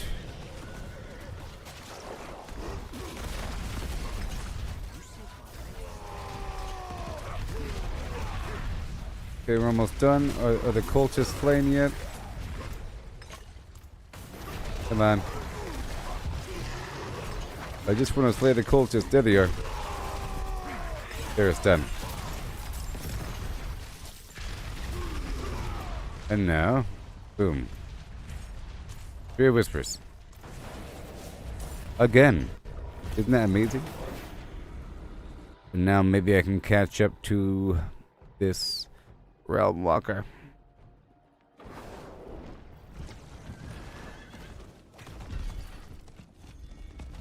It is done.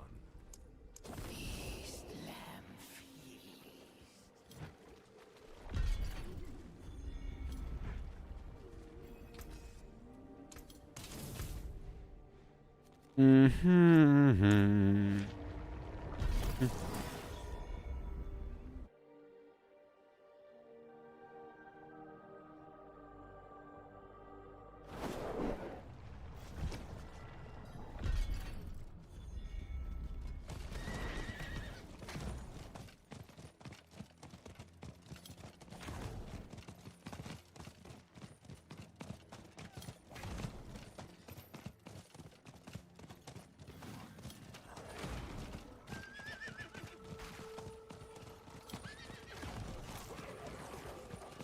And it's no longer here. You see, in this case, well, yeah. In this case, there was nobody escorting it, so it canceled itself, or it never started, or something. Someone has to be there.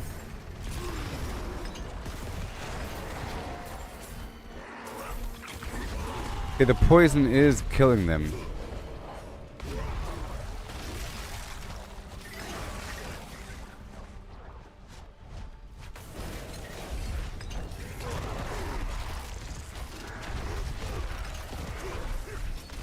Yeah, buddy.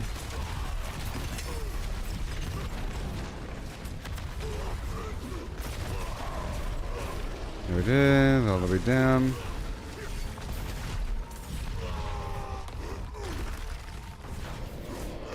Oh, just dancing through the countryside, no big deal.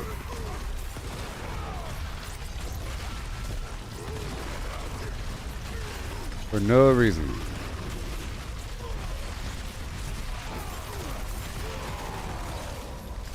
For no reason. Besides the fact that it's satisfying. Really quick.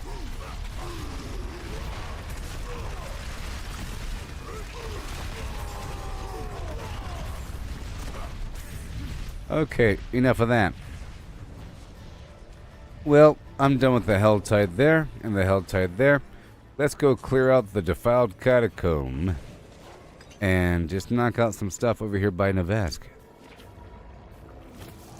Gotta change it up.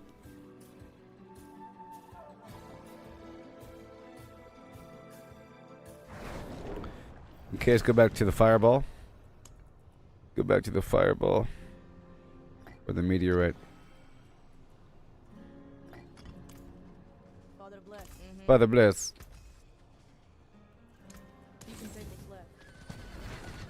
Alright. So now.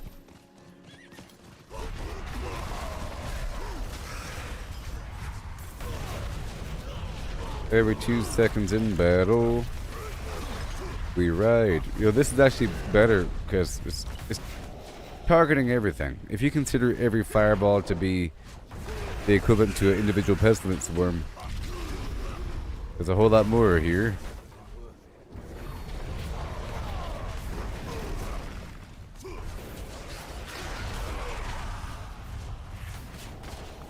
A whole lot of them.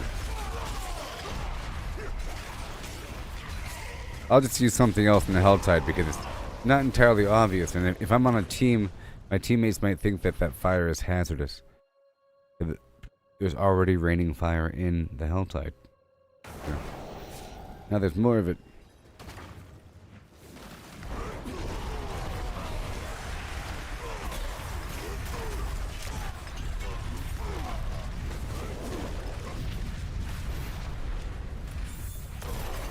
Yeah. Just like that.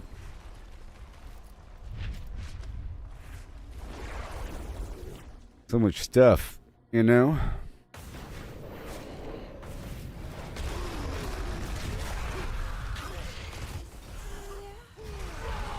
I gotta do this for the tree. Oh wait, never mind. No, I don't. No. You left me? Okay. Let's go over here. By Nostrova.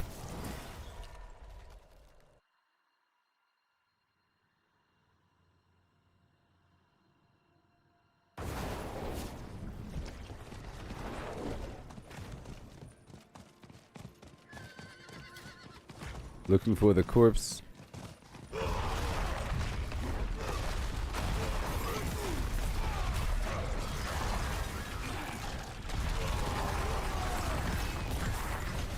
Yeah. Got the ore vein. And the bite berry. And that's all she wrote.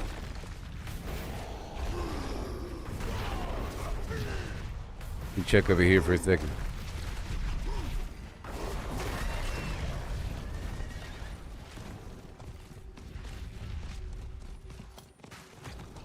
Where is the body? I found it. Yeah.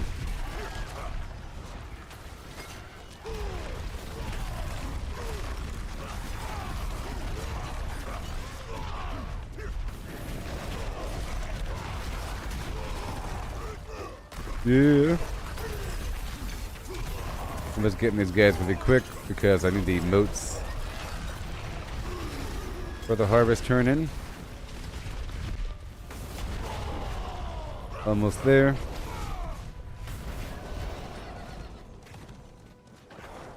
Okay, we're at 100. Awesome. In here. Another heart.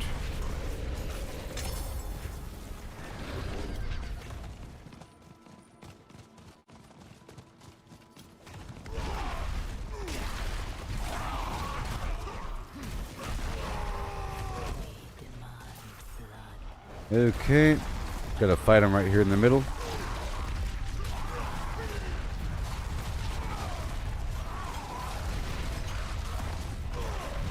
All these fireballs.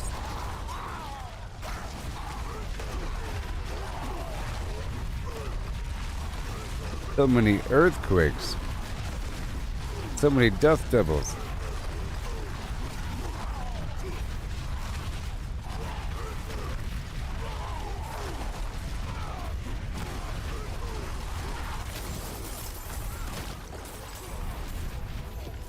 Alright. So I think, let's swap out a couple, or at least one aspect.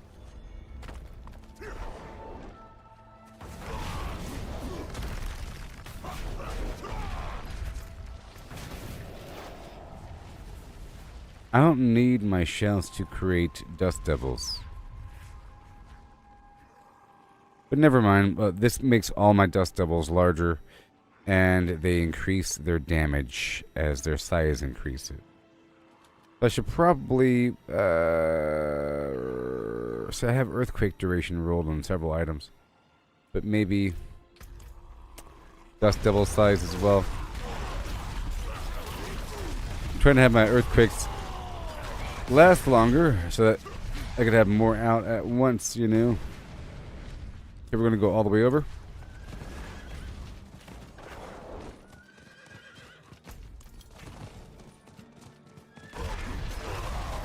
It'll be quickly here. This event might be easy. Free a bunch of captives.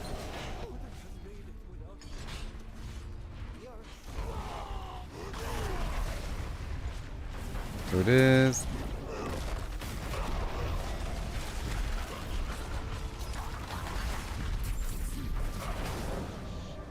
Okay, the fire's doing a certain amount of damage.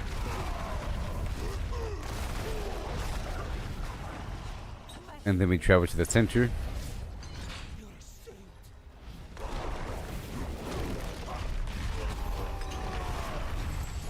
Alright, and now we go all the way down to the moat turn-in.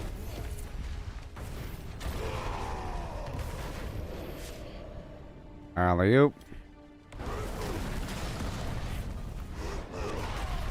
And we have whatever I have to kill over spiders. Here.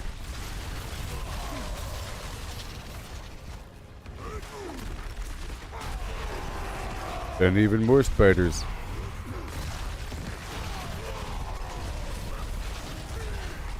The spiders are slain.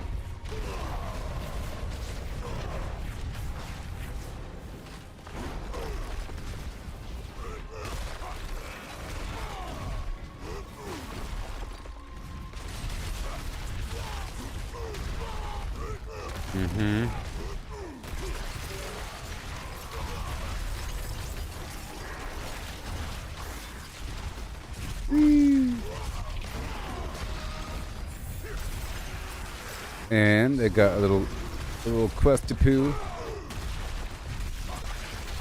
Let's go knock this out really quick.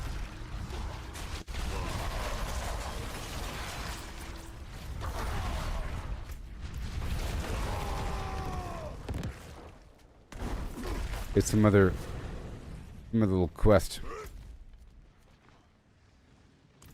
Death animal from werewolves.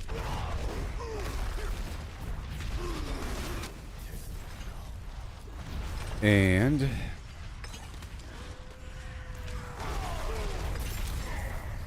maybe. Well done. Let me knock this out.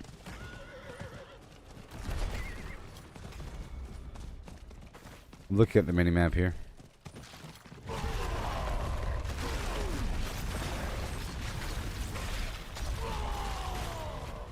This death anima from werewolves. Down there. Let me hurry up.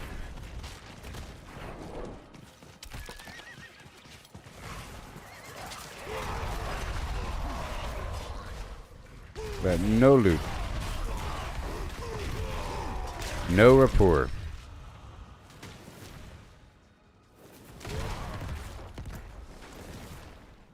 He's running.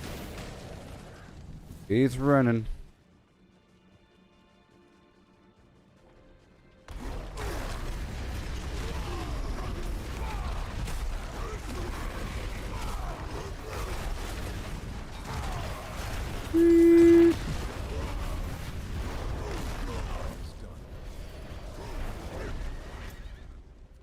All done. Well, with that. Well, moving on to another. Okay. I'm going to quickly knock out the Blood Assassin dude out here in the Helltide.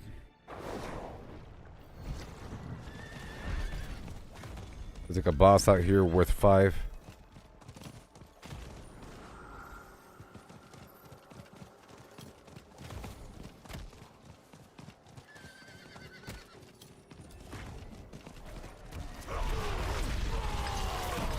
Mission complete. Yeah.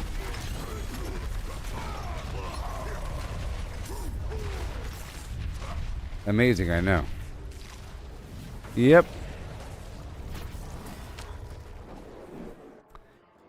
Isn't it awesome how quickly we can get this stuff done?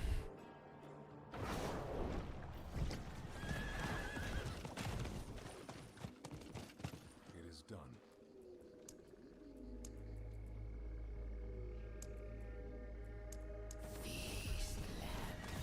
All right. Do do do do do do do do do do do do do do do do do do. Awesome. Now let's go open our. Well, let's go level up these guys right here, huh? 3. Yep, 3,000. All right, head on back down to the Paragon town. Yeah. Yep. And then I think I want to try a Torment 4 dungeon. Going to Torment 4 now. We'll empty out my pockets. Empty out the pockets, baby. Besides this stuff. Don't want you. Challenging shout. Different options, you know. That freeze thing, nah.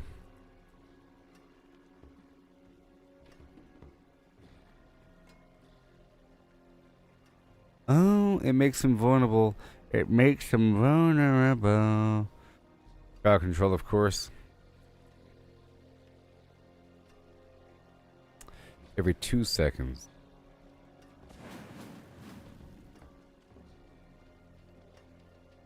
They would be freezing all the time. So I guess I'll keep that on me. Alright, and the vortex, I'll keep that on me. And we don't want the stun grenades. Challenging shout, yes. Okay, travel 5 meters. Earthquake, meteorites. Yeah. Meteorites won't really help as much on higher difficulties. So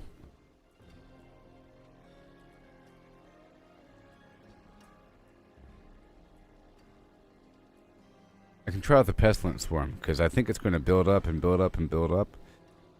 And since they're harder, it might be kind of obvious.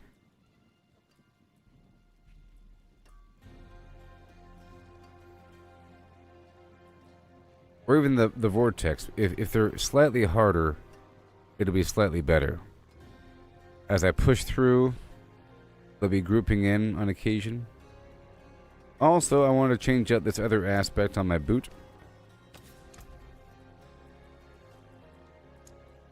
Because I hardly ever see it happening.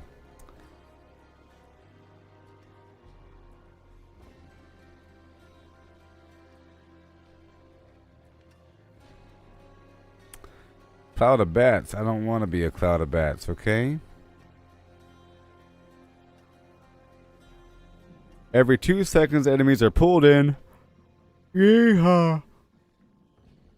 And it doesn't work while I'm in stealth. It says it right there.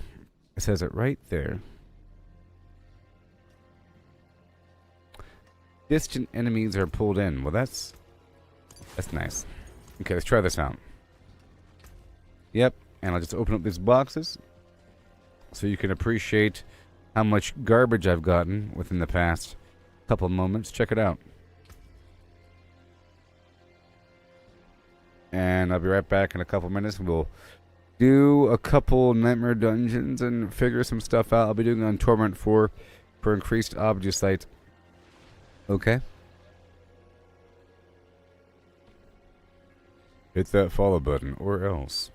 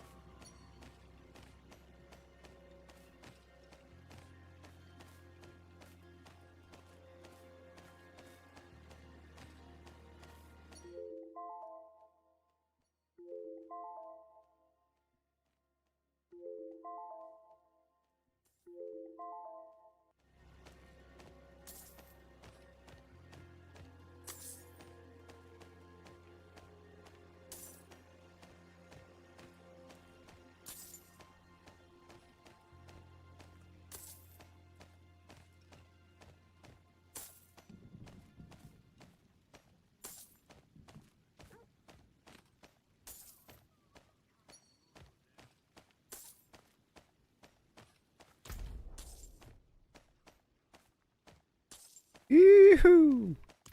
All this garbage on the floor. Now it's time for some dungeons. We'll see what happens.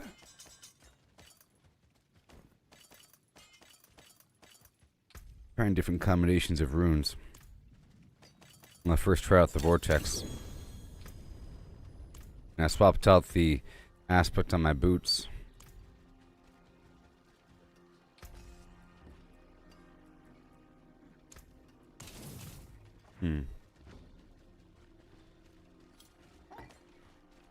More runes.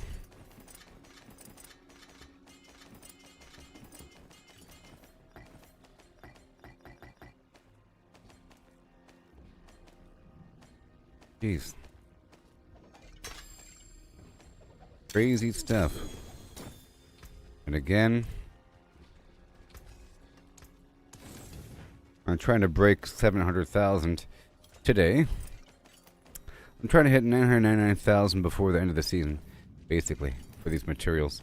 I've already gone through the Eternal side and cleaned up my other characters. Or I actually got rid of all my other characters after emptying out their inventory and organizing my stash.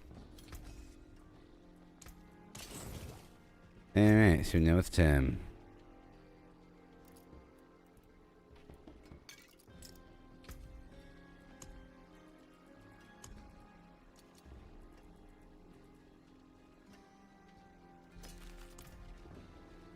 I'll break down all those. Magic is neither good nor evil.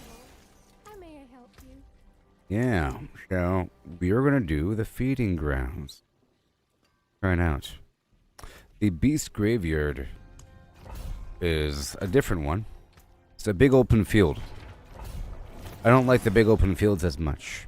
I like hallways, you know, and rooms, and more hallways. This is kind of a hallway.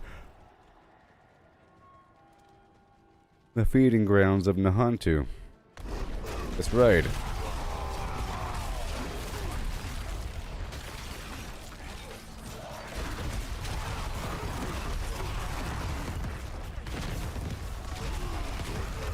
There's the XP shrine.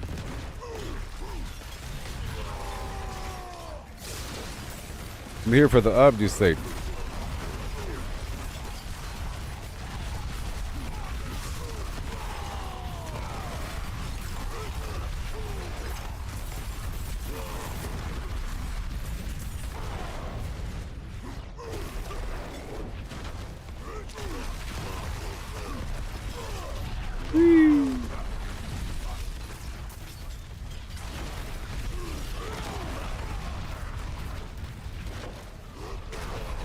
There. Earthquake. Not bad. See, if I'm farming Obducite, you gotta do it sort of on 4 if you could do it. What you gotta do.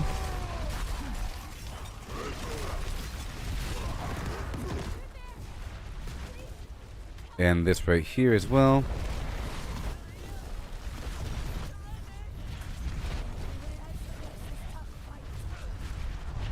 Every 2 seconds, whirlwind or vortex.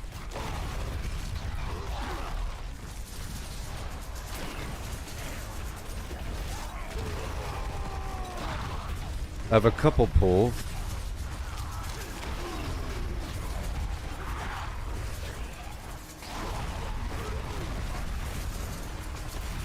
Maybe I'll try out the Pestilence Swarm. So I think if a Pestilence Swarm is about to expire and then it kills somebody, the new Pestilence Swarm that spawns out of them has a new cooldown or has a refresh timer. If they last for a certain amount of time, that is.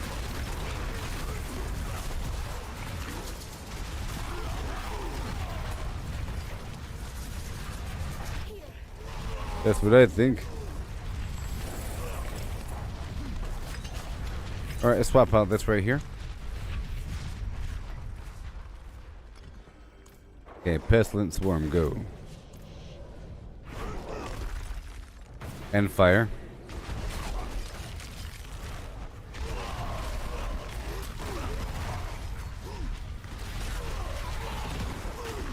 To see how well it's going to fare. That's not doing much. Alright, let's swap that out for the meteorite.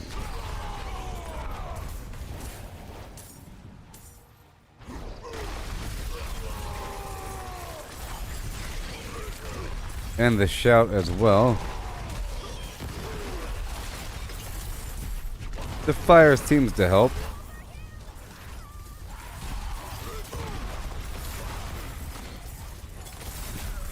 In theory. Yeah. It's a pummeling. It's a pummeling of sorts.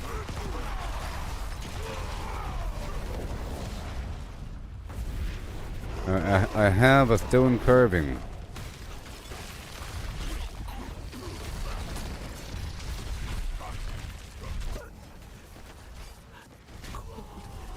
There it is.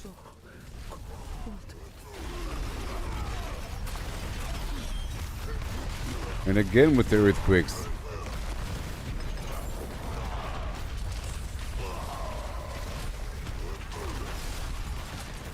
Yes. Yes, with the fire.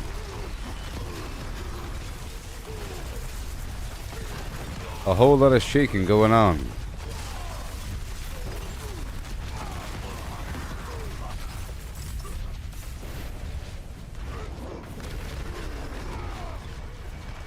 And we open her up.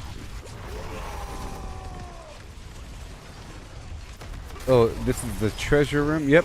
Yay for the treasure room. Yay. Treasure.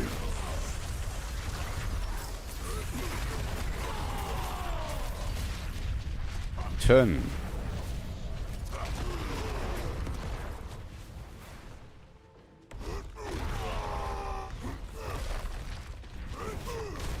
Okay. We'll get the fire right behind.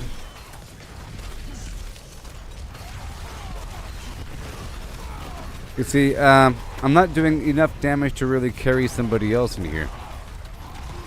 To carry somebody else. If they're not doing damage themselves.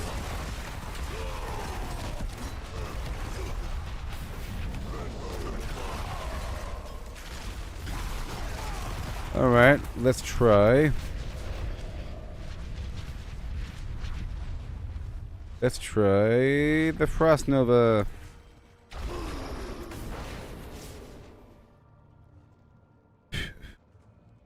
So, every 4 seconds.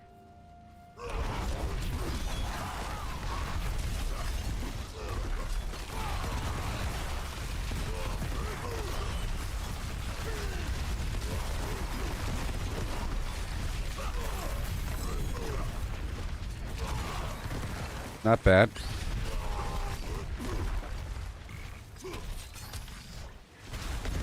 There it is.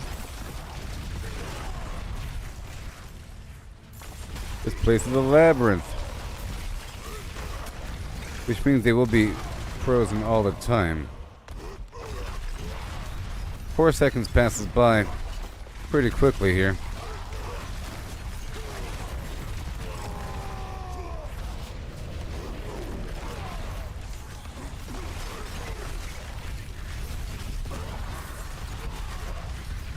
Oh yeah.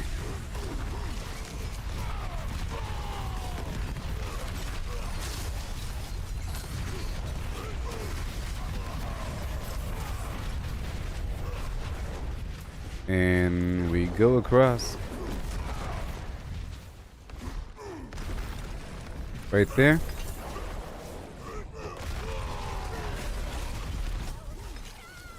I'm gonna push the whole group forward. I wind back and push it forward.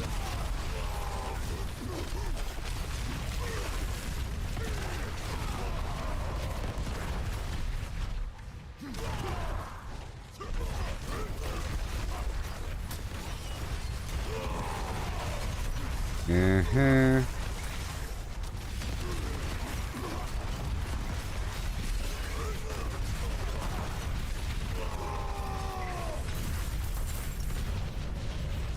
Alright, let's try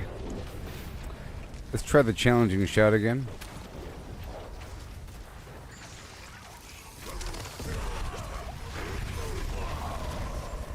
Maybe.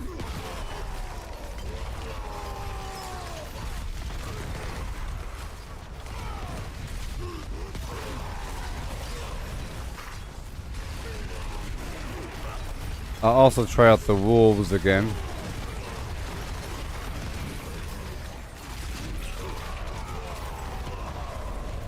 Let's try the wolves out.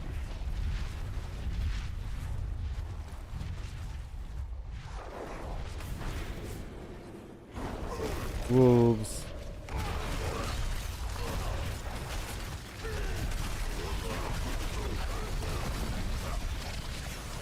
Avoid damage. There you goes.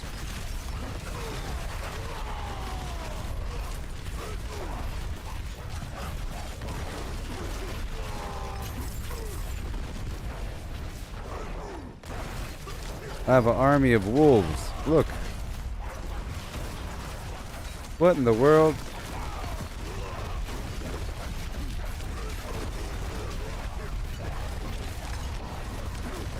That's the issue.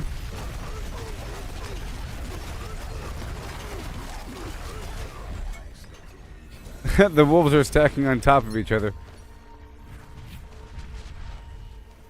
Reminds me of Valheim? Maybe. A wolf farm. Okay, another one. Dead Man's Dredge.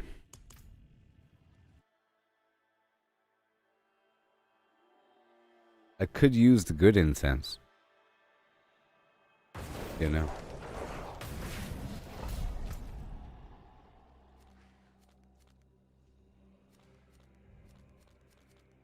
After the morning that I wake up,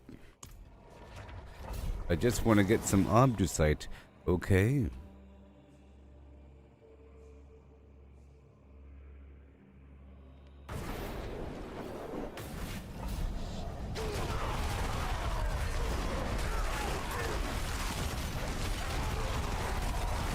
Yeah.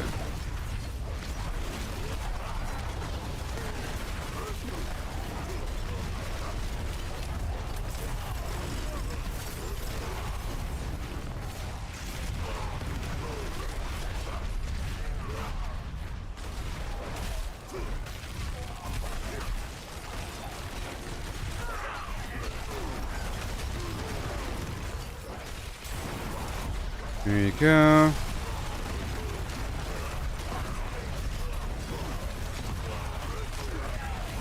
Animus Carrier. Bada boom. Gonna push him down the hallway. If my spirit wolf is doing something. Are they serving as a wall? Do they draw aggro? I think they might draw aggro. They might draw aggro.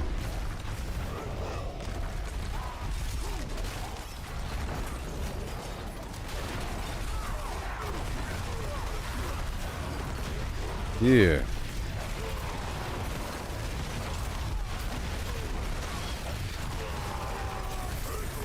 Trying to check it out here.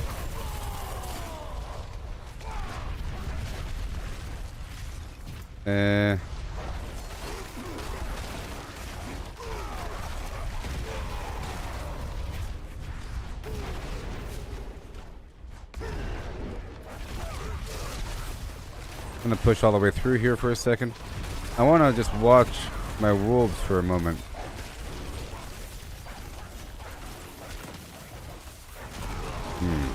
Whoa, whoa, whoa. Wow, wow, wee, wow.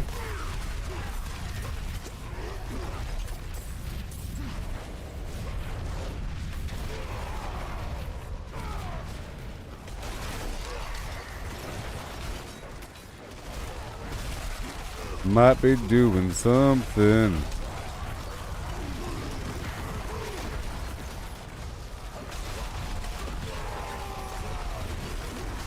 Sweet.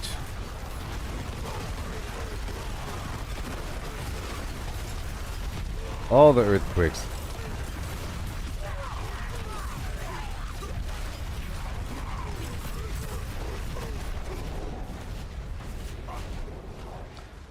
Still not sure about these wolves. Wait, do they have ice or something? Do they have some sort of ice attack or what? No. Do they? If they do, that's awesome.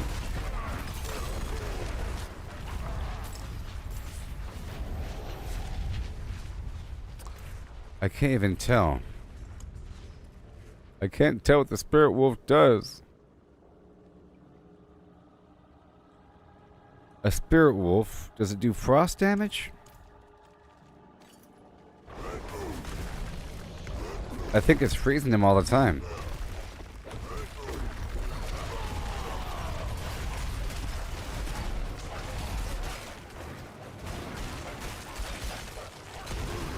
That's awesome. That's awesome. Look how often they're freezing. It's all the time. It's more than the Frost Nova. Well, I'm using the Spirit Wolves now. Spirit Wolf meta. Oh my gosh. I don't know if there's meta, but look, they're stacking on top of each other.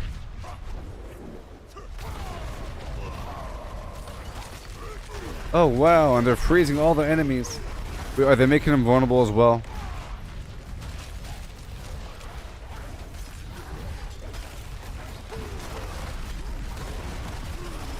They are.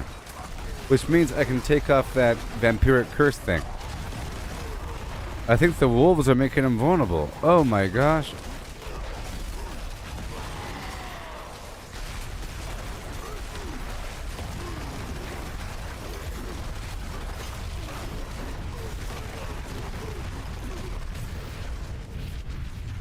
Alright, let me go back to the Tree of Whispers. I like the wolves now. The wolves freeze them. And now that we have that settled, Let's have a look. I can swap this out. And what do we got now? I can show you my phlegm. So many amazing things now. No crowd, no. No cooldown. The weapon.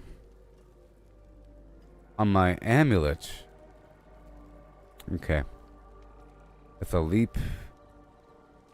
Shout. Leap. I'm looking. Berserk has fire damage, maybe. Maybe. Oh boy. Berserk has bleeding damage, maybe. Fire damage.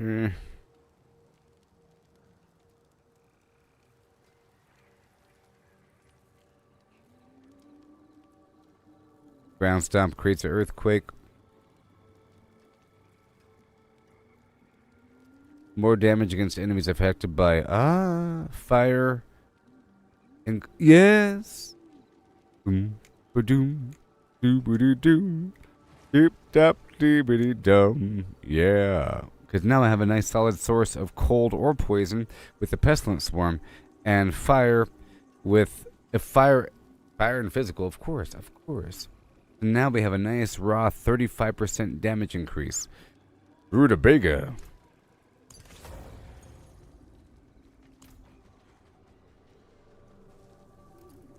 Back to what I was doing.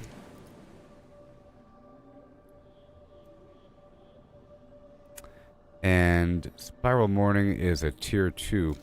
So I'm going to use this special incense.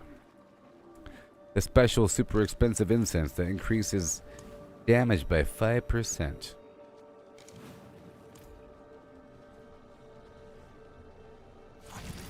and the Gillian's Brew for that 20% damage increase.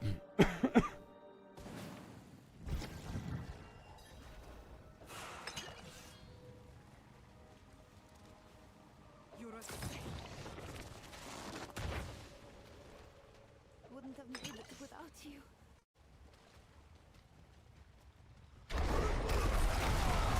Wolves assemble!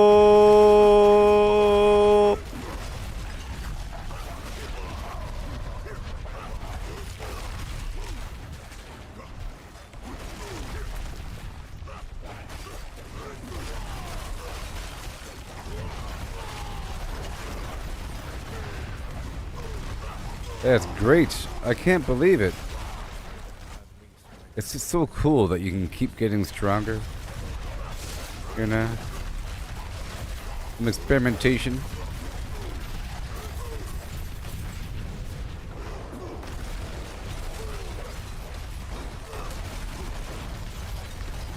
There you go. Now they're all vulnerable.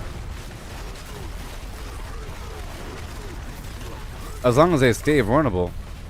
So, does it freeze them and make them vulnerable, or are they vulnerable because they're frozen? If it freezes them and makes them vulnerable, it's really, really, really, really a good... My word!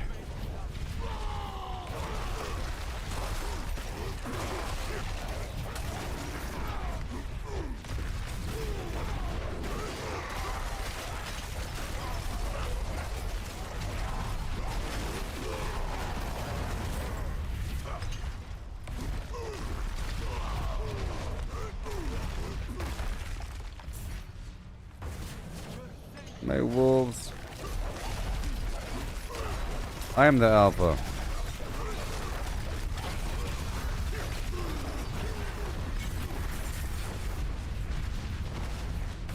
Oh, the spirit wolves.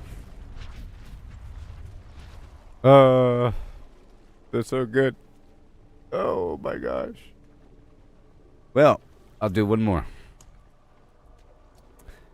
I'll do one more. The Ruined Wild of Nahantu.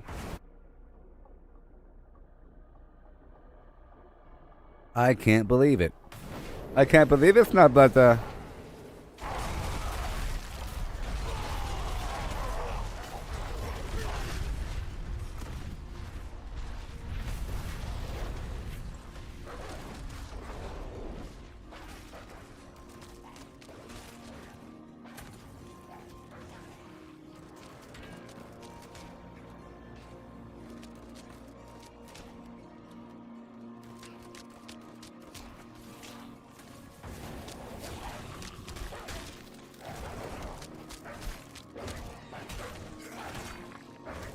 all right.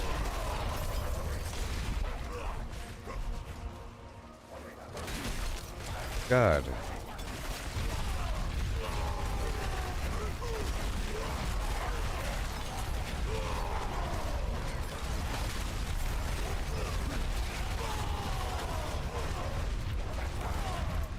One second.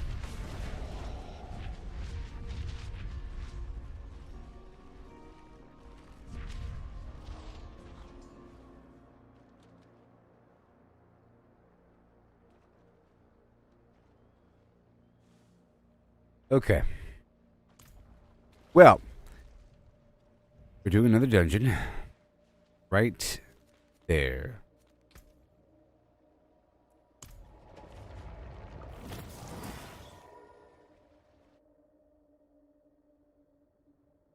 I just looked over and realized that X, the Grok AI, now has Flux, which is the really good text-to-image solution. And it's really good. I tested out a couple. I typed in a Diablo 4 barbarian petting a spirit wolf in a dungeon, and it produced it pretty instantly, and it looked really good, but it wasn't a spirit wolf. And I said, no, the same image, but make it made of transparent blue energy. And it gave me another one. Slightly different scenario. But, you know, backwards hand. But still. But anyways, I'm appreciating these spirit wolves tremendously. The fact that it's so basically you gotta have a source of constant vulnerability.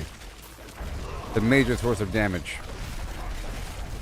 And these wolves seem to be really good here. They jump and leap and they make enemies vulnerable and they freeze them.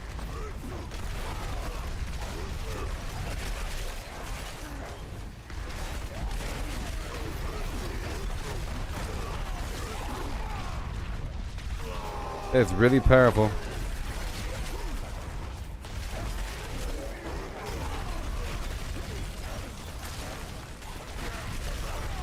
Look at that. Would you look at that?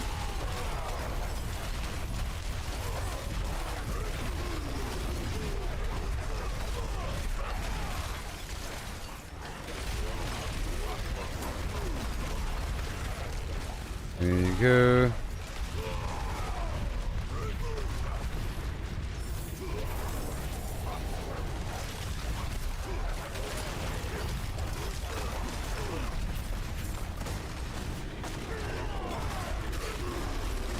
Yeah, but it seemed to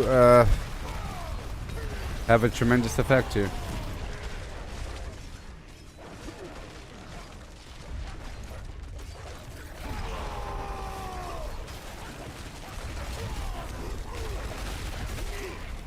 There you go. The stone switch.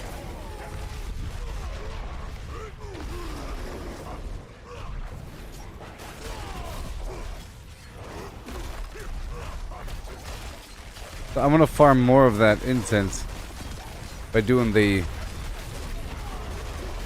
dark saddle a bunch of times.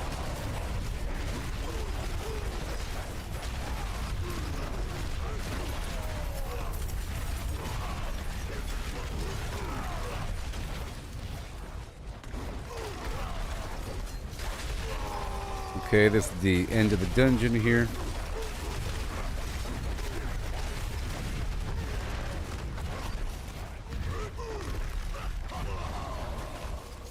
Spirit wolves.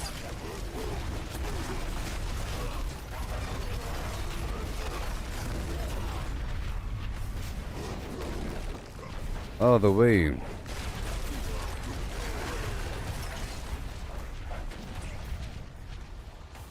And there's a barrier for a treasure room right around the corner.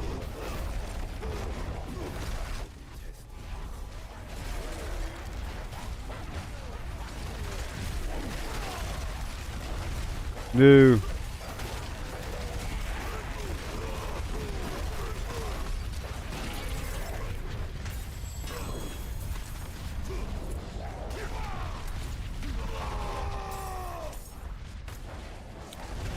And right over here.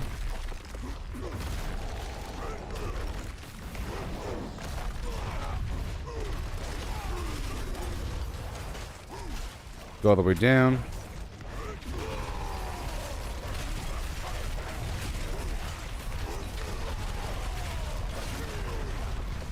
And around.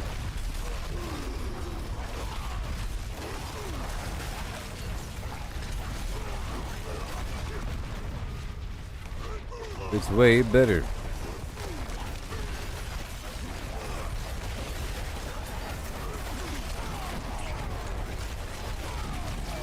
Right on down. I have a lot of life, so it doesn't really matter. I have a lot of life. So I just did 3 nightmare dungeons, and I experimented with my runes, and I realized that these wolves are really good, and then I modified my aspect there so that I'm getting additional damage rotating between like fire and physical. But I'm not really doing fire right now, but physical and cold.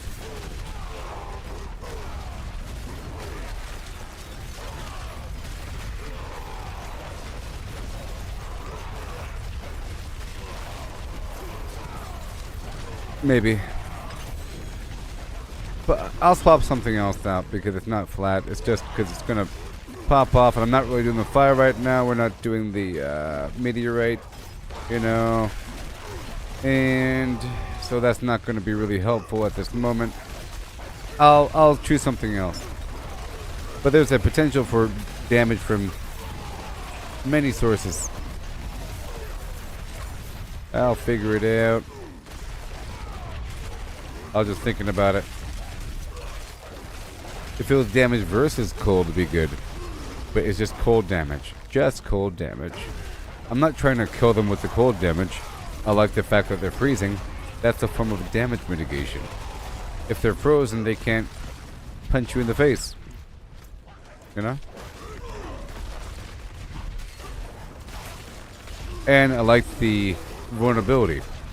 So that's it. Just using the wolves. And maybe the wolves do some damage, but it's really, in my opinion, about that effect.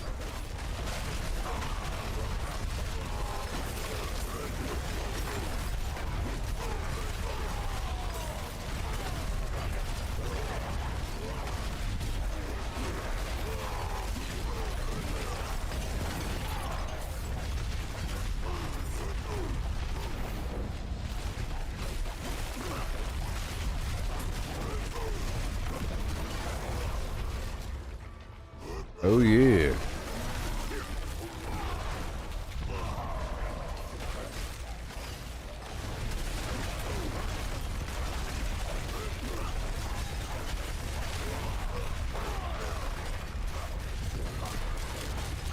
Artillery.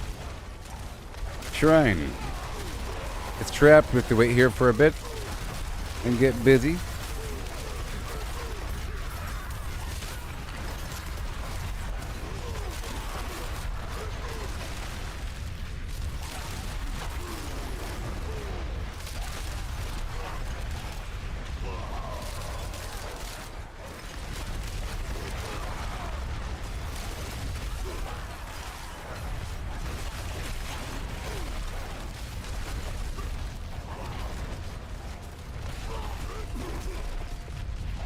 And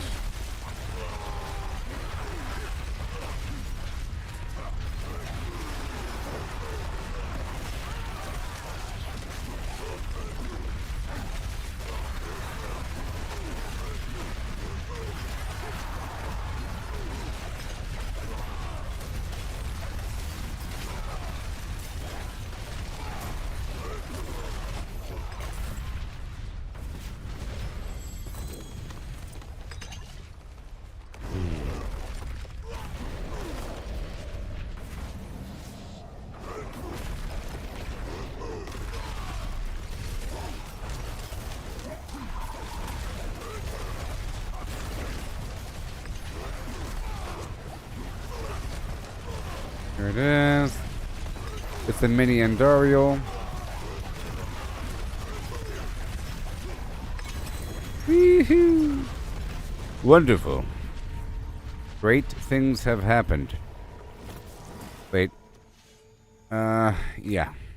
I think now I want to try the Undercity at this difficulty.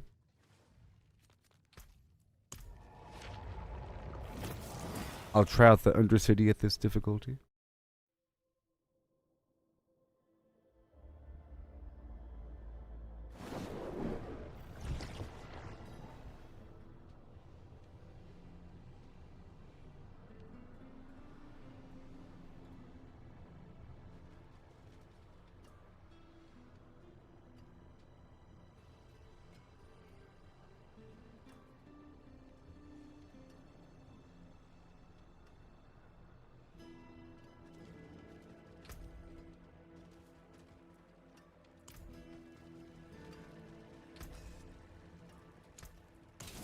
Some stick to the trees and keep safe. Alright. So now we move on. Down the way. We'll do one Undercity on this difficulty. Let's do the Masterworking if I have it. The whole point.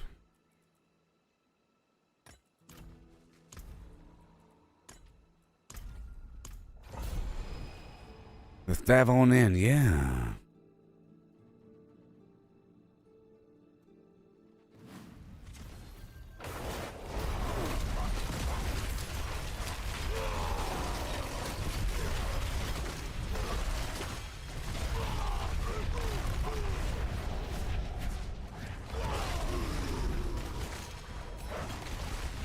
Right here. Make sure I do this right here with the wolves. The wolves are doing their thing.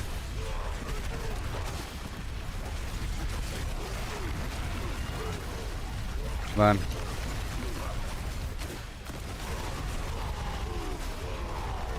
Okay, let's hurry up. I think I gotta get the structure here to get more time. Thank you.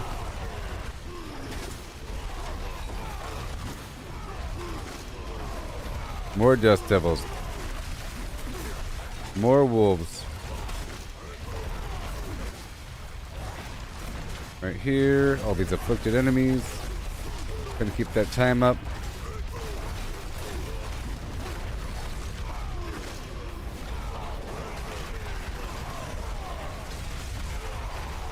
Right there, every 2 seconds, huh? Every 2 seconds.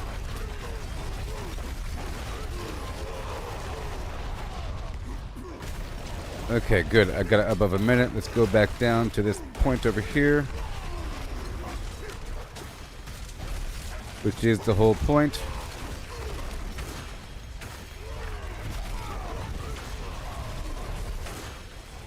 They're all frozen. Let me jump on them for a second or two. And more wolves too.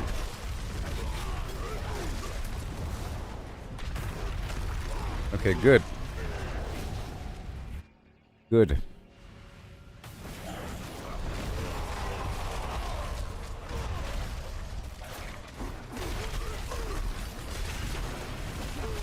There it is. Yes, sir.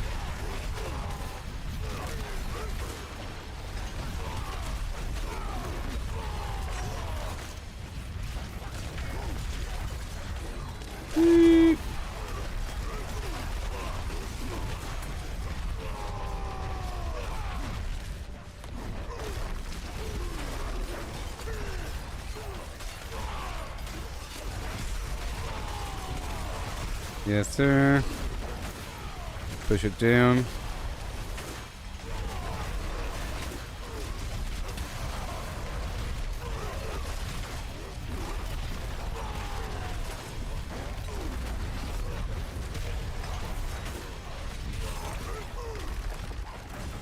Cleared. Baby.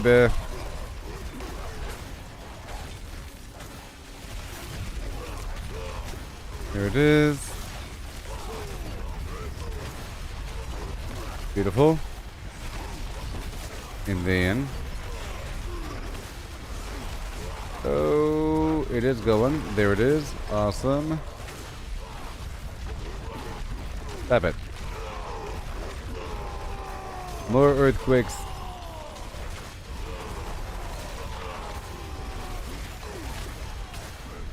Yes, sir. Right over here. More wolves.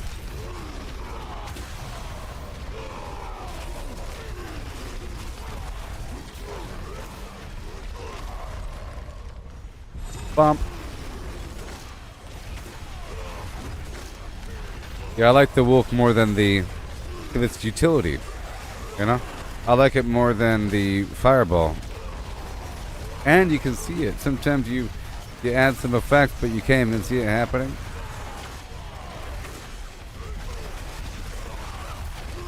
So I'm going to change up this other thing.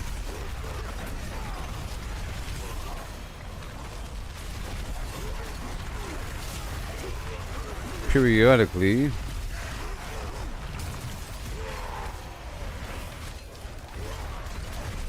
Right now I'm doing more damage with earth, physical.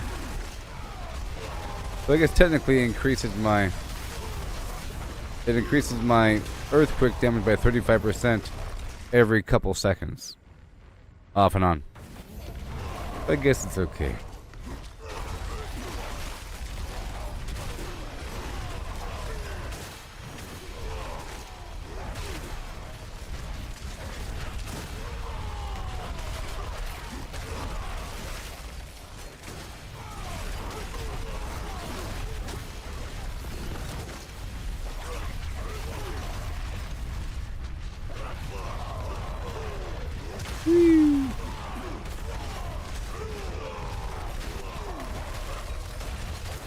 All the way down.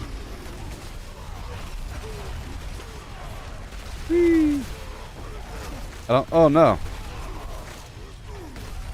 We're done already. We're done. It's already done. There, I beat it. I beat it.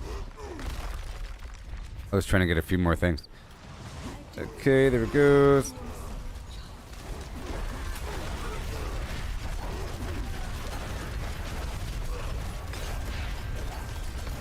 More wolves and more wolves and more wolves and more wolves.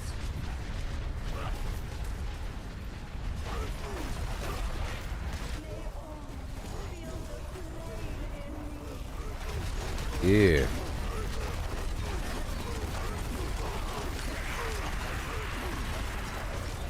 It's Torment 4.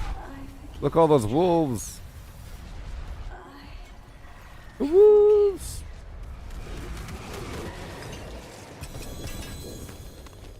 Yay. So now, I'm going to try out the Horde. That's the next step. The next step is the Horde. I'm just doing different things at Torment 4. And then, well, I can probably do the Dark Citadel at Torment 4. It's just the boss fight will be a bit harder. It's nice to be able to wipe it out. Take care of business, you know what I mean? You know.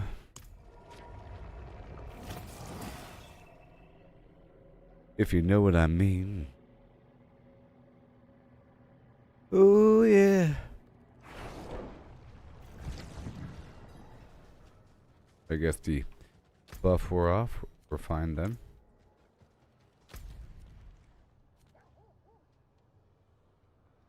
Yes, I'll be doing the Horde. Just a moment, okay? Next up is the Horde, Horde Express. We're doing one Horde. Takes a certain amount of time to do. But this is part of my Obducite income. Dance. Break it all down. Again. And let me empty out a bunch of other stuff here that I've been accumulating.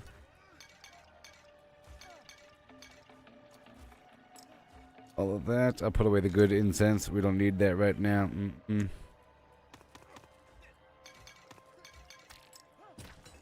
All these body parts go away.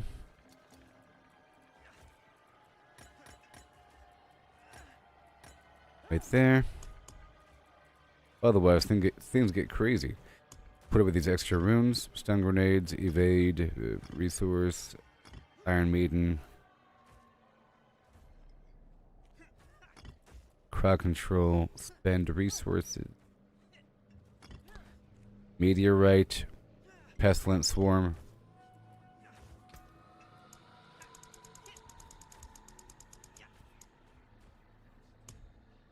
$47. Yeah. Pestilent swarm. So pestilent swarm is tall. Ton is meteorite, and we don't need the frost nova. Nope, or the vortex. Challenging shout, maybe. If I'm carrying somebody. But no, I think these wolves are better. And I think we're sort of trapped. We're sort of stuck with the wolves now. Yeah. I am now stuck with the wolves because it's my new route to make the enemies vulnerable. Okay. I have 32 billion gold. And my current resources are at... I'm trying to get 700,000. I have a 700,000 rawhide. Now I need 23 more thousand iron chunk. I'm at 697,000. Quite a bit. I'm at 18,000 obducite. And that'll get better over time. Torment 3 would be slightly faster to farm, but I'm sort of conditioning myself back and forth. You know what I mean? Of course, Torment 1 as well. Depends on what I'm doing. But for the pit, we're trying to get as much of these materials as possible. And I'll probably set it up for a public team. Okay. I'll be right back.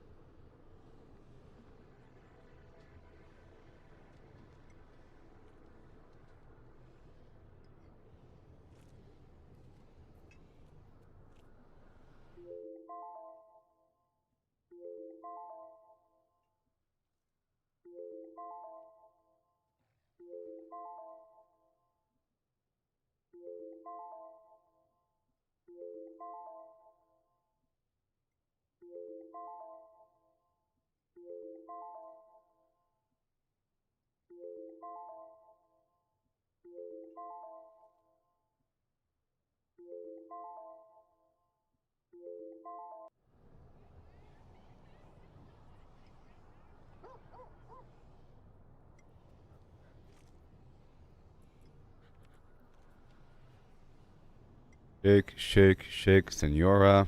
Shake your body line. Work, work, work, senora. Worky doggy time. Okay. Boom. Would you like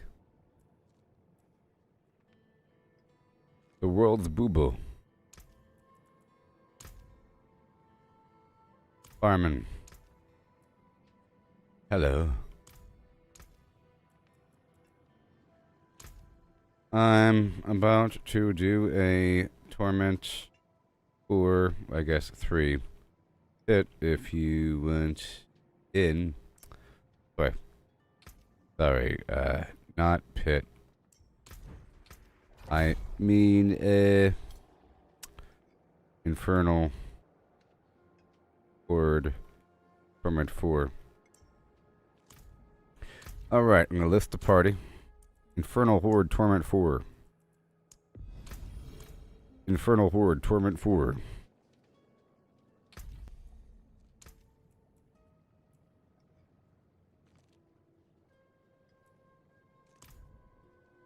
Okay, I'm going in. And people will join me, I'm sure. They will join me.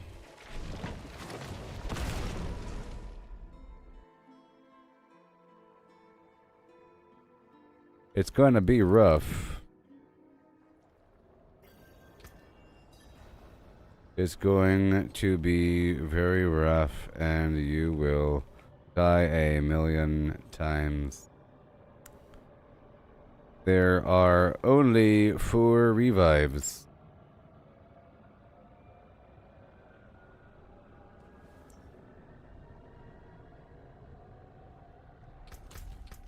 Ow. I'll revive you when I can. Maybe Torment 3 might be a bit better.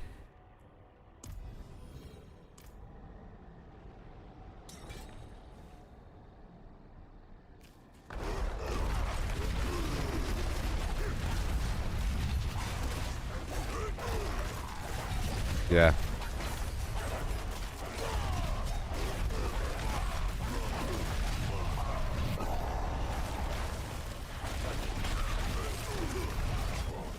Well.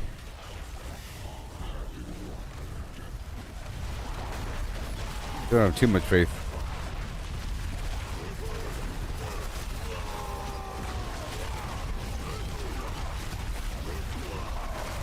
Champion.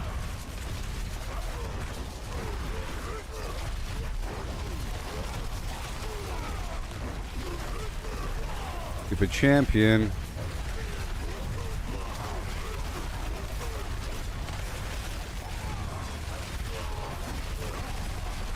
Yep.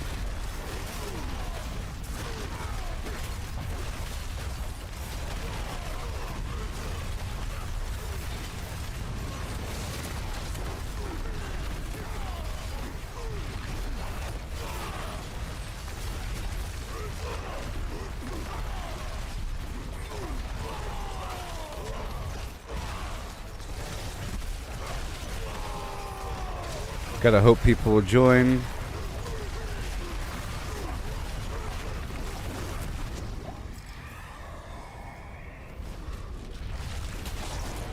Well, well, well.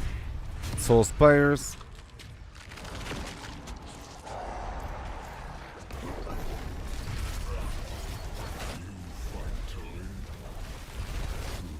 Good.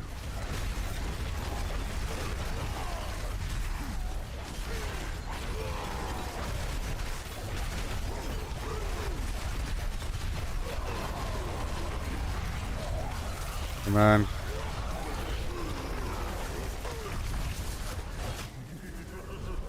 Oh boy, gotta kill him inside the circle here for a second. Oh my gosh.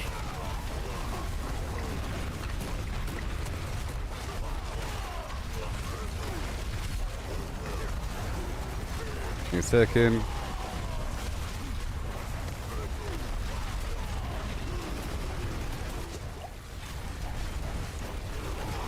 Yes, sir.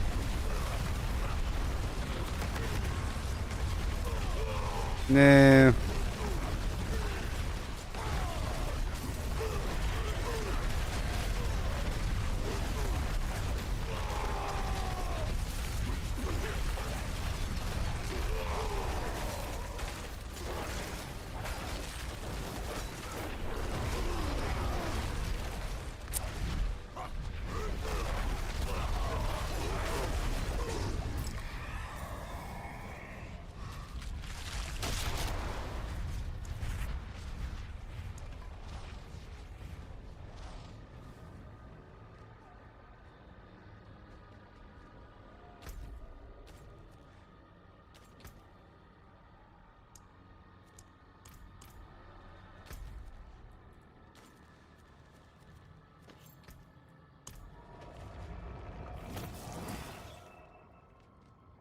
I have to be able to kill him faster to be able to carry my teammate here, so I'm lowering it down to Torment 3. Okay. And I'll grab another.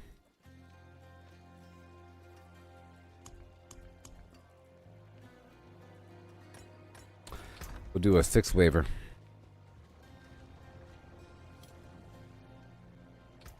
Meet me in Karagar.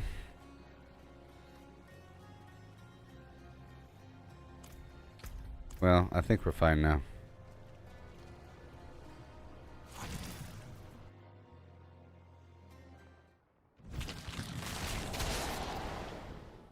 Yeah. You can do it now.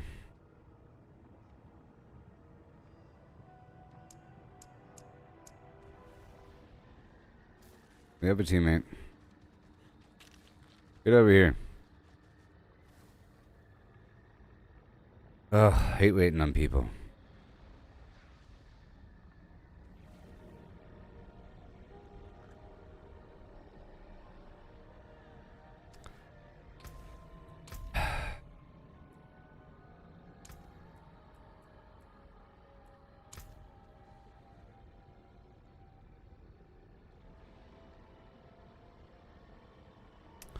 Torment for Horde if you want in. Wave 2 right now.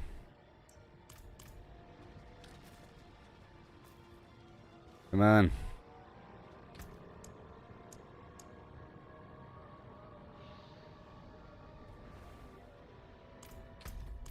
Dang it.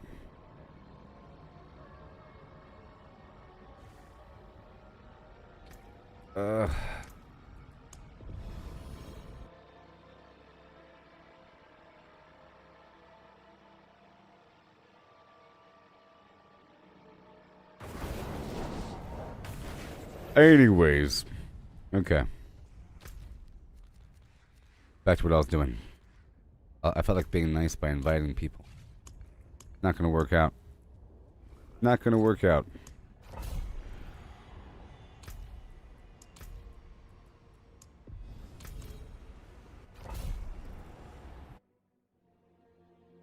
The enemies have twice as much life if you have somebody else, and if they're not helping, it's not going to work out. So you have to be able to wipe enemies out completely by yourself on whatever difficulty you're on.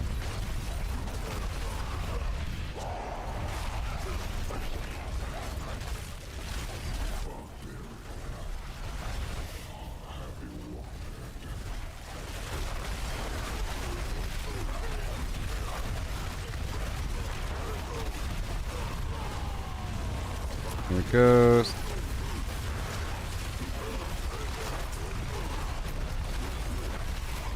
Yay. Just really not worth it. Especially for this. I think because there's a time limit and so forth and so on, it's not worth it to do it where it's at the edge of your ability. You gotta do it if you're strong. Or if you have a full team all contributing.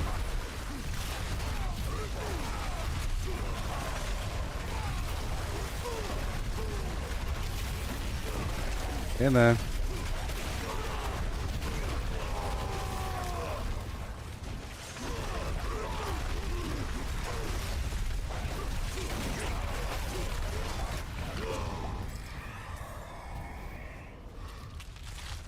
rush. Corrupting spires. And I still want to swap out that aspect on that weapon. There's another player.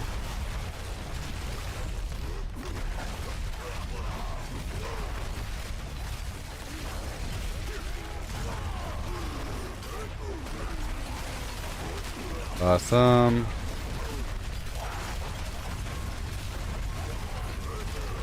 Yes. With the wolves.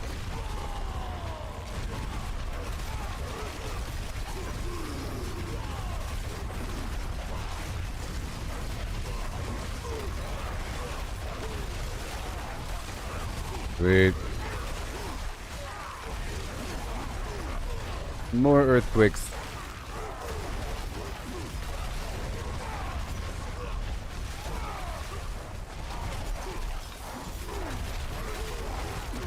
Yes. Left, right, front, and center. Good stuff. Hellfire, gorging mass. Yep.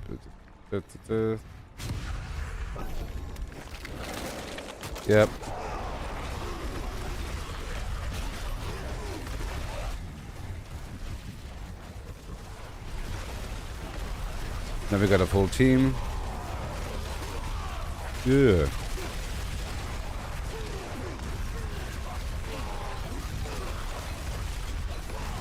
This is a 6 waiver, not a 10 waiver.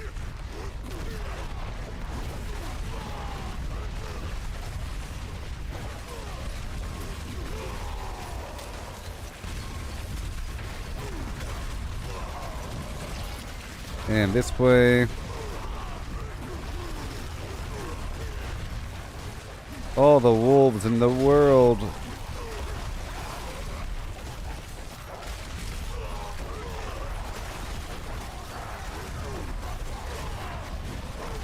More wolves.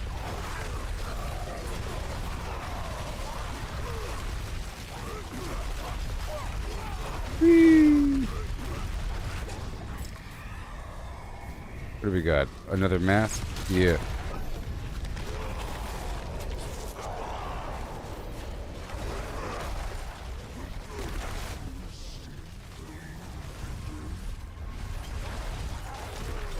Bada boom, come on.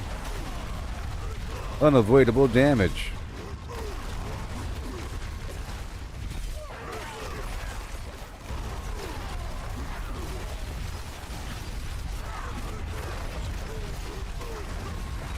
And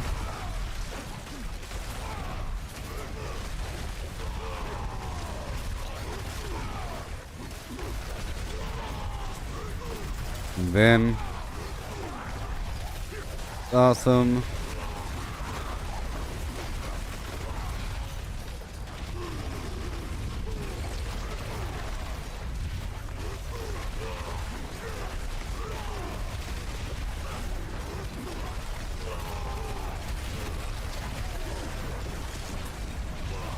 Here it is.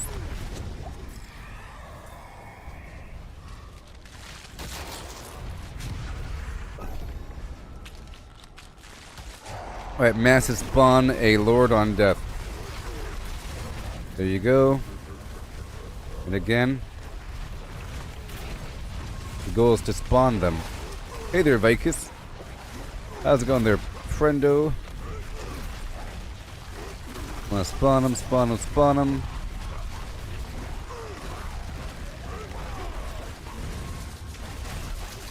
Yes.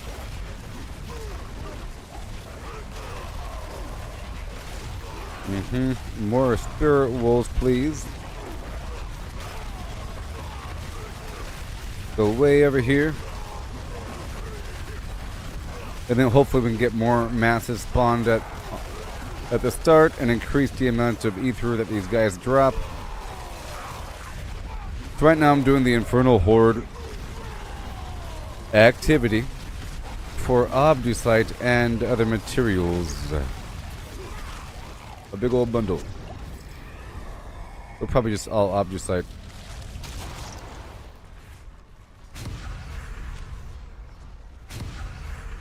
Aether Lords.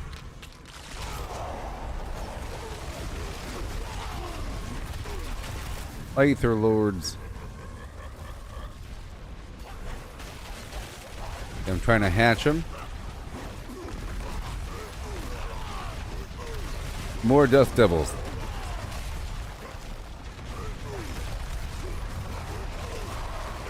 I'm gonna go way over here to this empty portion.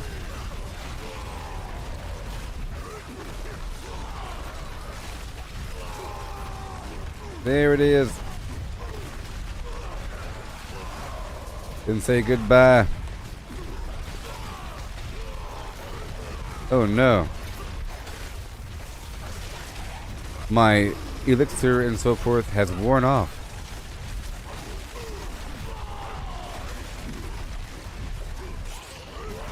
For more materials.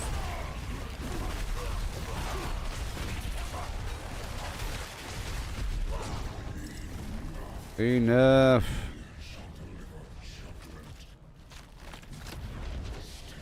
Whee.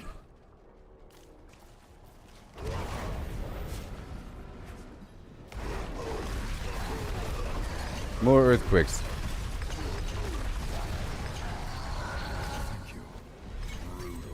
I like it. Awesome. And then we spend it all on the Obducite right over there. Now back to the game. Bye-bye now. Bye-bye now. A big old bundle of flim-flam.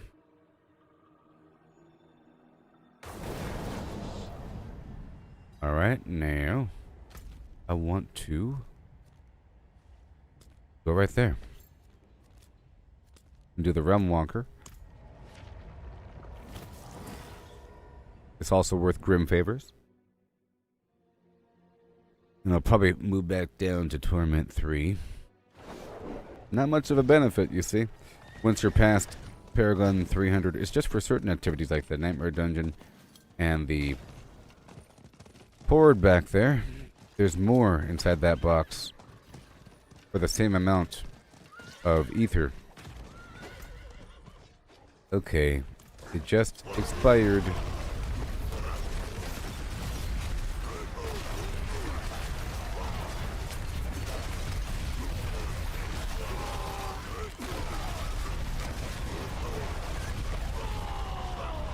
Alright, let's bring it back down. Let's bring the difficulty down to 3. I love these wolves. I like the wolves. A wonderful discovery. The wolves are awesome. Make them vulnerable and frozen.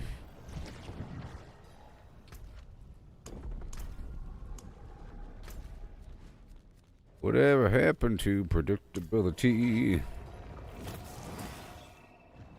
Milkman, the paper boy.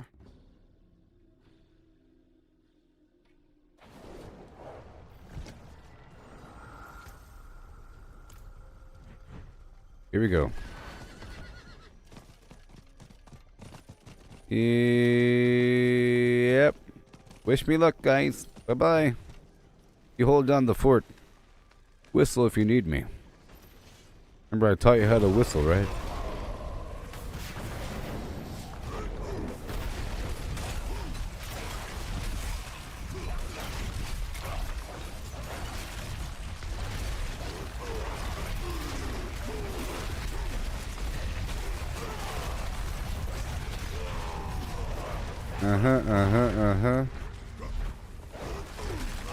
Go get him, wolves.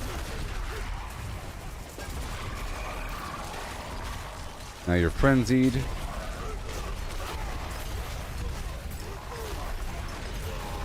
All the harbingers are slain in a row. And a few more to go.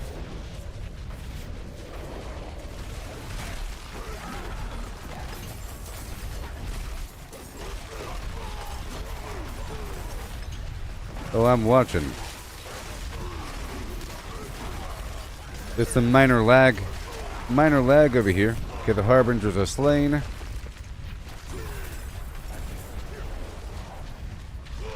And someone is now spawning the Blood Maiden.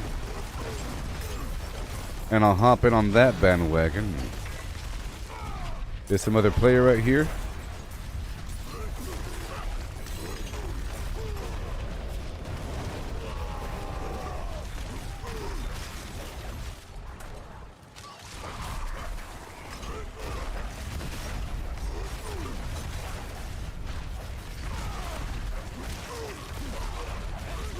Oh boy.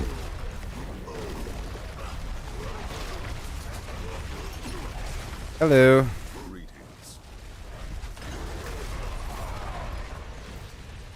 Okay, so this is where I want the wolves to come out and do their work.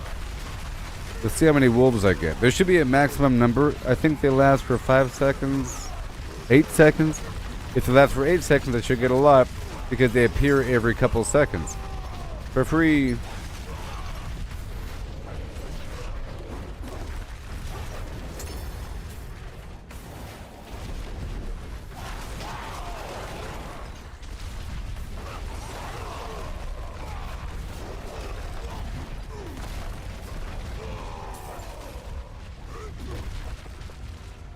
Alley-oop. Yeah. Woohoo!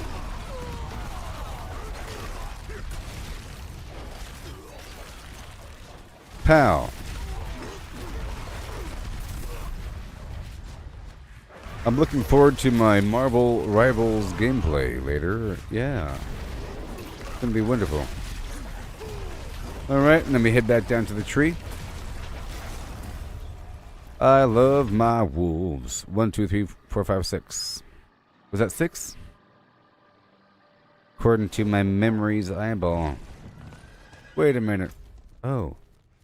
I bookmarked the wrong fast travel point. Hi there, everybody, and welcome.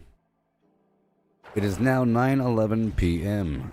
Eastern Time, 6:11 p.m. Pacific Time, and I'm getting supplies.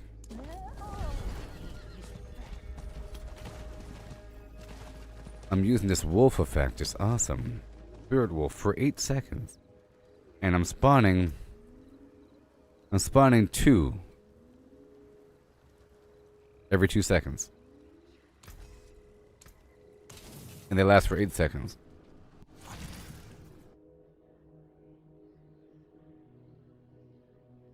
I don't know if there's probably a max number I could have.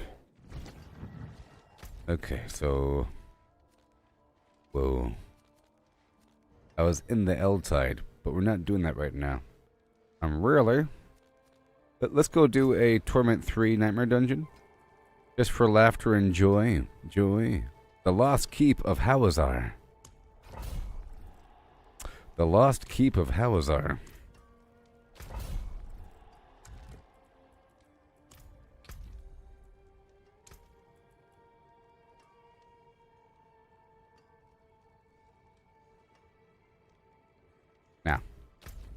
Too much of a burden to carry that person with me. Too much of a burden to carry that person with me. So sorry. Alright.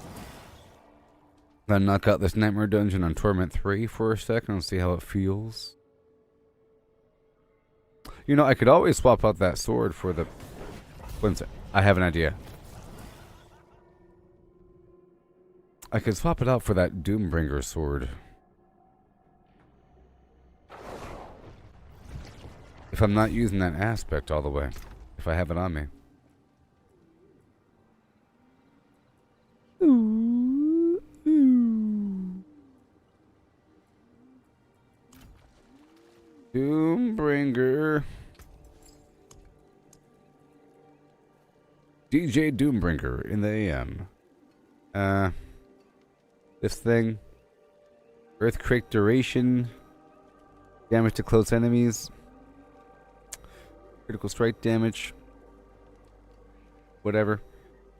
And this takes Ahu, Neo, and Loom. Ahu?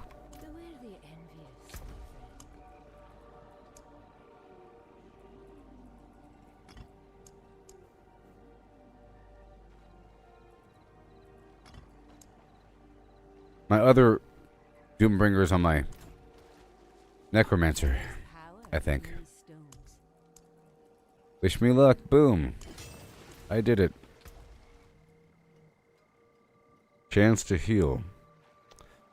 Damage reduction. Shadow damage.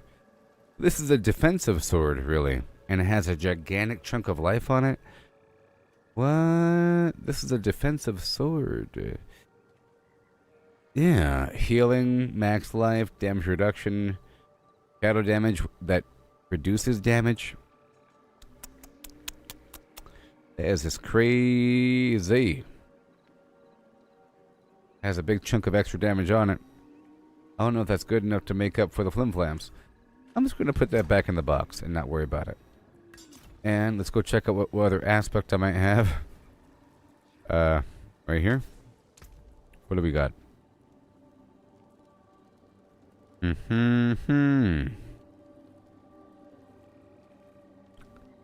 Once every 5 seconds, a ghost version of myself does something. No. I want more than that. Burning rage, fire damage. You know. Weapon mastery. Shout deals some stuff there. Mighty throw does something.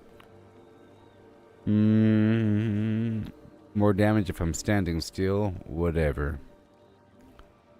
Nope. Distant enemies are stunned. I deal more damage to stunned or knocked down enemies.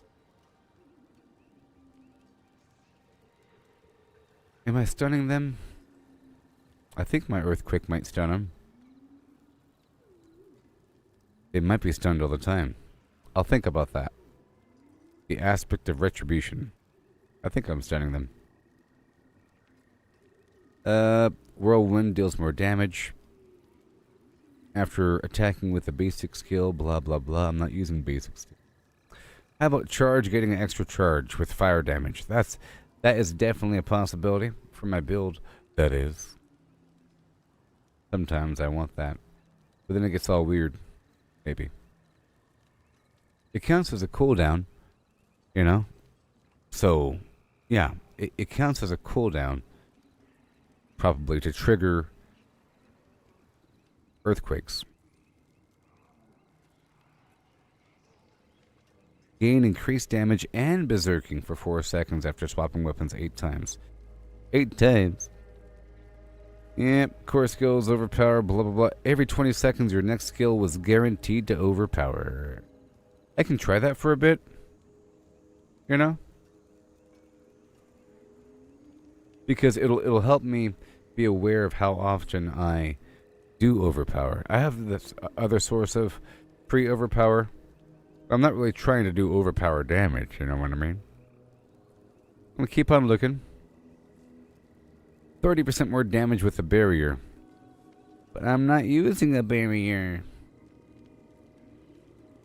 Now what I could do is I could swap out these pants for the free barrier. And because these pants have 16% more damage while unstoppable. But the other pants... Uh-oh. Cue the music, Mr. Beauregard.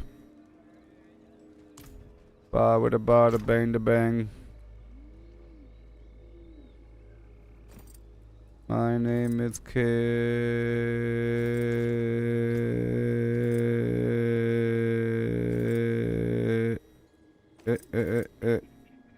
Rock. Anyways, we have Earthquake and avoid damage while fighting. We want the Spirit Wolf still. What is that, where's that wolf at?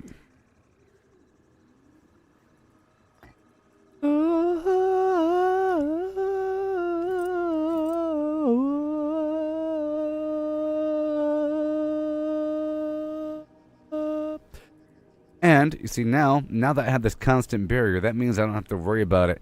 And I'll have constant wolves because I'm not going to be taking damage. So every 2 seconds we get 2 wolves, and they last for 8 seconds. I'm going to have a whole army of wolves. You see.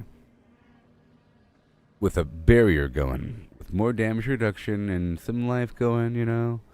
So this one over here has 33% damage reduction while unstoppable. This one over here has 19.8% damage reduction while healthy. Extra healing received. Lucky hit chance to heal. A big old chunk of max life. And a big old percent chance to have a 91% of my life barrier for 8 seconds. Okay? For free. For free. Which means I don't even have to press the health. So normally, the Temerity Pants allow you to consume a health potion to give yourself a barrier because it says you may now drink your health potion, your healing potion while you have full life. You know? And effects that heal you beyond 100% life give you a barrier. But it also says lucky hit chance to heal, you know, and I have another item over here. Greater Affix line. You can see lucky hit chance to heal, you know, and if I already have full life and I'm hitting the enemy, then I should always have a barrier without me having to waste a million potions. Yeah, no. And in theory, while I have a barrier, I would have more damage. Let's go ahead and do that right now. Guys, I keep talking about barrier land, and I am lacking one. So 30% more damage. So now I've just given myself a raw 30% damage across the board. Because I'm going to always have a barrier. And my old pants only had 16% damage. It was a lower roll. Extra damage while unstoppable, and for 5 seconds after. And unstoppable would give me extra resource. So I might have some issue with resource. But we'll see. We'll see how that is. Now I should have way more life, right? Per chance. I probably do. 26 without these pants. Hold on. The same exact life. That's crazy. How's that possible?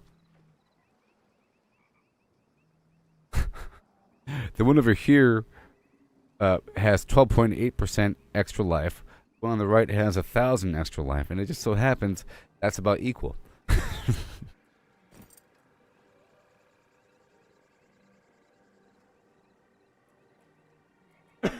I had 26.5.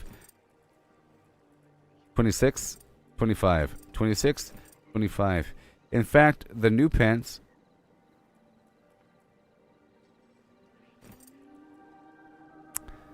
okay, I have 1,000 more life. Good.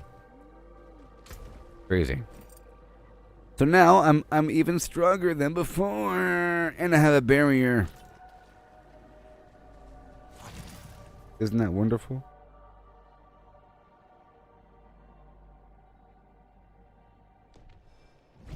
Oh yeah, look at that barrier just chilling.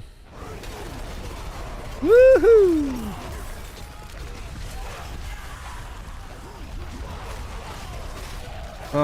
Comes there, here he comes, dancing.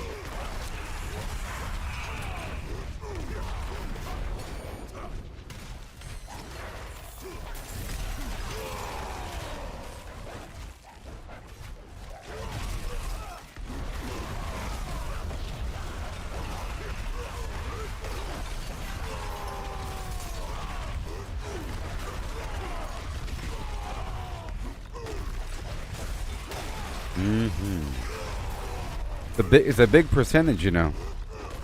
Big old percent increase. You got separated. My friends were cut down. I went last on my own. They're here. Get ready.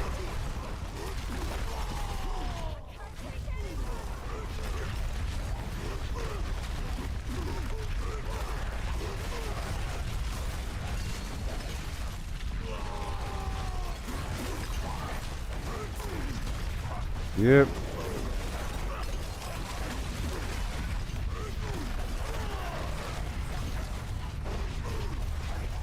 So every 2 seconds they're getting pulled toward me? Maybe.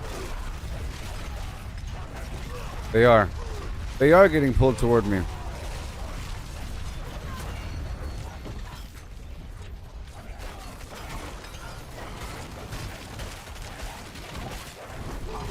But not all of them. Oh, it's individual enemies? Oh no. Is it individual enemies?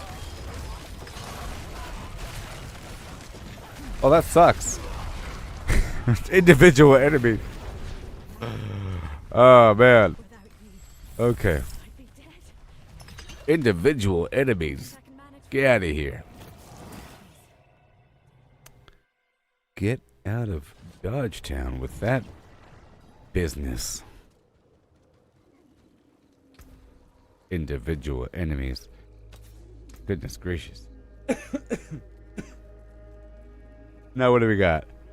All right. Let's probably get some more damage. So damaging, bleeding, or vulnerable enemies has a chance to stun them. There was something to deal more damage to stunned enemies as well. Another source of stunning. Okay, damaging an enemy has a chance to daze them, and you deal more damage to dazed enemies. That's definitely something. For 24% more damage. Grasping whirlwind to pull enemies in toward me, but that's everybody toward me. Which is nice.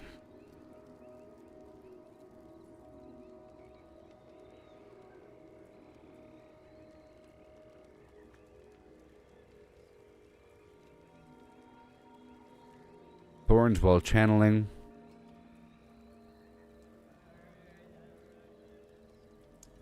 What else we got?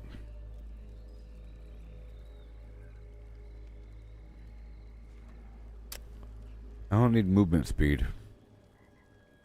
I already have it. I already have maxed out movement stuff. Vampiric curse, blah blah blah. Alright, so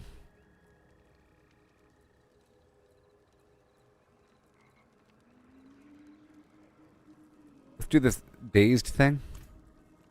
Another source of it's a nice stack of damage, you know, on top of the other stacks. Hey there, John. Hello, John. I know what you want. I know what you want.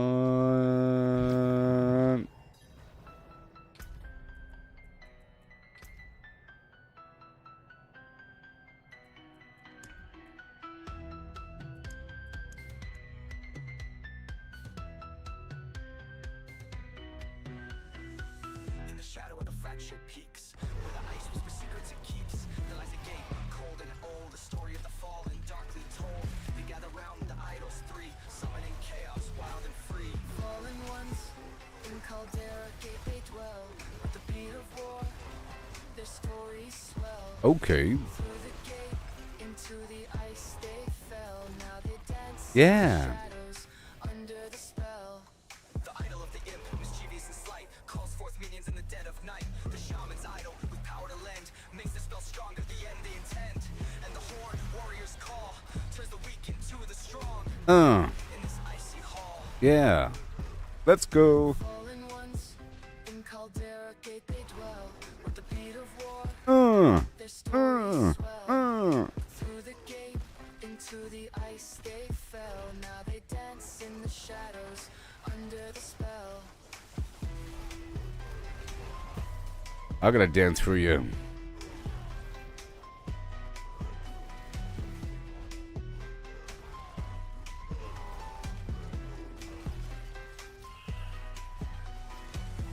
From the depths of darkness they rose. Let's go. In the land where the cold wind blows. Oh no. Each idol's fall, their power grows. Yeah. Heroes come to face their foes. destroy the idols, break their chain, to cleanse the gate, to end the reign of the fallen and ice entombed. Their chaos ended, their doom assumed. Yet in the echoes of Caldera's fate, their legend lives beyond the gate. Fallen ones in Caldera gate they dwell. With the beat of war, their stories A rune. swell. Through the Oh gate boy. into the ice they fell. Now they dance in the shadows under the spell. Okay. Let's go. Oh no. I'll be right back.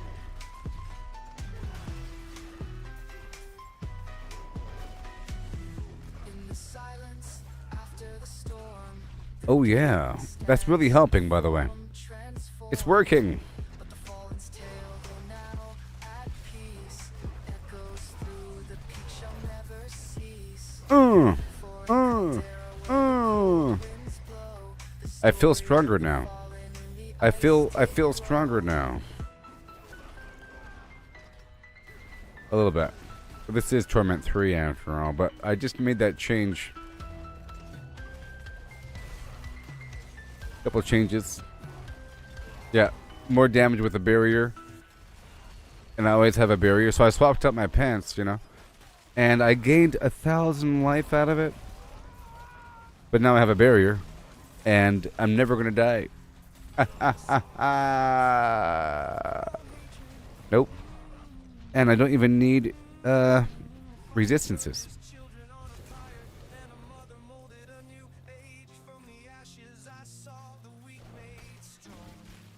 Yeah, a pack of lambs feasting on wolves. You hear me? A desert jewel.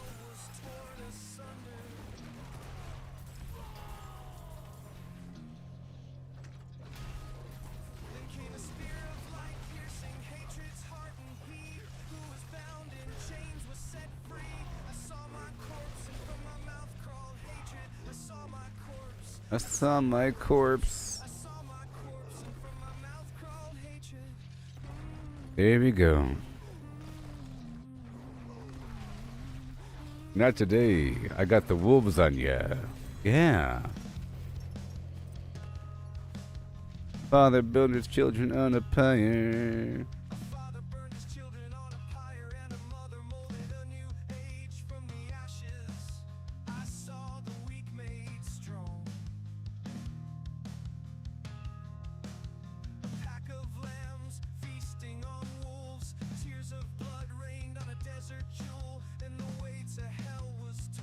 Okay.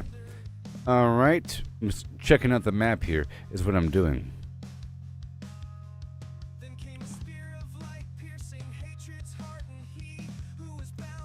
I'll do a tiny bit of Helltide. I gotta make up for the shards of agony that I spent earlier, or that I sold earlier. I sold them.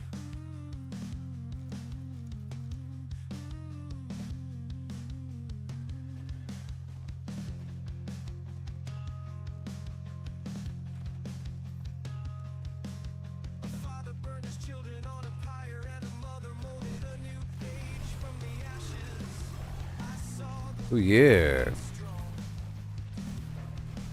Let's go.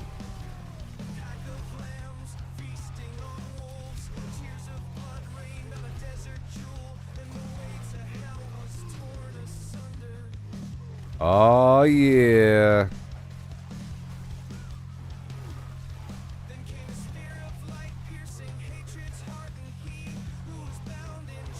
Go get him, wolves.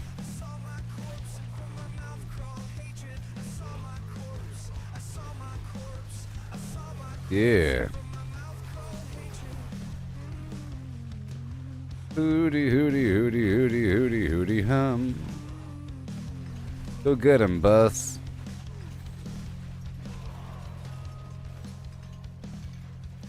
Wonderful.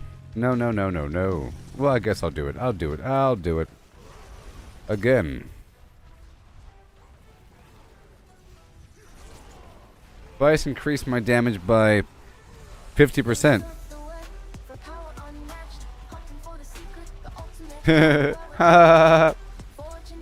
Since the last time I was in the Helltide. Yeah. And this wolf thing, that's a whole new avenue. It's awesome. We're free.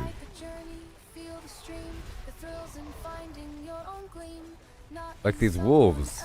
Look at all these. Look how many wolves I have. Oh no. How many wolves can one man own? I don't know. I got 1, 2, 3, 4, 5, 6.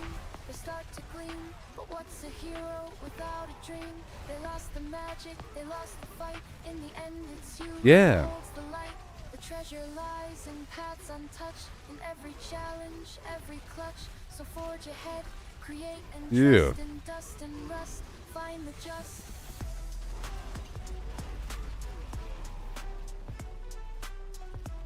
Flip. And skip. Here we go now. Don't you know now? Oh, yay. All the way. Yeah. Alright, let me dance across the countryside of Europe. Go get 'em, wolves. Dive, dive, schnell.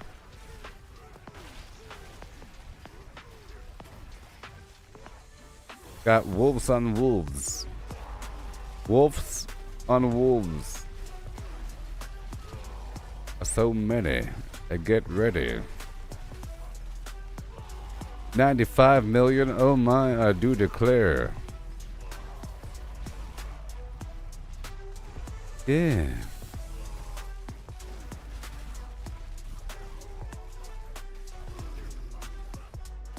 I am the barbarian of ages long since disregarded. Yes. Yay, old barb. Whee.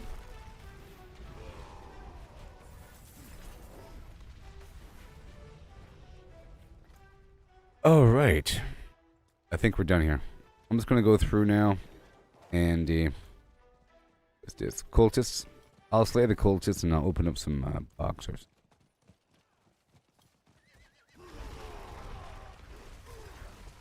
Whee! Morning's bright, the chat is dead.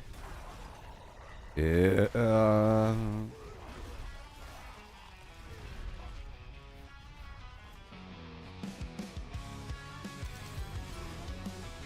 Oh yeah, let's go.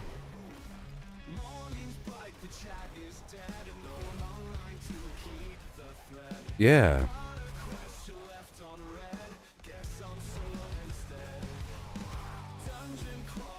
It's funny. Do some experimentation and then you reach a point where you can't change the weird experiment. It's like, well, I can't change that now. That's wonderful. But that happens all the time. It happens all the time.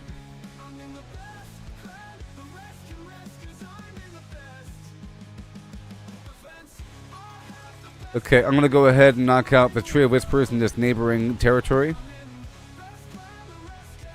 Because I like doing that. Yoo-hoo!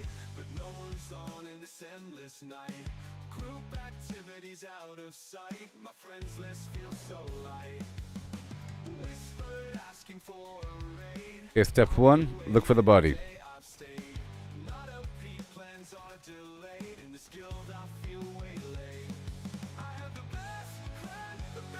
Right here.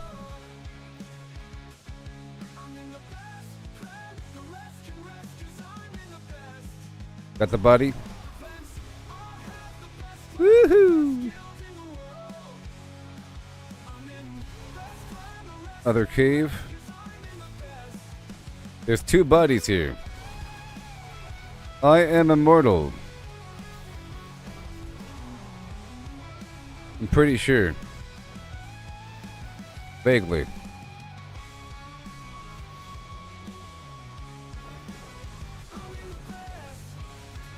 I am immortal.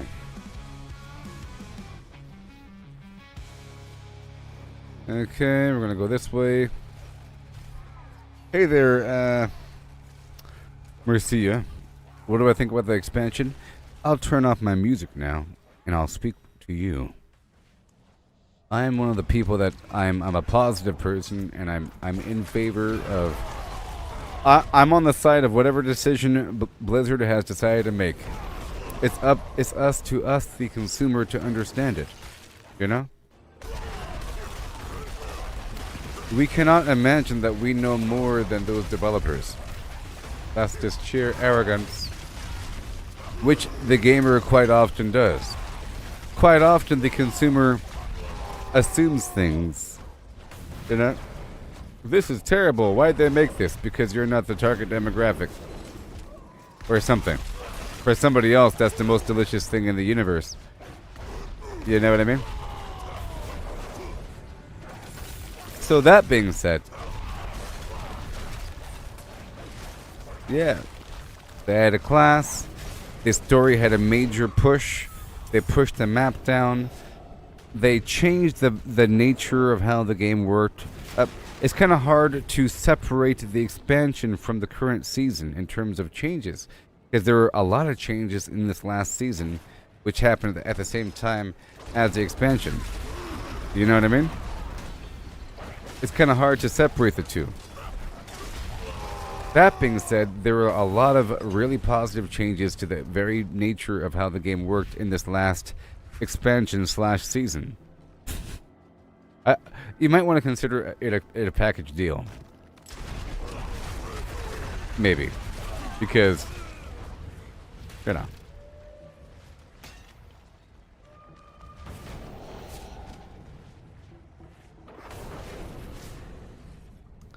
Okay, so you're asking me about the expansion, about whether or not you should get it.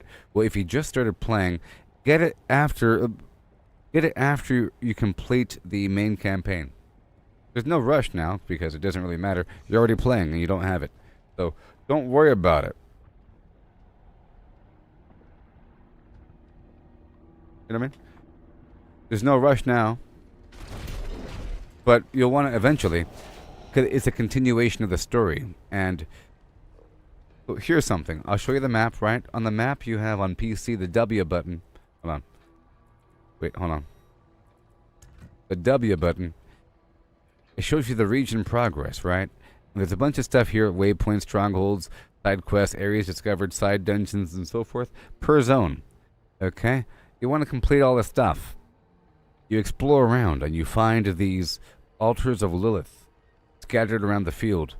And it'll look like this once you find them. This gray icon. It'll give all of your characters across the entire game some sort of permanent boost to some stat, plus 5 dexterity, forever.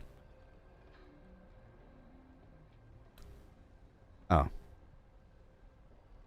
You have 200 plus Paragon. Well, I thought, well, you can do it, whatever. And you're starting to feel limited. I don't even know what the expansion gives you. I know that you get the Spiritborn character. I don't know if you're locked out. Answer me this. If you don't have the expansion, can you do the Undercity? Can you travel to this lower part of the map? Or is this locked out?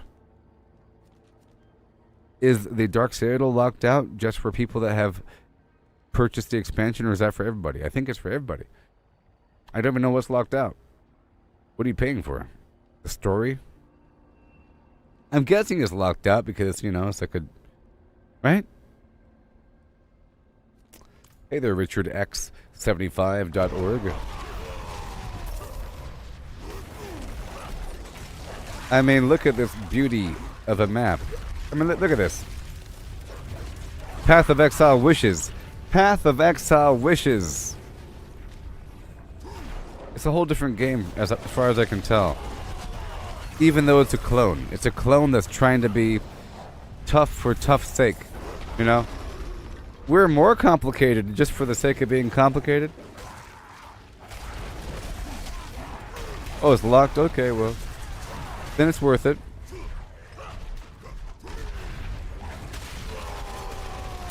More map. Hey.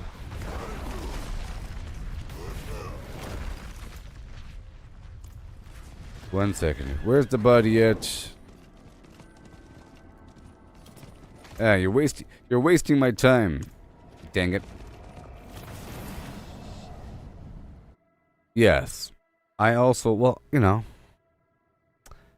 I think this game is expertly crafted and designed over time for the optimal experience with the right balance of hard and fun, you know.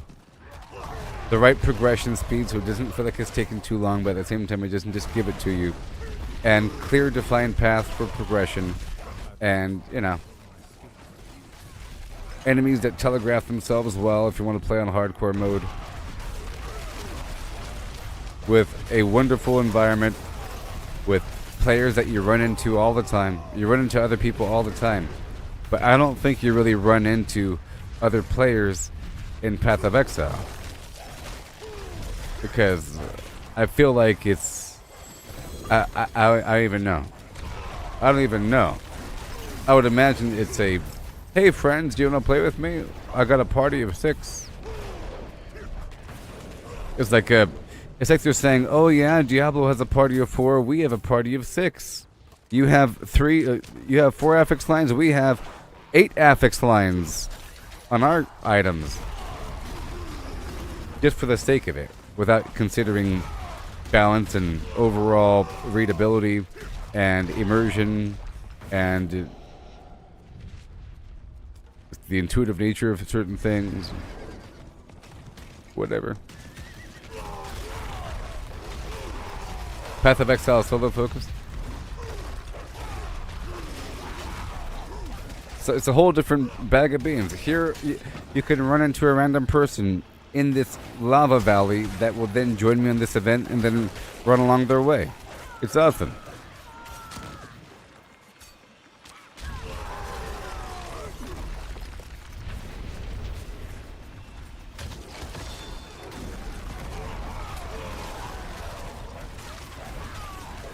Yeah, people in this game are very nice. You can add me to your friends list if you want to.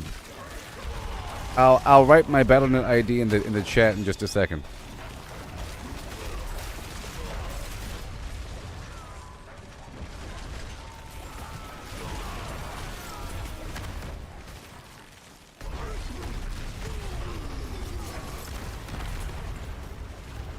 Yeah. And I really enjoy the overall flow of making a new character and progressing. And many people's so if you hear me out here, I got a point. Many people's opinions of Diablo 4 have been ruined. Okay? Their perception of the game has been smashed to smithereens because they are just copying a build from the internet. And I don't recommend it, okay? Because you won't get to appreciate the real game, which is crafting your own build and making it stronger. Like I just realized that these wolves are wonderful. I was experimenting with different things like the meteorite and the pestilent swarm and some other garbage. These wolves are awesome. And because of that, I was able to swap over a couple of different things. And you're not free like that if you're just copying a build and you don't see the potential. And that's the actual game. It's this weird strategy game of trying to craft your build and make sure it all works out. You know? And many people are skipping that entire game, and they find themselves just going down a shopping list from the internet, trying to find specific items by any means necessary, even buying them with actual money from the internet. Okay? And then they spam the hardest level dungeon, and they brag about their times while all of their friends have the same exact build as them. And then they say, this game is great, but there's lack of build diversity because they're choosing to play with a known bugged build and they don't care. You know? Have you no gaming ethics? You're choosing to play with a broken build that does some crazy amount of damage, which is going to make you feel good and bad. It's going to make the entire game feel bad because it's going to make it seem like there's no options. Like there's no options.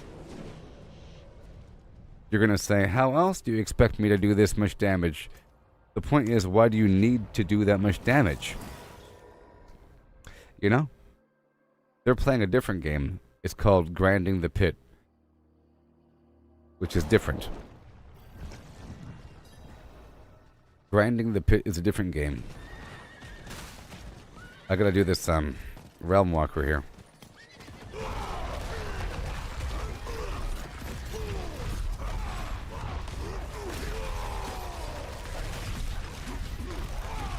It's starting in 1 minute. So from what I've seen, look, from the gameplay I've seen of Path of Exile 2, it's slow and like surgical and technical and slow. Combat roll and shink shink shink and shabloom, and I go over here and pow, like forever, you know? Mind you, I bet you if you had that same character at level 9 billion, they would look like a Diablo character eventually. On that same note, if you take a beginning character in Diablo, they're going to look just like a Path of Exile character, walking around all slowly and hitting things. You know what I mean? And hitting, and freezing, and hitting, and bleh. It's going to be just like that, with no effects, with no ability to hop around, and like no crazy AoE. That's what happens over time. But I believe that the path in Path of Exile is much slower. Like the progression in terms of your abilities and the items that you get to create synergies, it's much slower.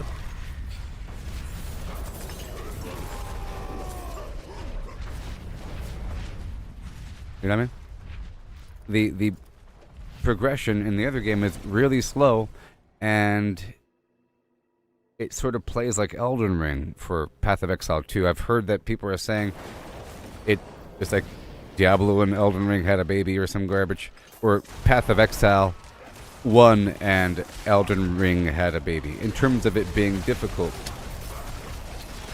There's a bunch of enemies in, if y'all have played Elden Ring, you know that there's some enemies out there in the Scarlet Rot. There's a bunch of weird skeletons covered in Scarlet Rot with some battle axes, and they kind of lunge at you, and they have spears and everything, and they get you and then knock you down. That sort of just zoomed the camera out, and that's Path of Exile 2. And you have some abilities, and it's really slow, and the gear sucks.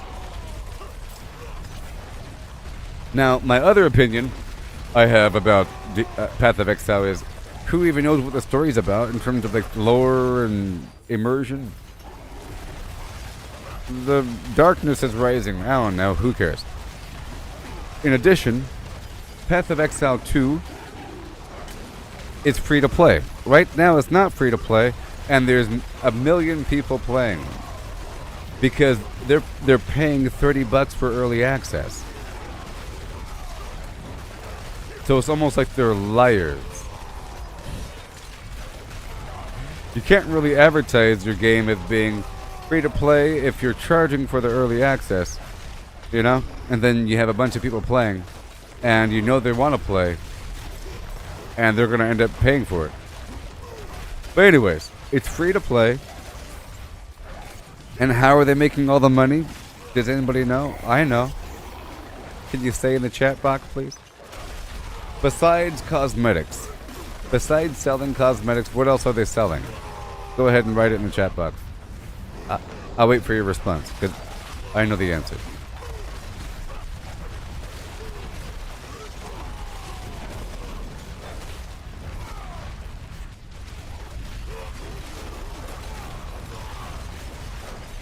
I'll go ahead and say it.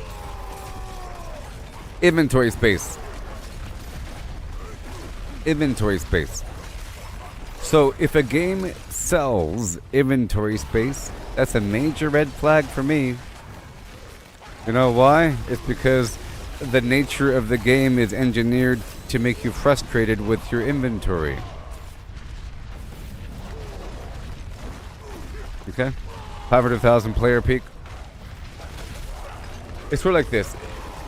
If a game sells cosmetics, you'd expect for the in-game stuff to look ugly so that you want to look cool.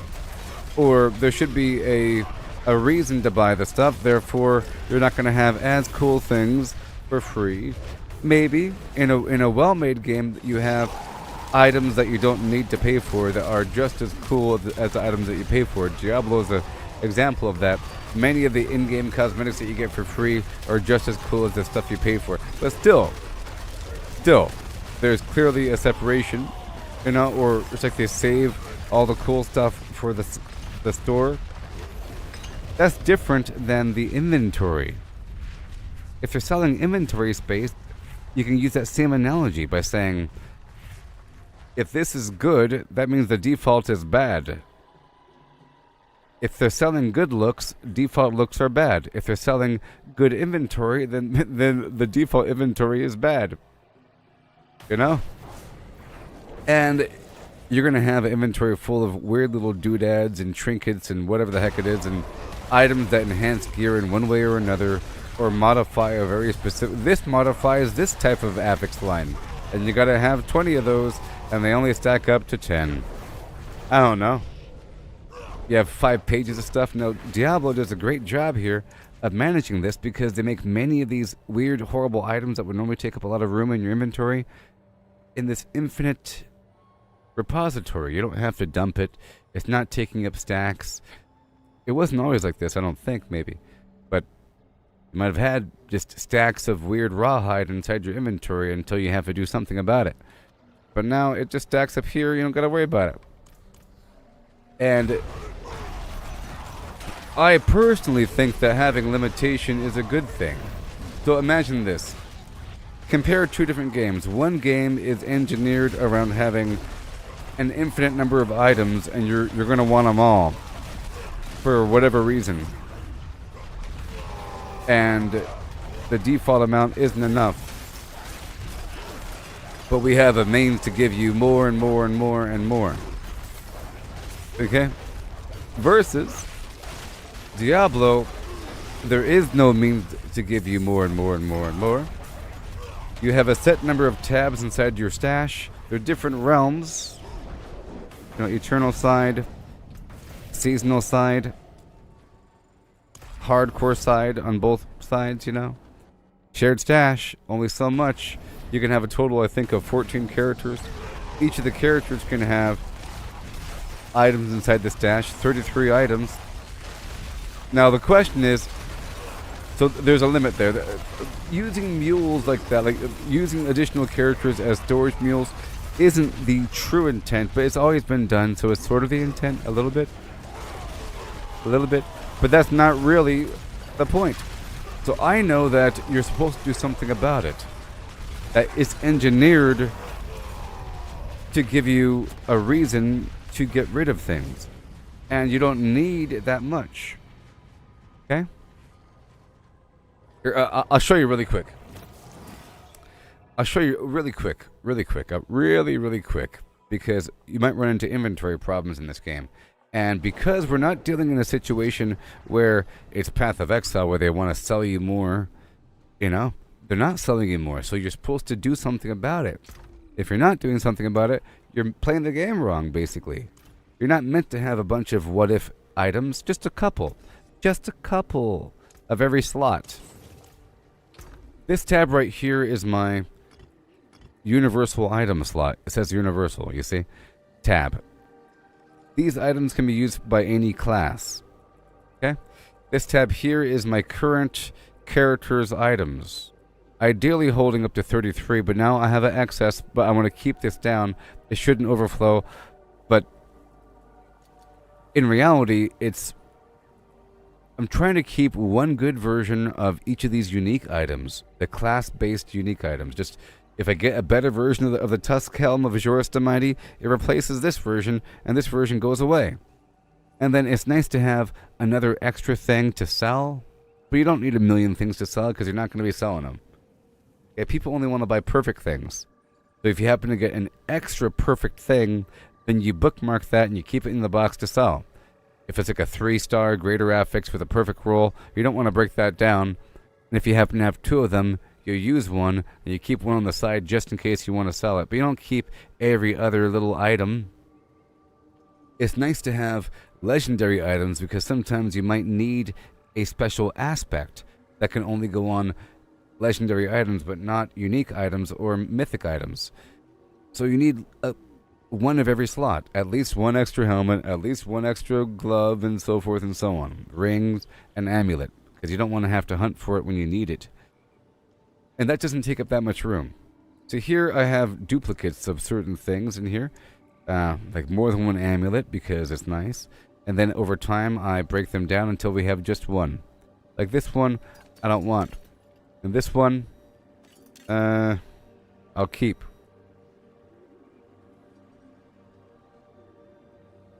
Nope, getting rid of it. This one, I'll keep. This one, get rid of it. You see, it's gotta do that so until they have like one of every type.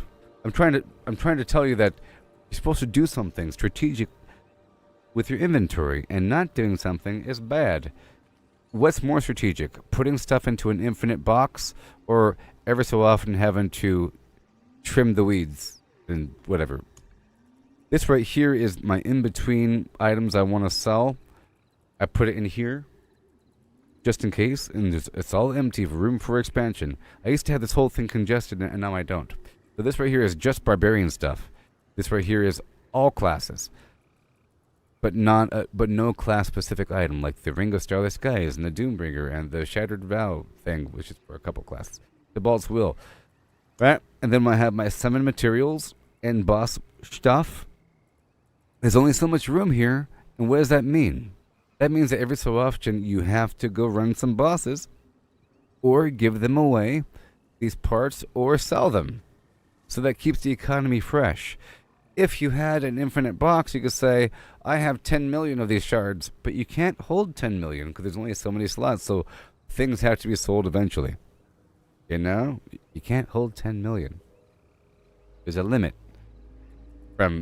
If you fill up your entire stash with you know what I mean? And this right here is consumables, extra incense, extra opals, whatever. You don't need more than one tab for that. Every so often, you get these extra stacks, but you don't need them. Hopefully one day they give us a reason to break down extra incense, or so extra elixirs. I'm looking forward to that, where you can break down extra elixirs into some sort of elixir goo at the alchemist. Some universal elixir thing that you could turn into something else to transmute from here to there. It's nice, because otherwise you end up with a bunch of extra garbage. And I've already went through a couple times and gotten rid of a couple things. And this is my runes and gems. You see? So that's all you need. These stack up to 100, but you're supposed to process them, and I do it all the time. Here, I'll do a couple right now.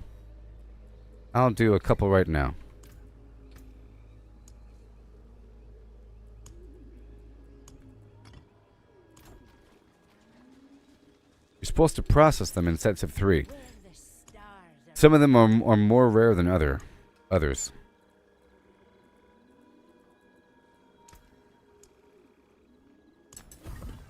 There we go. I got a couple new runes.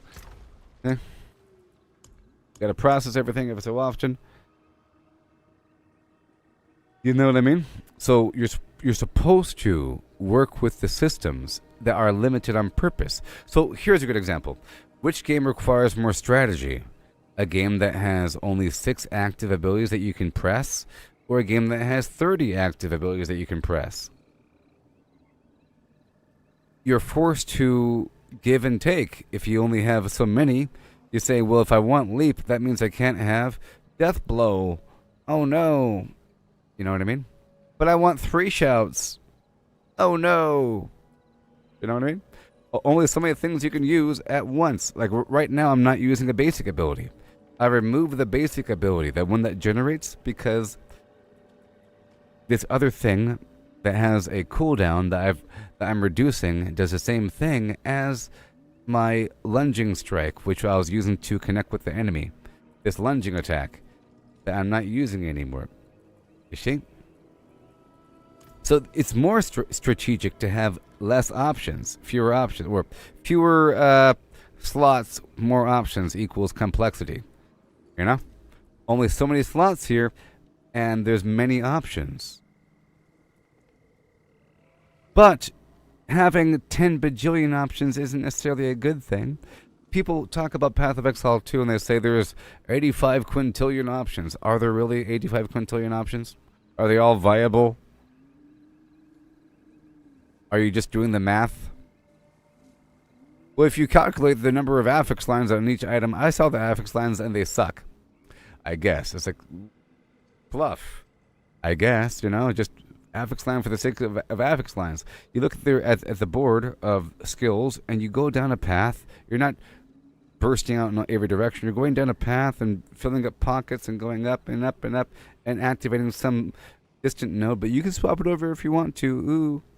And I'm sure these classes have a subclass name in theory.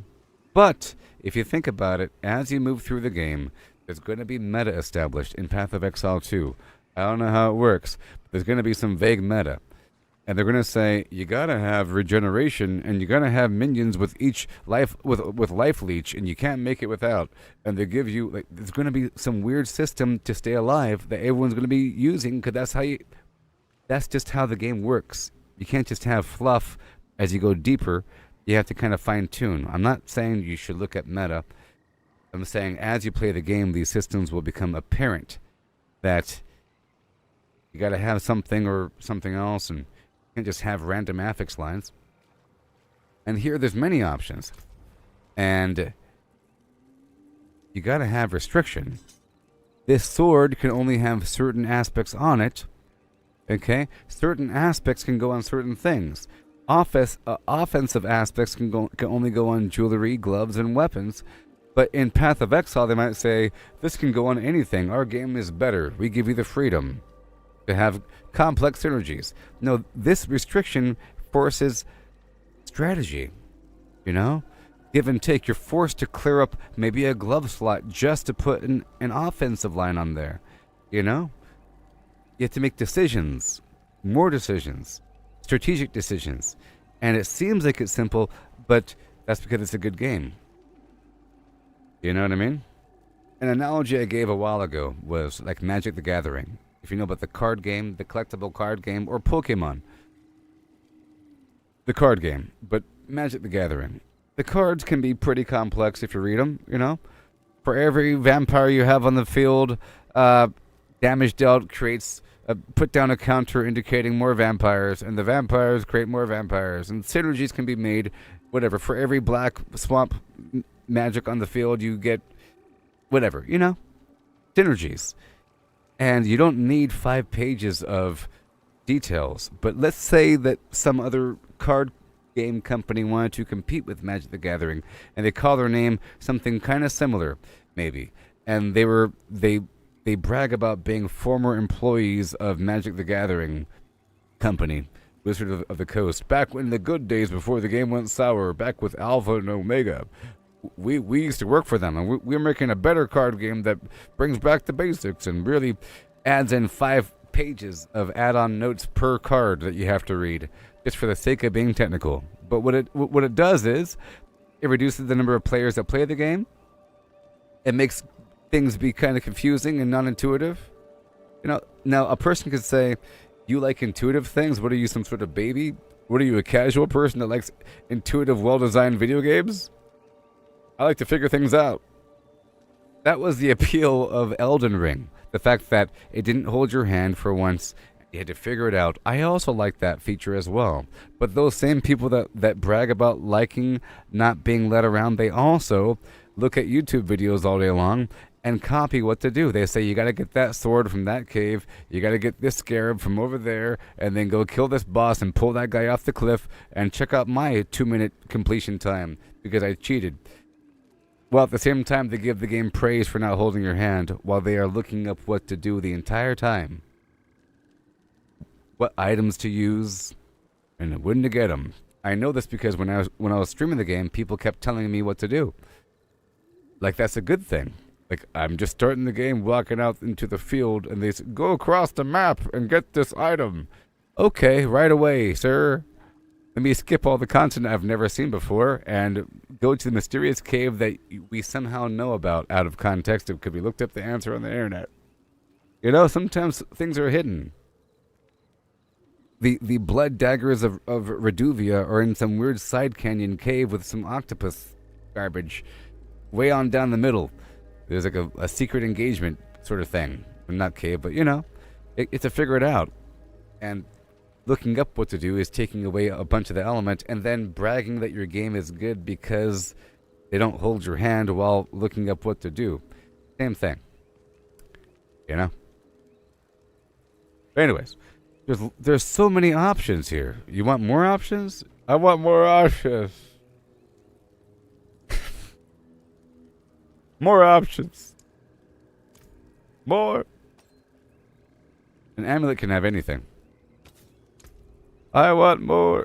Different categories. It shows you what items that these aspects can go on. And there's a whole method for obtaining them. It's a wonderful... this game is such a wonderful thing. I'm telling you. It's very satisfying, especially with a new season. there's so many things you have to do. So let me just grab something for people that don't know. Let's say that you get this item I'll be destroying for demonstration right now. Alright?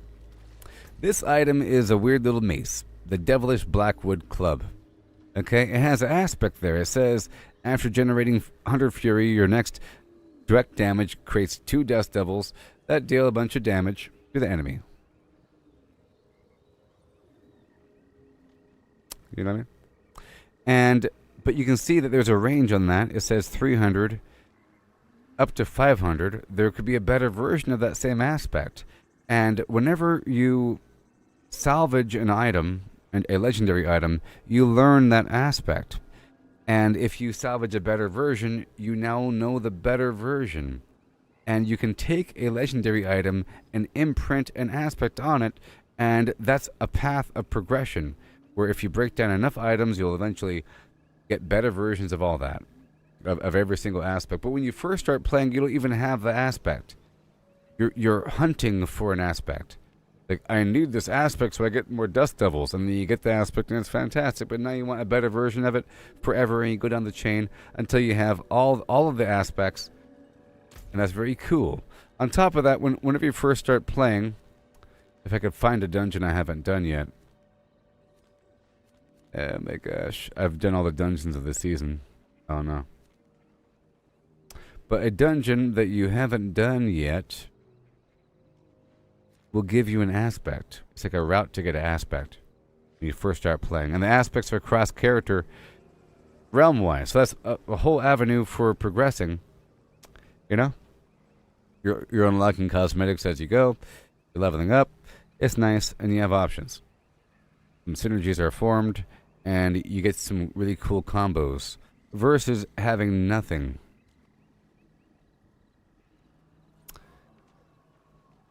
So, in Elden Ring, you become pretty powerful by the end. You know? Really powerful. You're channeling the power of the darn tree. It's amazing with your items and your abilities compared to when you first started. But it takes a long way to get... It's a long path to get there, in theory, if you're really playing the game, like really exploring and fighting things. For a very long time, it's just dodging with heavy rolls, you know, and blocking and finding choice shots, and it's very technical for a very long time in Elden Ring, but eventually becomes superhero land. In Diablo, you become superhero pretty soon, varying levels of superhero until the point where it's really obvious that you're a superhero. Like right now, I'm a superhero.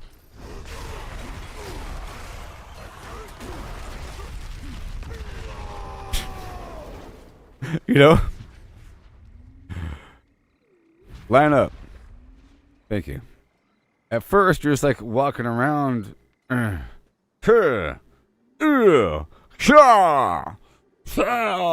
slamming and then dodging all the way and then hitting. Very technical, but then it's at the right pace. You know? Blizzard knows what they're doing. They know that people don't want to wait forever for things. And it really is the right pace if you're not looking up what to do. It should take, you know, a while. When you first start playing this game, it takes a certain amount of time if you're not being carried. If you're not looking up what to do, because you don't really know how to get strong necessarily, and you don't have the means. So it just takes a certain amount of time. It's not that long, but whatever. In a good way. I think it's a perfect balance. I'm not perfect yet here. I'm level 300, but I'm still replacing items. It takes some dice rolls and everything. But no matter how long people complain, so people complain about this game in certain ways, and those people that are complaining are going down to Path of Exile. And it's much worse in Path of Exile. If you're complaining about how hard it is to get a perfect roll on an item, you're going to the wrong game. That game is designed to be slow and take a very long time. And that's the part that you're bragging about. Man, this game is nice because it's so slow. But in Diablo, you want it to go fast. And you're complaining that things aren't dying immediately. You know? How else do you expect me to do 14 quintillion damage and one-shot everything if I don't cheat? That same person is excited to go to Path of Exile 2. You know? But anyways, I just wanted to explain my position on things.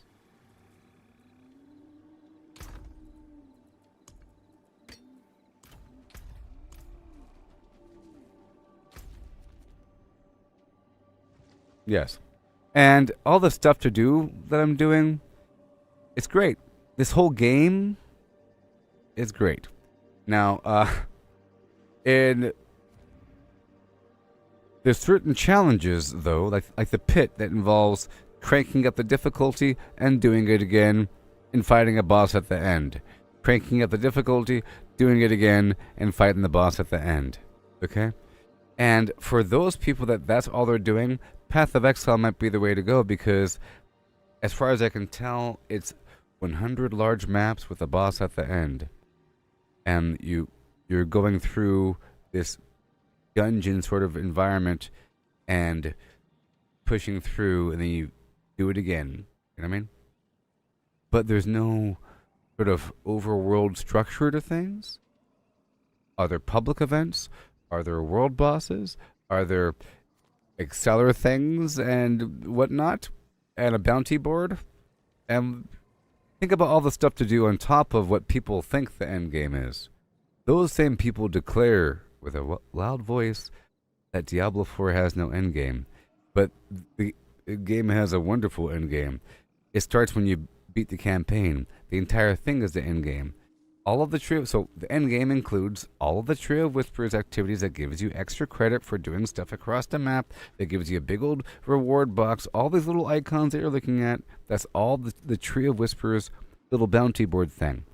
And it rotates around the map, and it gives you something to do that gives you a nice big bonus, and it's really worth it. The Trio of Whispers bonus like this, it's worth it. You know? It's worth it.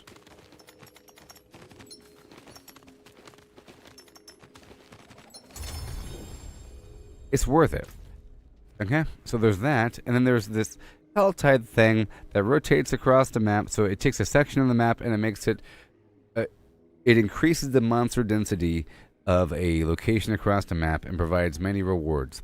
There's also this system of these endgame bosses, a bunch of them, like 5 or so, you know, and they require certain summoning materials to spawn them, and there's a deliberate system to get those materials. They aren't impossible to get.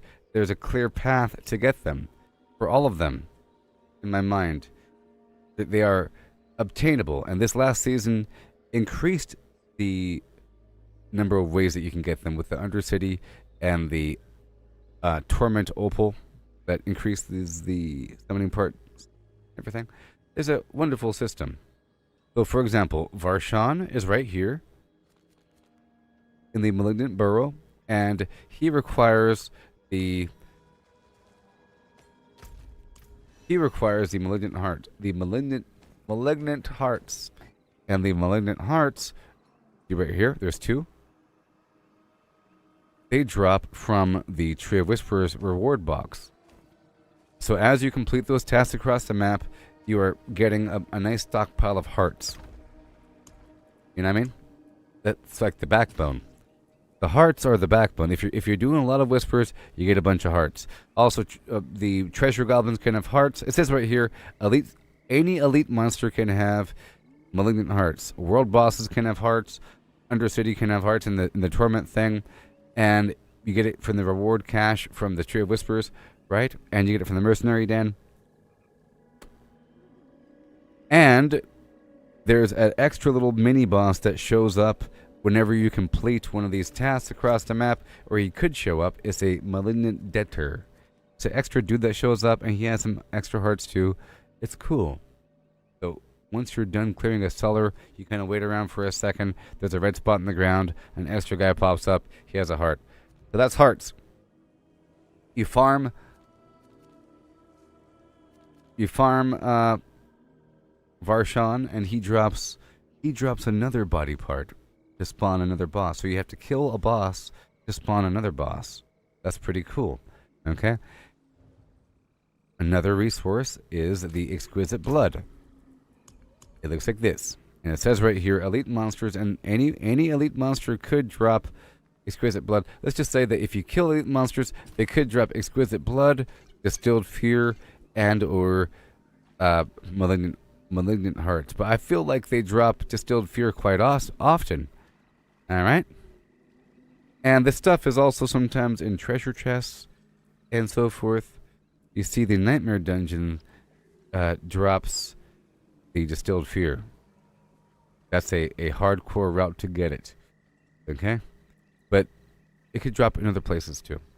And the Exquisite Blood, that's also from the...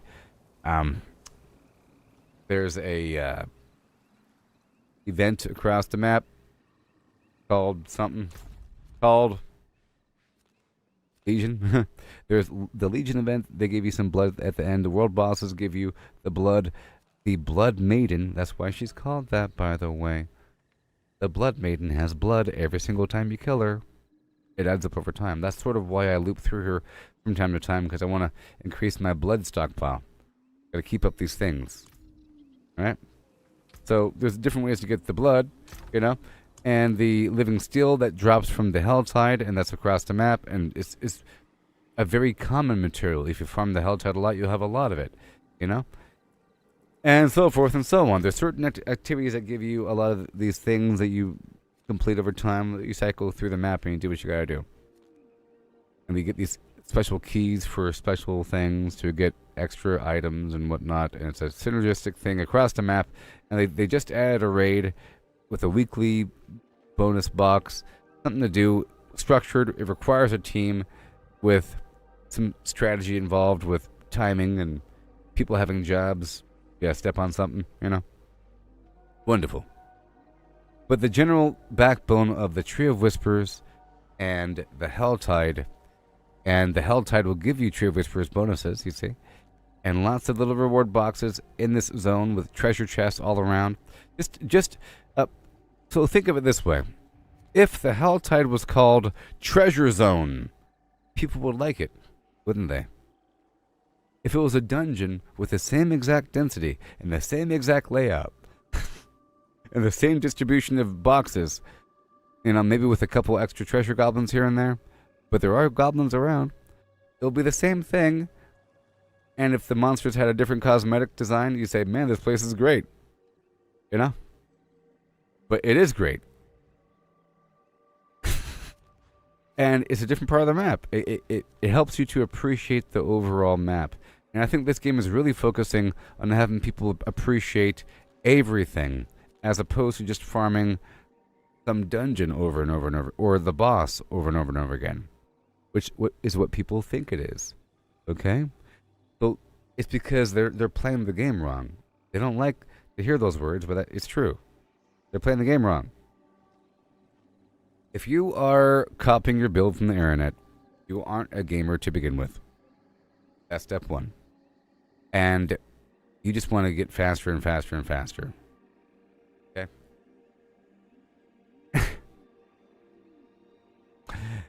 And it doesn't really matter what it takes to get there. So you're going to reach a point in your build where you need a mythic item. So you want to get carried through. And you'll start begging, can somebody carry me through the boss? Or whatever. You'll probably try to acquire a big stack of boss mats. People all the time in the trade chat are buying and selling boss mats in abundance, but who are they really? Who is the customer? Who is purchasing a big old stack of boss mats? I'll tell you who. It's the person that's not farming their own boss mats, which means that they aren't... That I would never want to... Why would I ever buy a boss mat? You know? If I have to buy a boss mat, isn't that like lazy and weird? Don't you think? From this perspective here, it's lazy and weird for me to buy a boss mat when I know how to get them. And you're missing out on gameplay and immersion and purpose. You see? If you're super duper duper rich and money means nothing, then boss mats mean nothing. And then the game means nothing. Because much of that structure I just showed you across the map, it's sort of about getting the boss mats in the end. And you end up with these precious things that are worth a lot.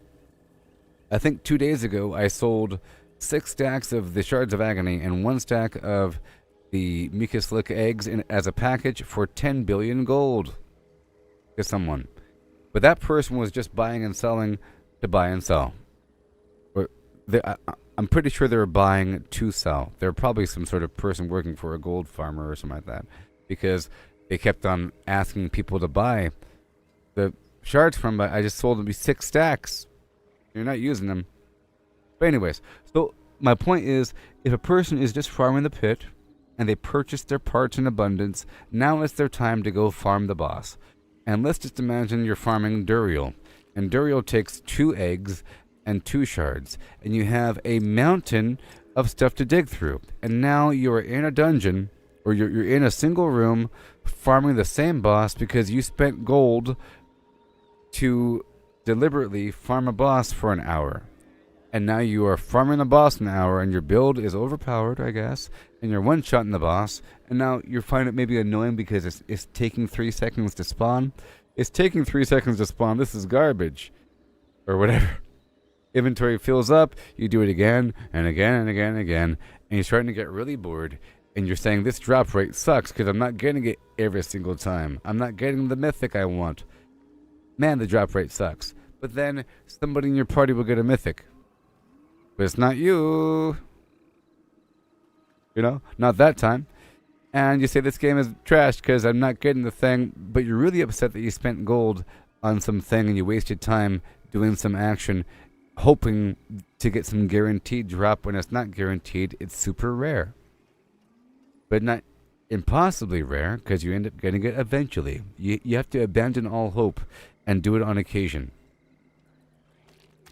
See, I only have this many hearts because I do that on purpose. And I'm trying to stockpile the Duriel because I do want to farm it for a bit. And you really can dig through a nice mountain of materials. It doesn't take that long, especially when you're killing the boss instantly.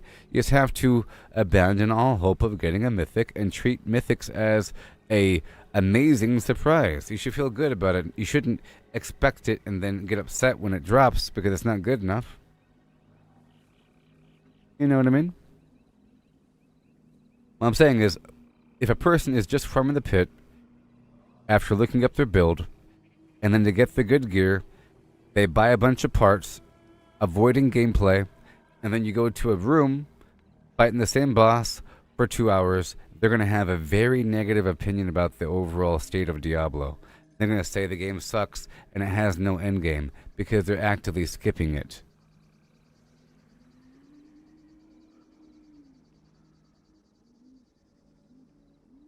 The end. The forge is ready. We'll come back if you I'm very opinionated. And I'm pro Diablo. Follow me now. I'm staunchly. I just think it's funny that many of the people that are condemning Diablo for a variety of reasons,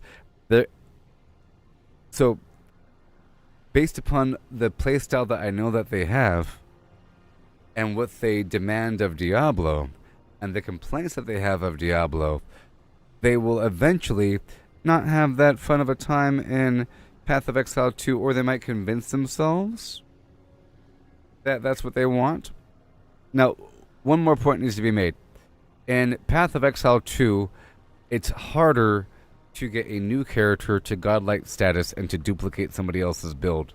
It's much harder because it's much slower. Here, it's accessible. The path is accessible, and if all of a sudden people discover that there's some amazing synergy with the sorcerer, then people will start having sorcerers in a day and a half and have them be really good. Not perfect, with a bunch of items that they have to replace, but, you know, a pretty good version of that endgame model can be obtained. But not so much in Path of Exile 2. It's not engineered around making multiple characters. It's engineered around your one character to see how far you can push, and so forth and so on. Maybe. You know, it's not right. And you end up down some weird hallway where there's a point of no return.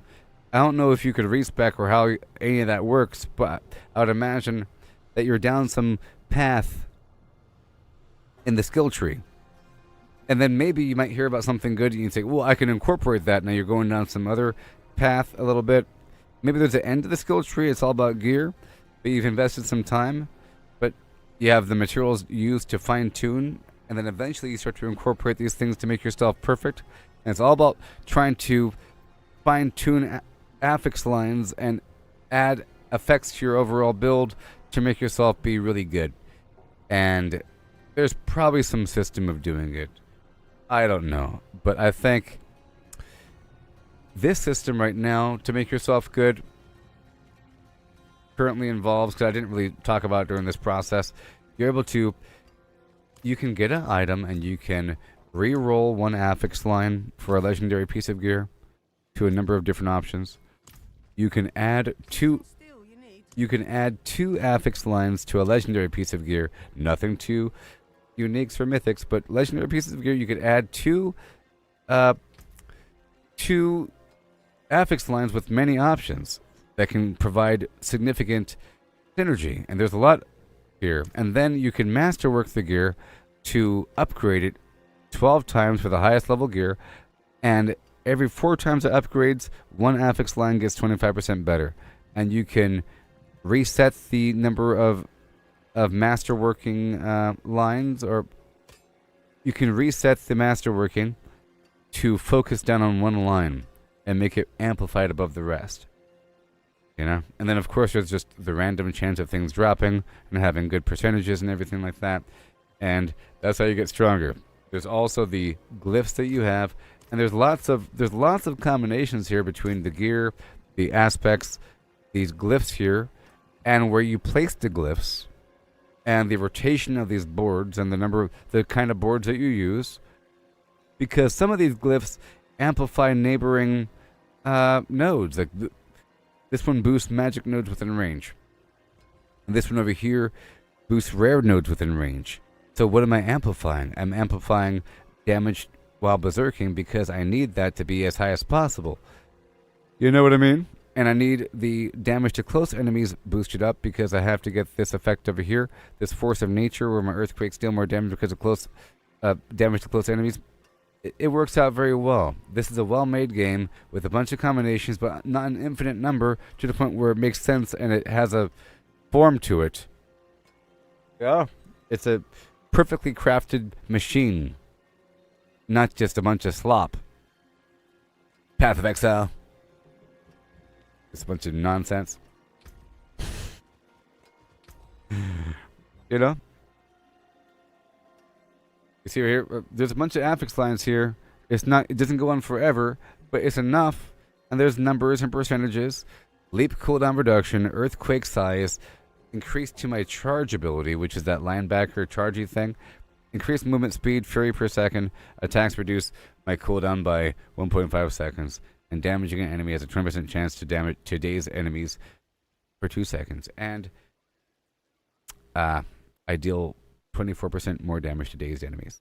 So I was trying to stack as many options as possible. And that counts as a crowd control. You know, damage to crowd control enemies as well. Lots of options. Like status changes, and so forth and so on. And it's way more complicated than your standard game. You know, in terms of things that make you get stronger, conditional. When this happens, this happens. Like in Fallout 76, if your life is below 20%, then Nerd Rage is active. That increases your damage and AP regen, and so forth. And the Bloodied effect is enabled, where you do more damage with weapons at low life. And the Unyielding Armor is an effect where you have increased stats, right? These things start to, just imagine if that layered on a couple more times of weird synergistic-y things. And this one has a lot of synergistic flim-flam going on. My shouts are reducing my cooldowns. Every second cooldown I cast, there's a free earthquake. My earthquakes are generating a bunch of dust devils. And, yep.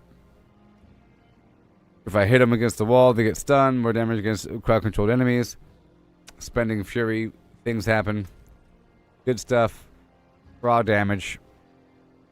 Shout, cooldown reduction around nearby enemies, and standing in earthquakes, damage reduction. Stuff like that. Lucky hit chance, random crowd control. Things going on. Stealth, out of combat. Awesomeness. Nice and polished and smooth. It's a nice video game. And, yeah.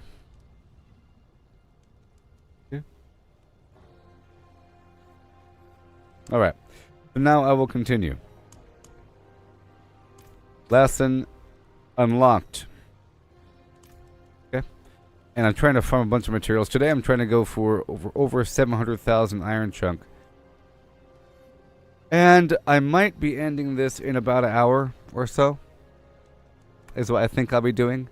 Because I still have to stream Marvel Rivals. In fact, I could actually end it right now. But I think I can go for another hour or so. Okay. Because I gotta stream Marvel Rivals. I gotta get my daily practice in. Don't forget to hit that like and or follow button. Yes. And I'll be a defender of Diablo. Forevermore.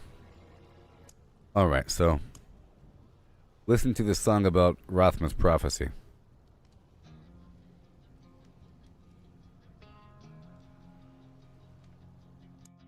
I saw my corpse and from my mouth crawled hatred. Father burned his children on a pyre, and a mother molded a new age. From the ashes I saw the weak made strong. A pack of lambs feasting on wolves. Tears of blood rained on a desert jewel, and the way to hell was torn asunder.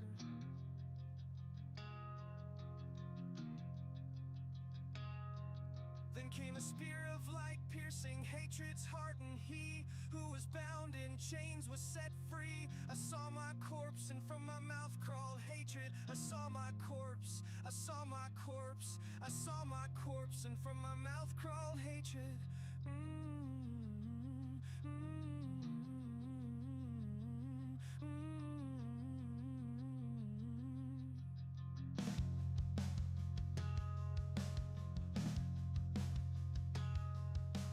A father burned his children on a pyre, and a mother molded a new age. From the ashes I saw the weak made strong.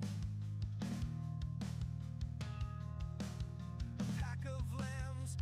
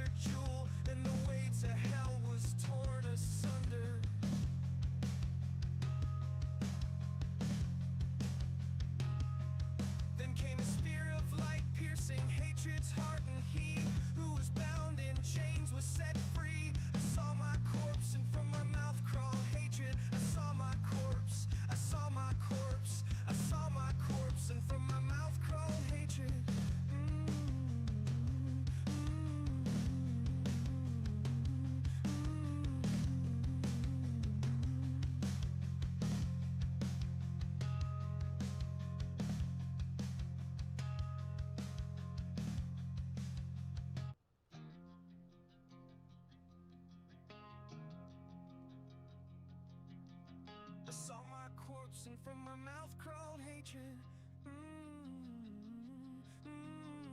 A father burned his children on a pyre, and a mother molded a new age. From the ashes I saw the weak made strong.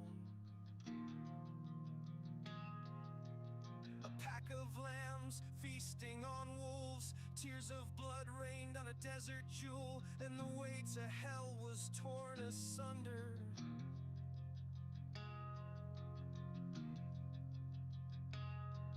Then came a spear of light, piercing hatred's heart, and he who was bound in chains was set free. I saw my corpse, and from my mouth crawled hatred. I saw my corpse, I saw my corpse.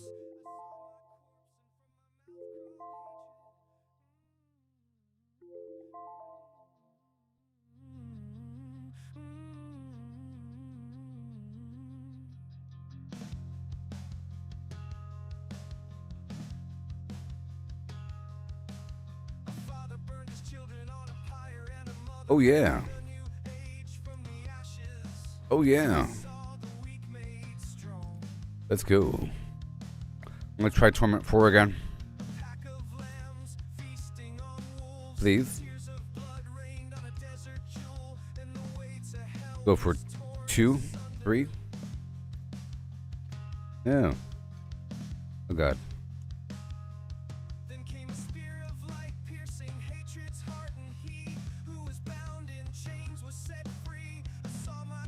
Okay, so now let's rock and roll. I'll do Torment 3. Sorry, 4. Let's see what happens. Let's see what happens, huh? It's true.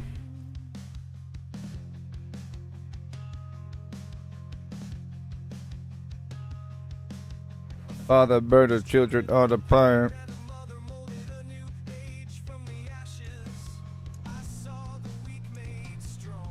Let's go. Going straight to the Blood Maiden.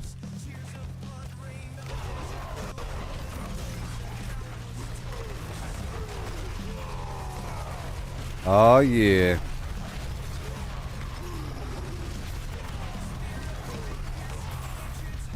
Here we go. Out of my way. Excuse me. No, it's still taking a tiny bit too long. Well, I'll just kill the Blood Maiden one time. One time.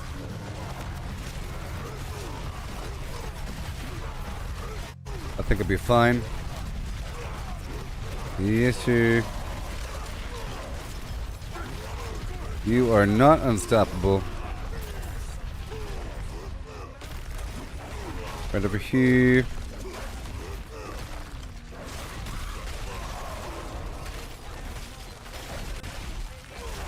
That is what we call lag.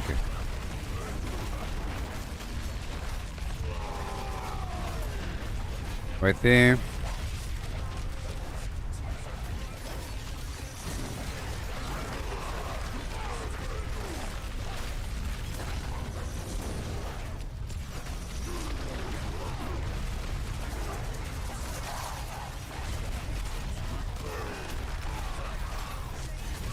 There it goes. All the way down. Very powerful. I'll see how strong I am versus the Blood Maiden. I don't know. Because I can't daze her.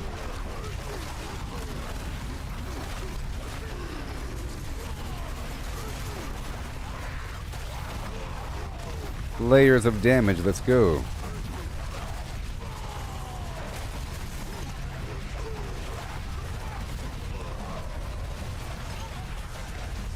Hello. This game is more social than that game. Oh no.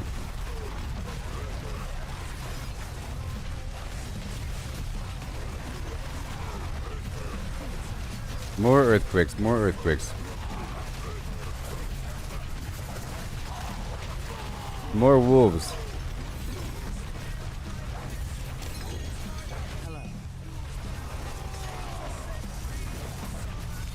I'll do it one more time.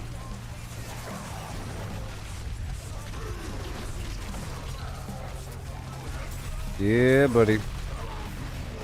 For a second. Go get him, wolves. Go get him.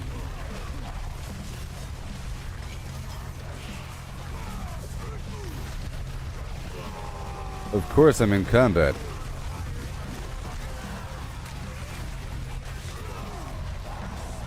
I'm gonna walk around the block for a second.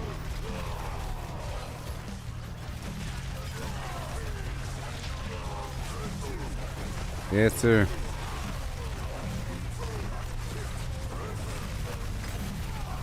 Uh-huh. Right across. Very nice. Beautiful. Here in the Helltide.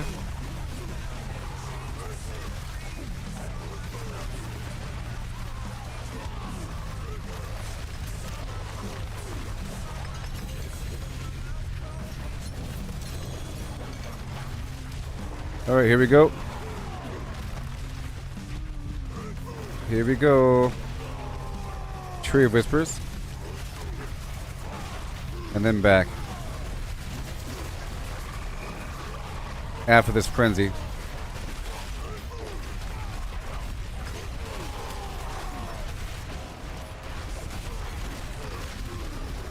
Yep.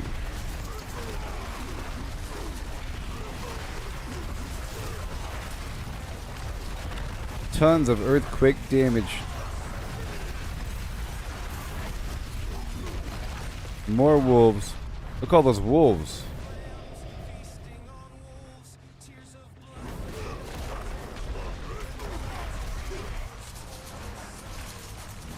Whoa. There it is.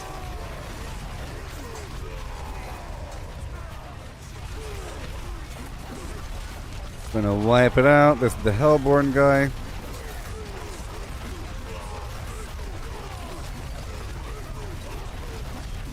Should be enough. Interesting.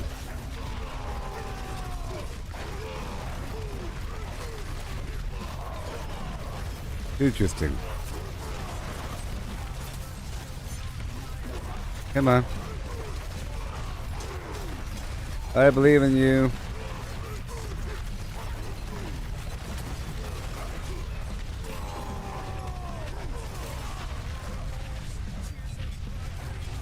Okay. I'm gonna head back down to the Tree of Whispers.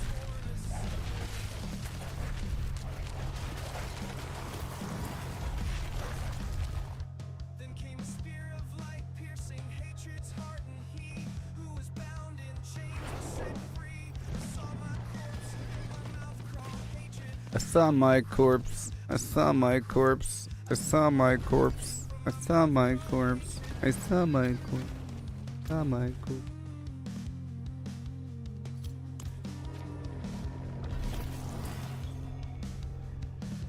Ho! Ha! Hoo! Hey! Father burned his children on a pyre.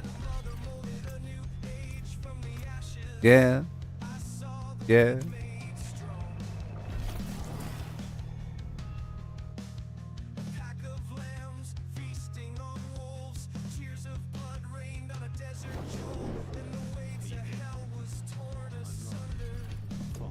Yeah.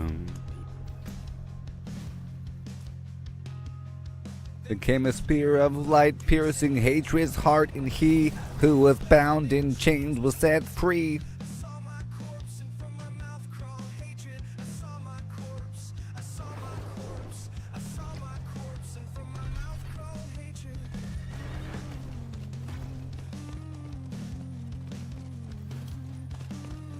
Whee! Out of my way, scum.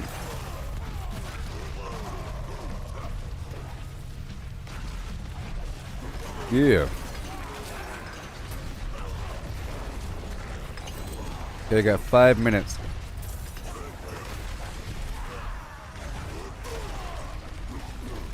Get over there. Yeah, good job. Good job. I have the wolves. I've come with the wolves.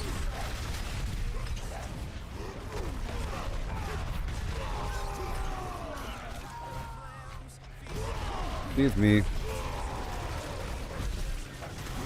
I've got a whole 5 minutes. I have a whole 5 minutes. It's fine.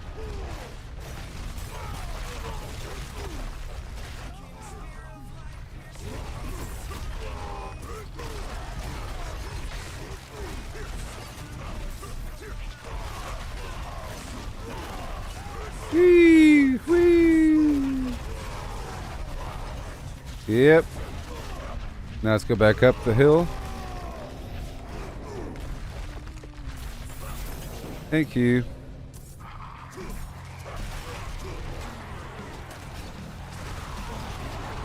Beautiful. Iron chunk.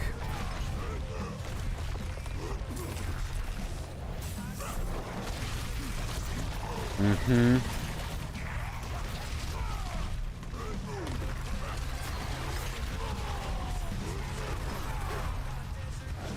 Yellow vine. Got the stuff over here. Got a box over there in the corner. Very good.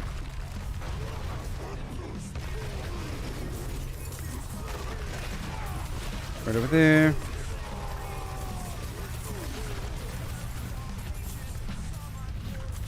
And next, no more boxes. So that's all done. We're getting all the supplies. Now I'm trying to get 700,000 here.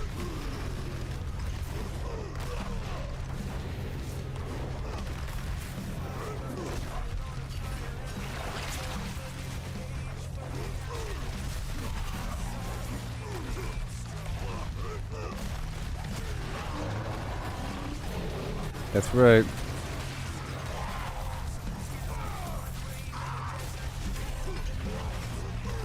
Yes.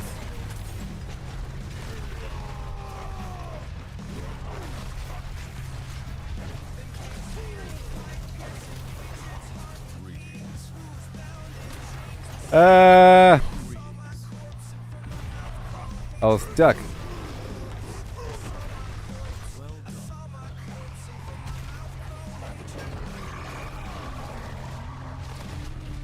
Oh yeah.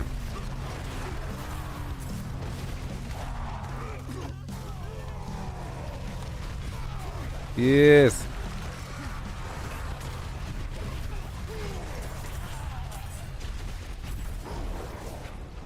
Mm-hmm.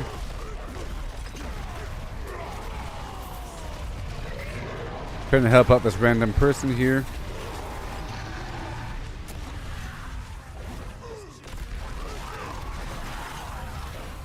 That's right.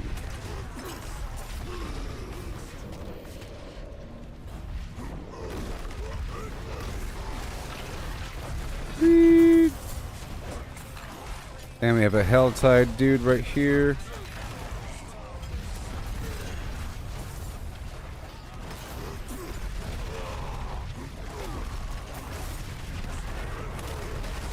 Goodbye.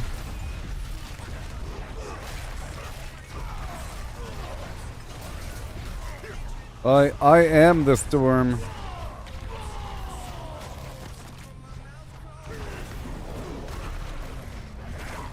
Yeah, buddy. Get the bucks. Woohoo!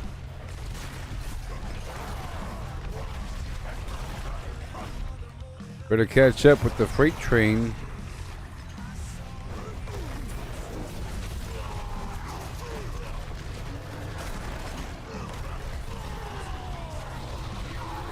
Yes, sir. Another box, yeah. We're doing it.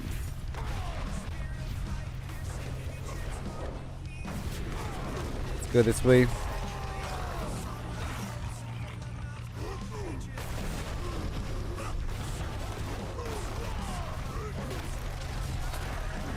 Might as well, huh?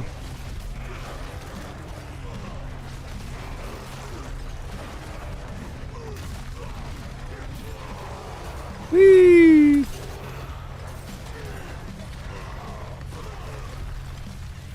We did it. We've done it. It's done now.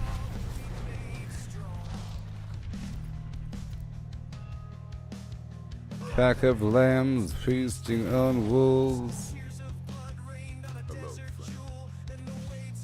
Yeah, man. What's his name?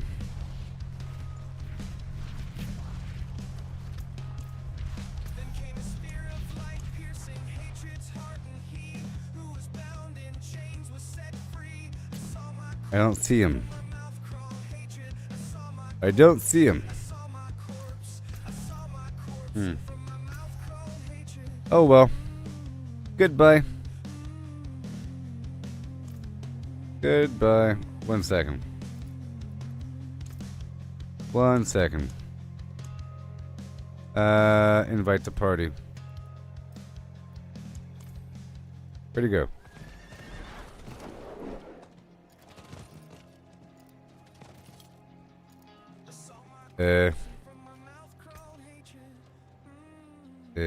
Hello friend. There he goes. Add friend. There it goes. There, I sent a friend request.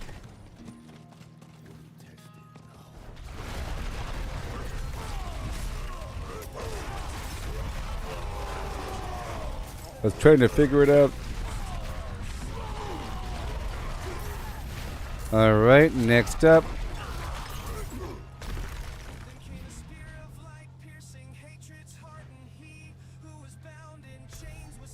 Okay, so next.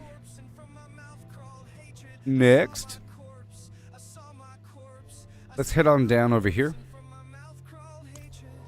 Silence that music. Enough of that. Okay. Well, that was nice. Now I want to knock out this stuff down below.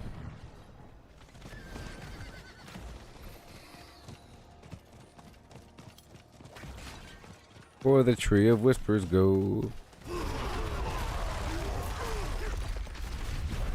Super quickly. Gonna go around the bend here.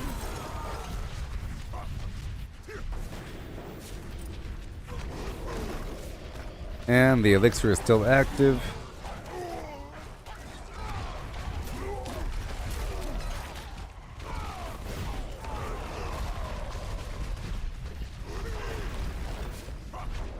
Up and around, yeah.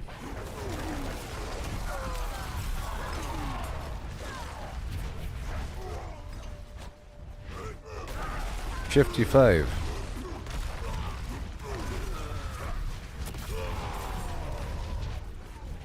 Yay.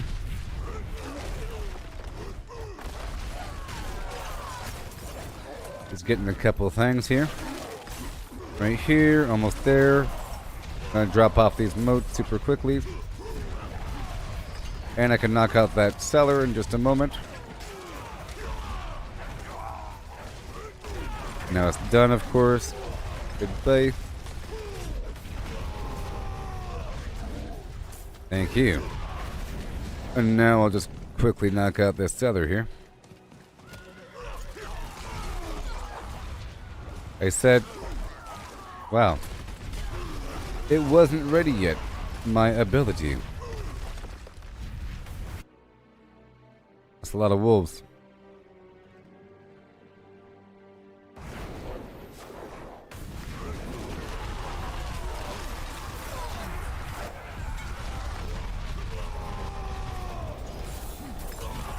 There you go.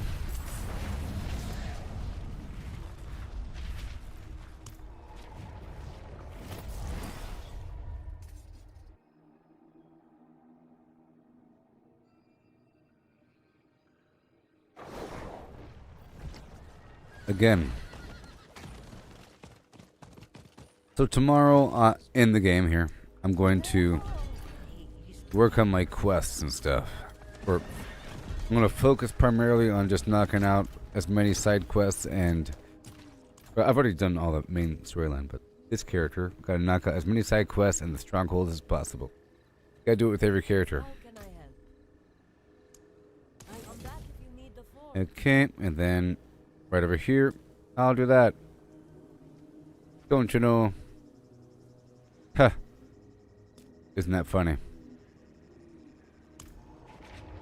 It just rolled over. It just rolled over and became the Helltide. So we're about to get a ton of these Whisperers completed, or a couple Whisperers back to back. A bunch of Grim Favor. I'm gonna go straight there, spawn her.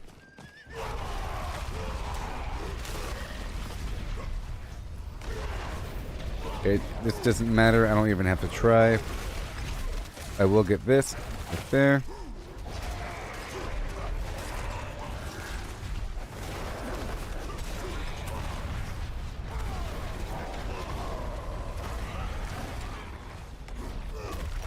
All right.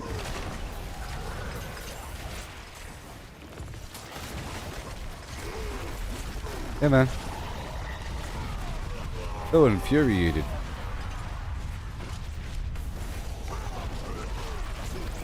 Okay, that's all good.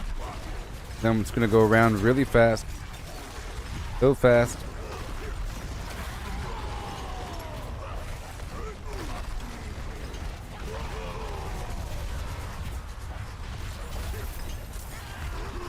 There's more stuff. Don't gotta worry about it.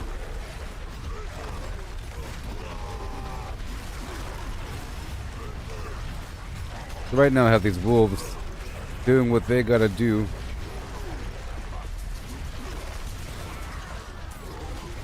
Yeah. So I have fewer overall earthquakes. Well, visible earthquakes. Because before, if I would pair up the rune for the earthquake with the one that gives me the ritual blessing after being in combat for 2 seconds without taking damage, that creates a really big earthquake. Okay, we have ourselves a grotesque Deb tour. Just gonna swing around the bend here.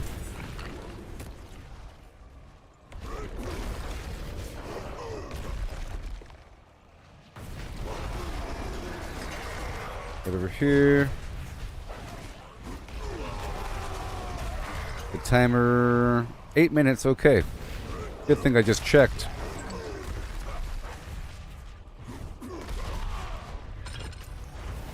Okay. What else do we have? Okay, Tree of Whispers. Awesome.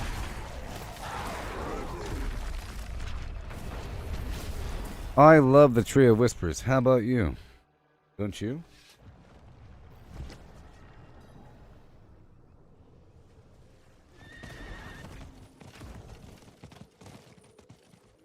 It is done.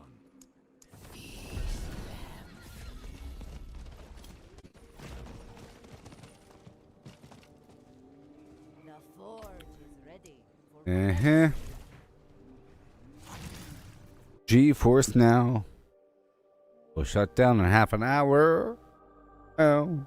So I want to do some nice practicing with that Marvel Rivals. I love it. I love it. We can play together. We can be in the same team. There's lots of team-based synergies between characters. They sometimes pick each other up. So cool.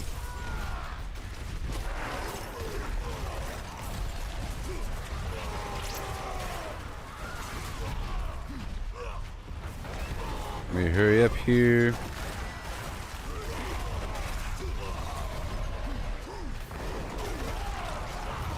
Hey, I found the corpse.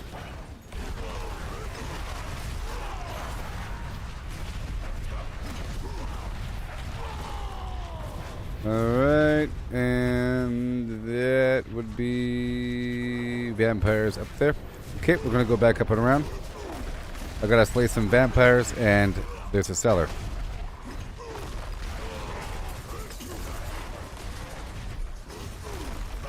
That's gonna take too long. Can't do it. Sorry. Get me heading up top. Gotta slay these harbingers as well.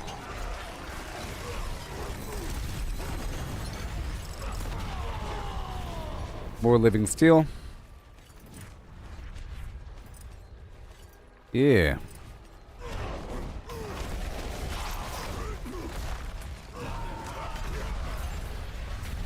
Thank you.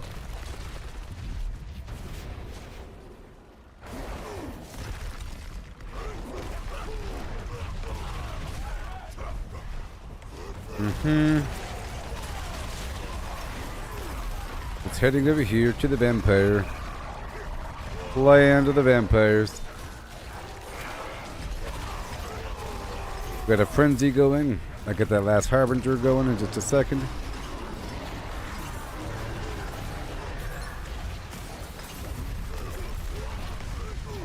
That's all done.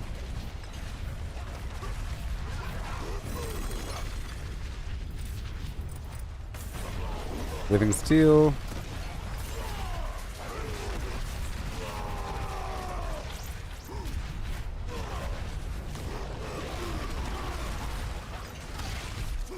Yeet.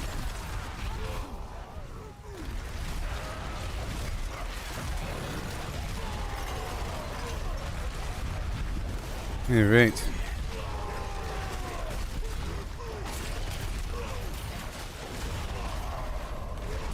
Right there. Okay, that's done. And we have one more thing to do all the way across. But that's fine. I'm not going to do that cellar right now.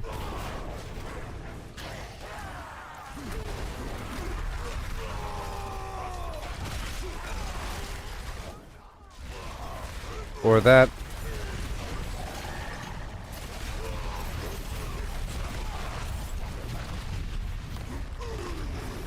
Okay, right over here.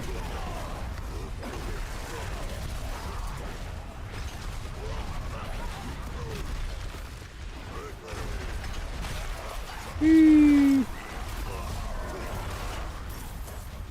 And I was running. I'm heading over here to the good box.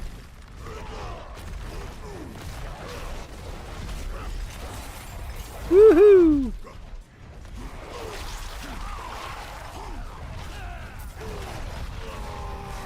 Yeah.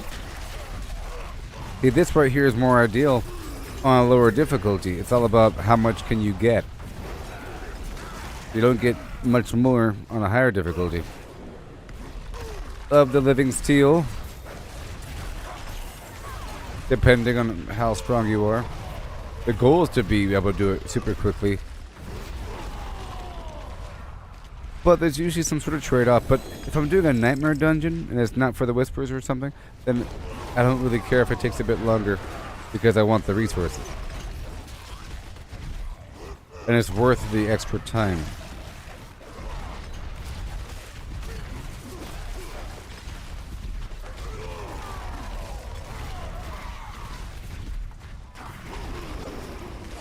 Okay. Heading right here.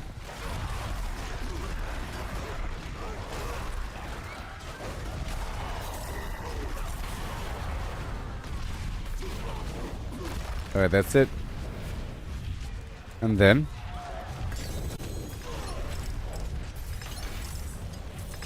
all good to go. I spent all the stuff. I'm gonna go into the cellar to get that grim favor. And then I'll do something else across the map somewhere for more grim favors to complete one more cycle for the Tree of Whispers. And then I'll go through my material, sort everything. I wanted 700,000 metal, so I don't know. Happen eventually. Okay, this is done there. What else can I do? Aha. Got another one. Alright, we're heading into this lower Helltide.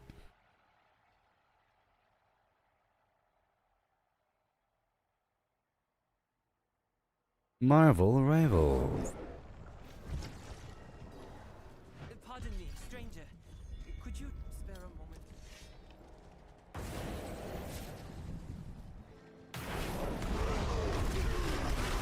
Okay, be nice and fast here. Gotta cull the demons.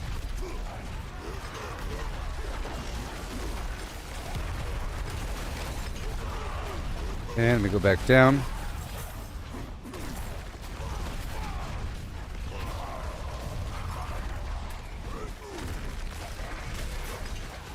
Yeah.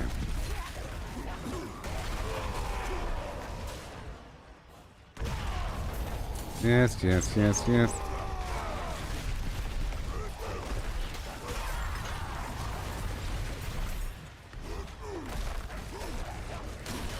I'm heading to the Blood Maiden, which is in the opposite direction.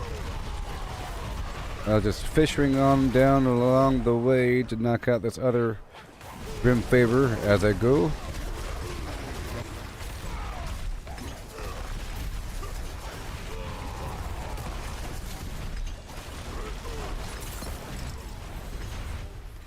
Oh boy. Hello, friend. Okay, right over here.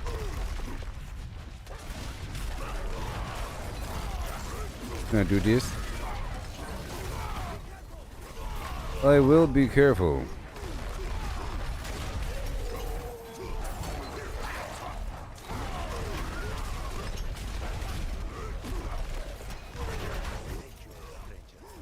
Gotta slay these prison guards.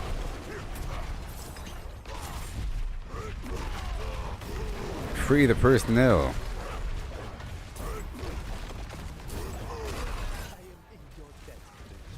You are free now.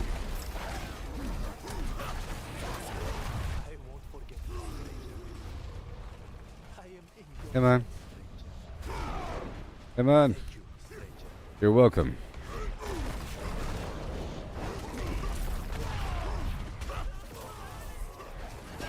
Oh, I gotcha.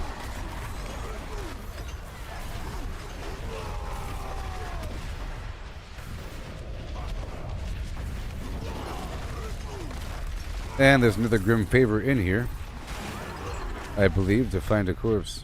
No? Nope. Are we done yet? Alright, we're still going forward. Come on.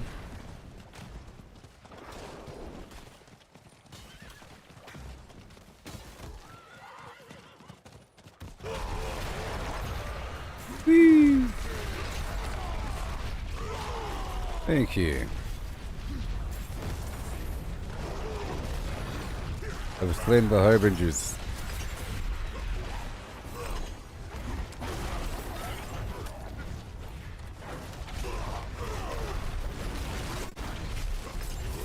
Right there. Doing the Blood Maiden. Or the Grim Favor.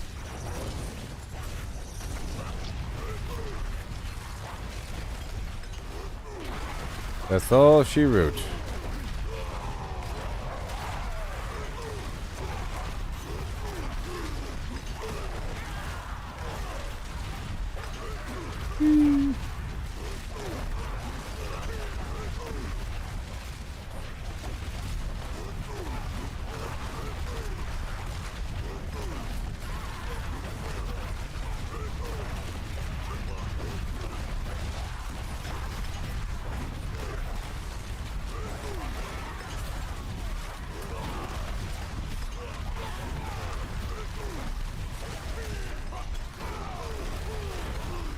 Woohoo!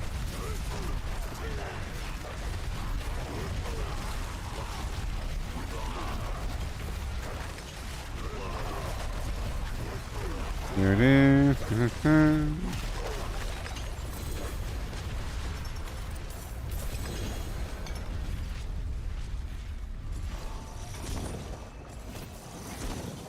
Back to the tree to turn in those Grim Favors.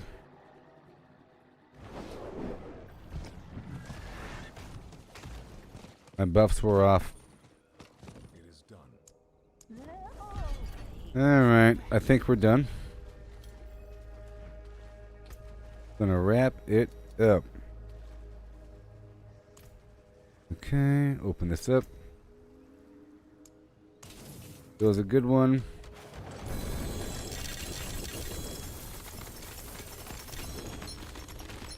Go put away everything. Right there.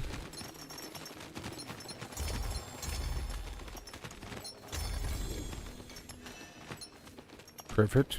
And more keys. Awesome. Break down the rest. Wait, I want the tier 10 because I got rid of all of them. There it is. Wave cap 10 Infernal Horde. 2 of them. Just 2 of them. That looks worn. I can fix it.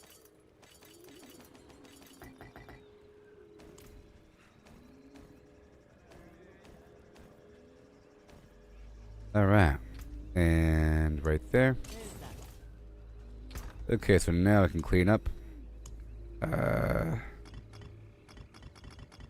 keeping the runes I have right now. Good. That's good. And more tributes. Break down the other keys. That's all good. And now, check this out.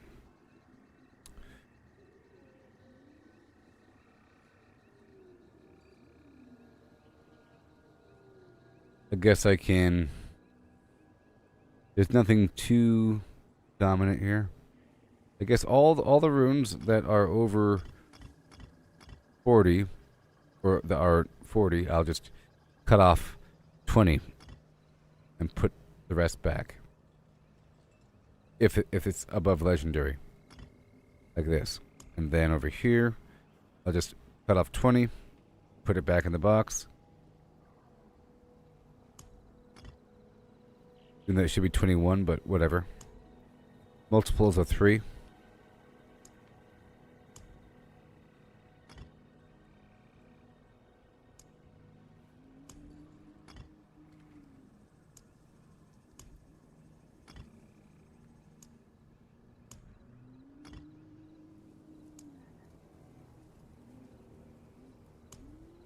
Alright. Done. Now I'm going to process all of these runes and hopefully get some legendaries. Now those. The goal is just to turn all of this stuff into legendaries. As much as possible until we have just some excess that we can't process because it's not a multiple of 3. You know?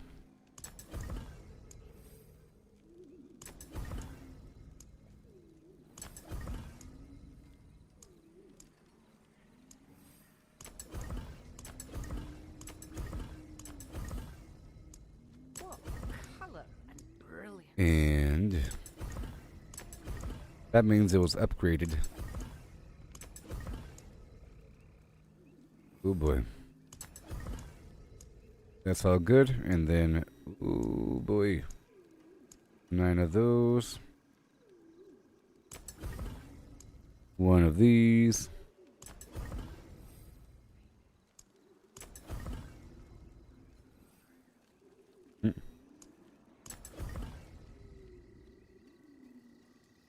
Alright. And there you go. I ended up with 1 legendary. Yep.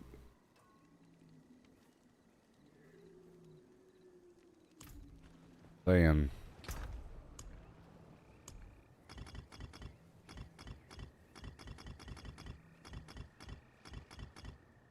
Well, that's that, everybody. I guess I'll quickly spend most of my Opals, but I'll keep maybe a couple hundred.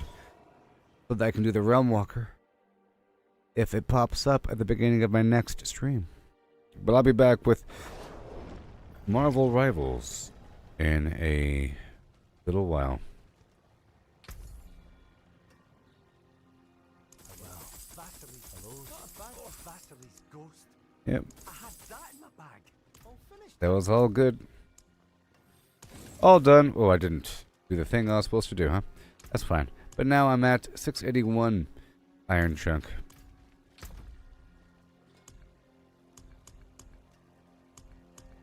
Alright, it's all good to go. So thank you for watching. If you want to support the stream, cash.app/$Gooboberti. Cash App, yeah. Or stars on Facebook. And subscription. Or just follow me on X. Then one day it'll be monetized. Goodbye. I'll be back in a short while. on X and everywhere else with Marvel Rivals. It's a wonderful PvP game like Overwatch, but with Marvel characters. It's really cool. And I'm playing as Loki. It's awesome. I'm practicing with all the other characters because my character can shapeshift into other dudes, and it's nice to know their powers. You know what I mean? Well, I'll be back in a little while. Goodbye. Thank you for watching.